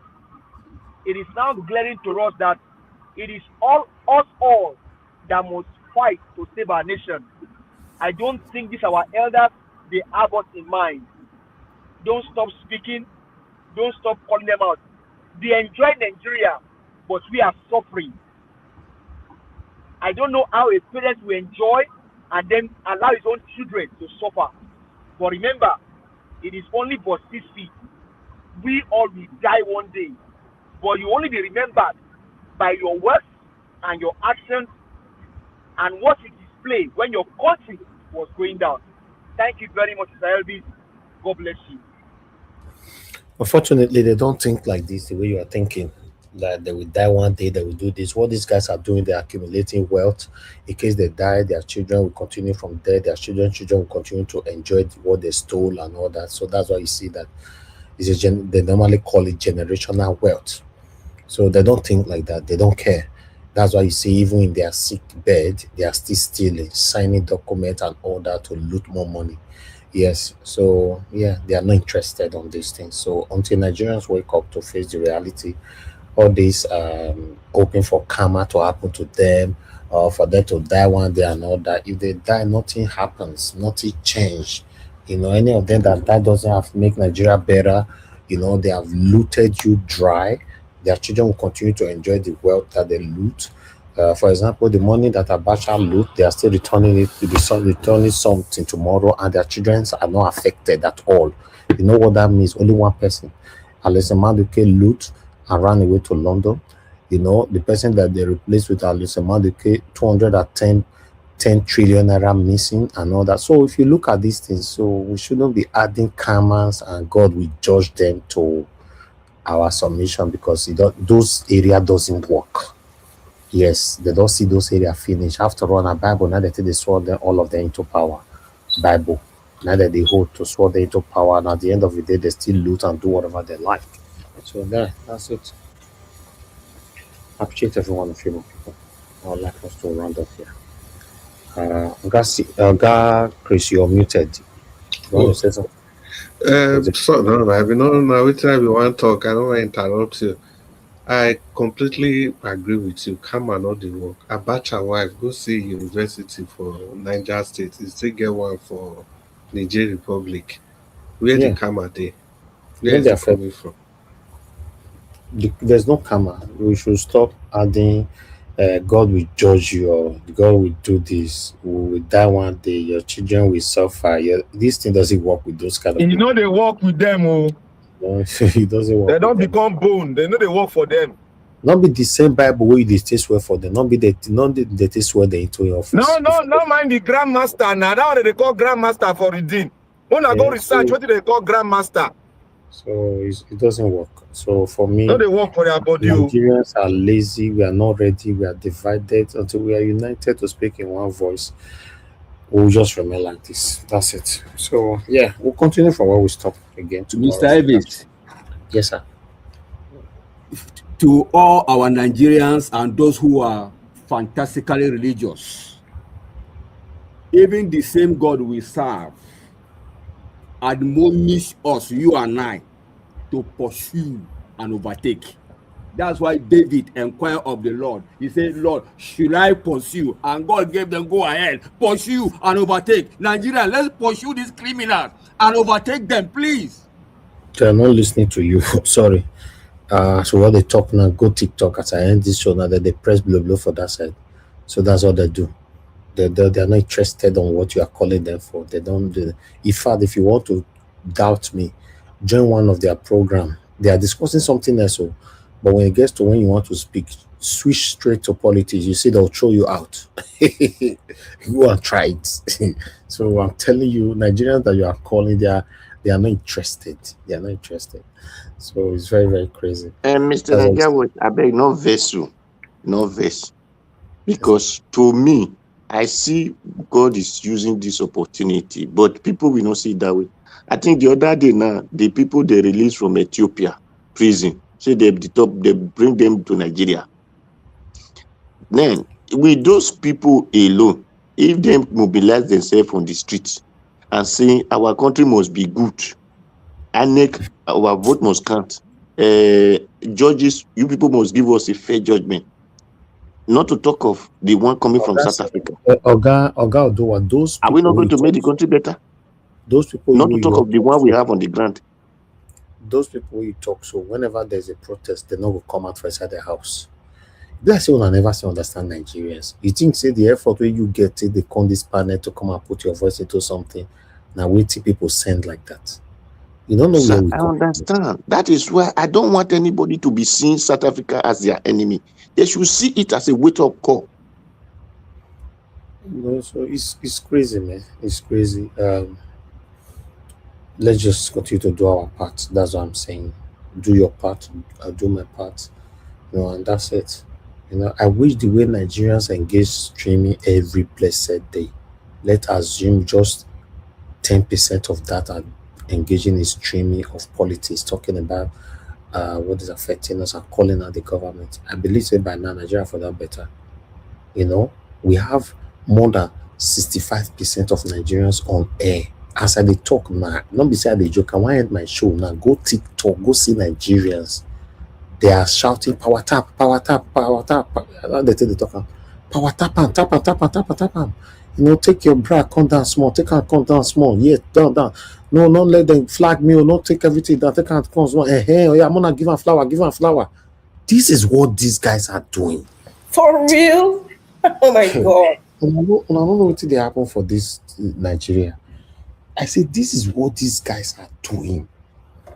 Go, if I close now, buy fuel for your car, drive, go inside TikTok, follow all the lane, different street for inside TikTok, you will know what I'm saying. It don't reach time now where our guests now they naked for inside TikTok, half naked, so that they can get flour. They say it on live. If you want to see full, then call this number for private, and this is the amount you will pay. They don't take their Oloshoism now to real live stream. Why Dr. Freeze, whether they call him Daddy Freeze, that one, as they talk now, they live now for Instagram, they judge for family, they talk for people matter, they go, they tafia for every people matter, they go. Like trouble, we are not serious. How many people do you know that stream every day talking about what is affecting us in Nigeria? This is no exaggeration. Apart from saying, because now only me know, maybe you know many other people. So let's say, as Nigeria big, let's say we are 10. Let's assume, not say I know the 9, but let's say we are 10. That can stream every day and speak. We are not going anywhere. I'm sorry that I'm saying this. The mindset is too deep. It's too backward. Do you know how many Nigerians that doesn't have PVC? There was this girl that we came together that I asked, we're waiting for our luggage at Heathrow. After this thing come, we just greeted each other and all that. How long do you spend in Nigeria? Do you live in Nigeria and all that? She said, yes, she always comes to Nigeria, but she lives in the UK. I said, oh, that's good. I said, yes, I used to spend time in the UK and all that, blah, blah, blah. We just introduced ourselves. Then I switched to politics. As I switched to politics, I now see our interests were now getting like fading out. Then I say, before this thing go fade out, expire, finish, I quickly ask her whether she get her PVC. Guess what? She said, what's that? I said, you visit Nigeria more than 4 or 5 times a year. Do you like the way Nigeria is going? She said, no, Nigeria is backward. She said, blah, blah, blah. So when a PVC, you don't get PVC. And you don't know what it means.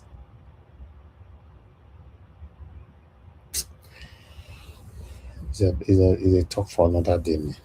I appreciate you, all my people. And God will bless you now. To me, I respect all of us that is putting our voices out there doing our parts. But Nigerians, majority of Nigerians are not ready yet. Let's be honest. Let's be honest. Not be Peter will be supposed to go fight for us. People say, Peter, I've been fight for us. Not tell them go fighting. Rubbish where everybody they talk. Rubbish. As Nigeria decay reach so, they say, Peter, I've been fight for us. Not tell us when go fight. Now if you tell us, now if you activate and I have a long way to go, but let's see what happens in 2027. By God's grace, me and you will be there. I appreciate you, all my people, and God bless you. Thanks for your time with us today. Thank you very much, Madam Labia. Appreciate your time with us today, Margarita. Thank you very much. Thank you, Mr. Alabo, my brother. Thanks for paving way for everyone. Thank you, Oga Chris, Oga F. Emmanuel. Thank you, Mr. Odowa. Thank you, Black Panther, my brother, Mr. Jonathan. Thank you, give us a mandate. I appreciate you all. Oga F. Emmanuel, thank you once again. I appreciate every one of you. Thank you, Oga Ferreira. Thank you very much. I appreciate you. And I appreciate those of you that's watching the platform. Thank you very much for that. Please, once again. Thank you, lady. Position your mind. Thank you. Thank you, Keshiko and Blessed Lady. Thank you very much, man. Mother, Blessed Lady, I saw your advice. Yes, we are doing that already. Thank you so much. Thank you, my lovely mother. Of all mommy diaspora. Thank you, mommy. I appreciate you. I love you so much. Thank you, my brother Abo Azi. I appreciate you. Thanks for what you do. God bless you. Thank you, everyone right there. God's grace, patience, Idemudia. Thank you, my people. Uyi Desmond. Thank you, Mother Peggy Mode, Mother Eugenia. Thank you, Mother Stella Maseredo, Mr. Johnson Emmanuel, Michael Emmanuel.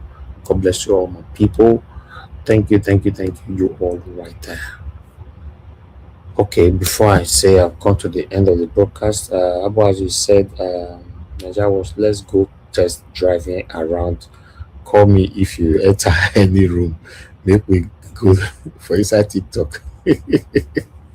Yes, I tell you now, as I they come up for you, and I want to go TikTok, I want to go drive around and see, for you to know that I'm not just talking. See what our people are doing there. I appreciate you all, my people. Yes, sir. And I think you also left a comment there for me. You will probably need to go and cut my submission and listen to it again, so that if maybe when I speak, maybe it was a way. So tell him to go and listen again. Who's that? Who? Abuazi now. Abuazi. Okay, Abuazi. Okay. I appreciate every one of you, my people. Now God bless you. Okay, ladies and gentlemen, we've come to the end of this broadcast. I'll see you guys again later on. Fingers crossed. By God's grace. Good night. Bye.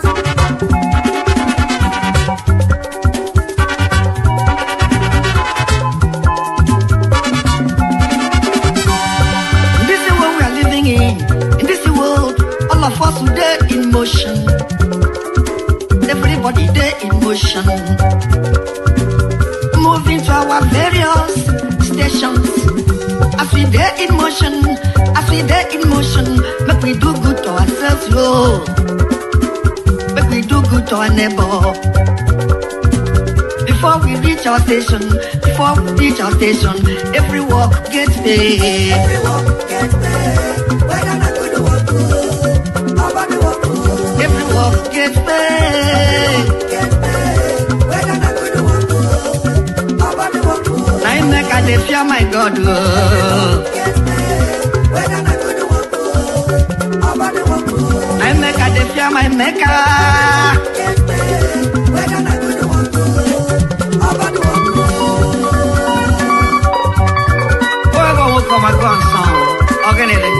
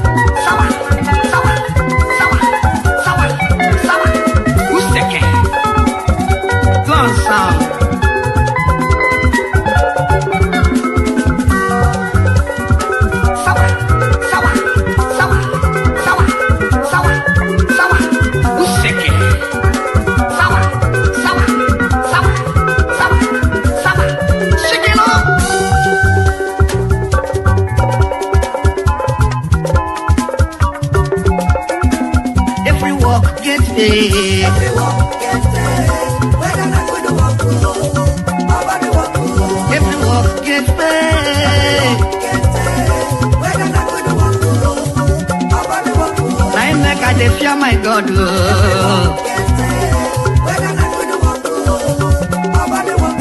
I make a dey fear my Maker.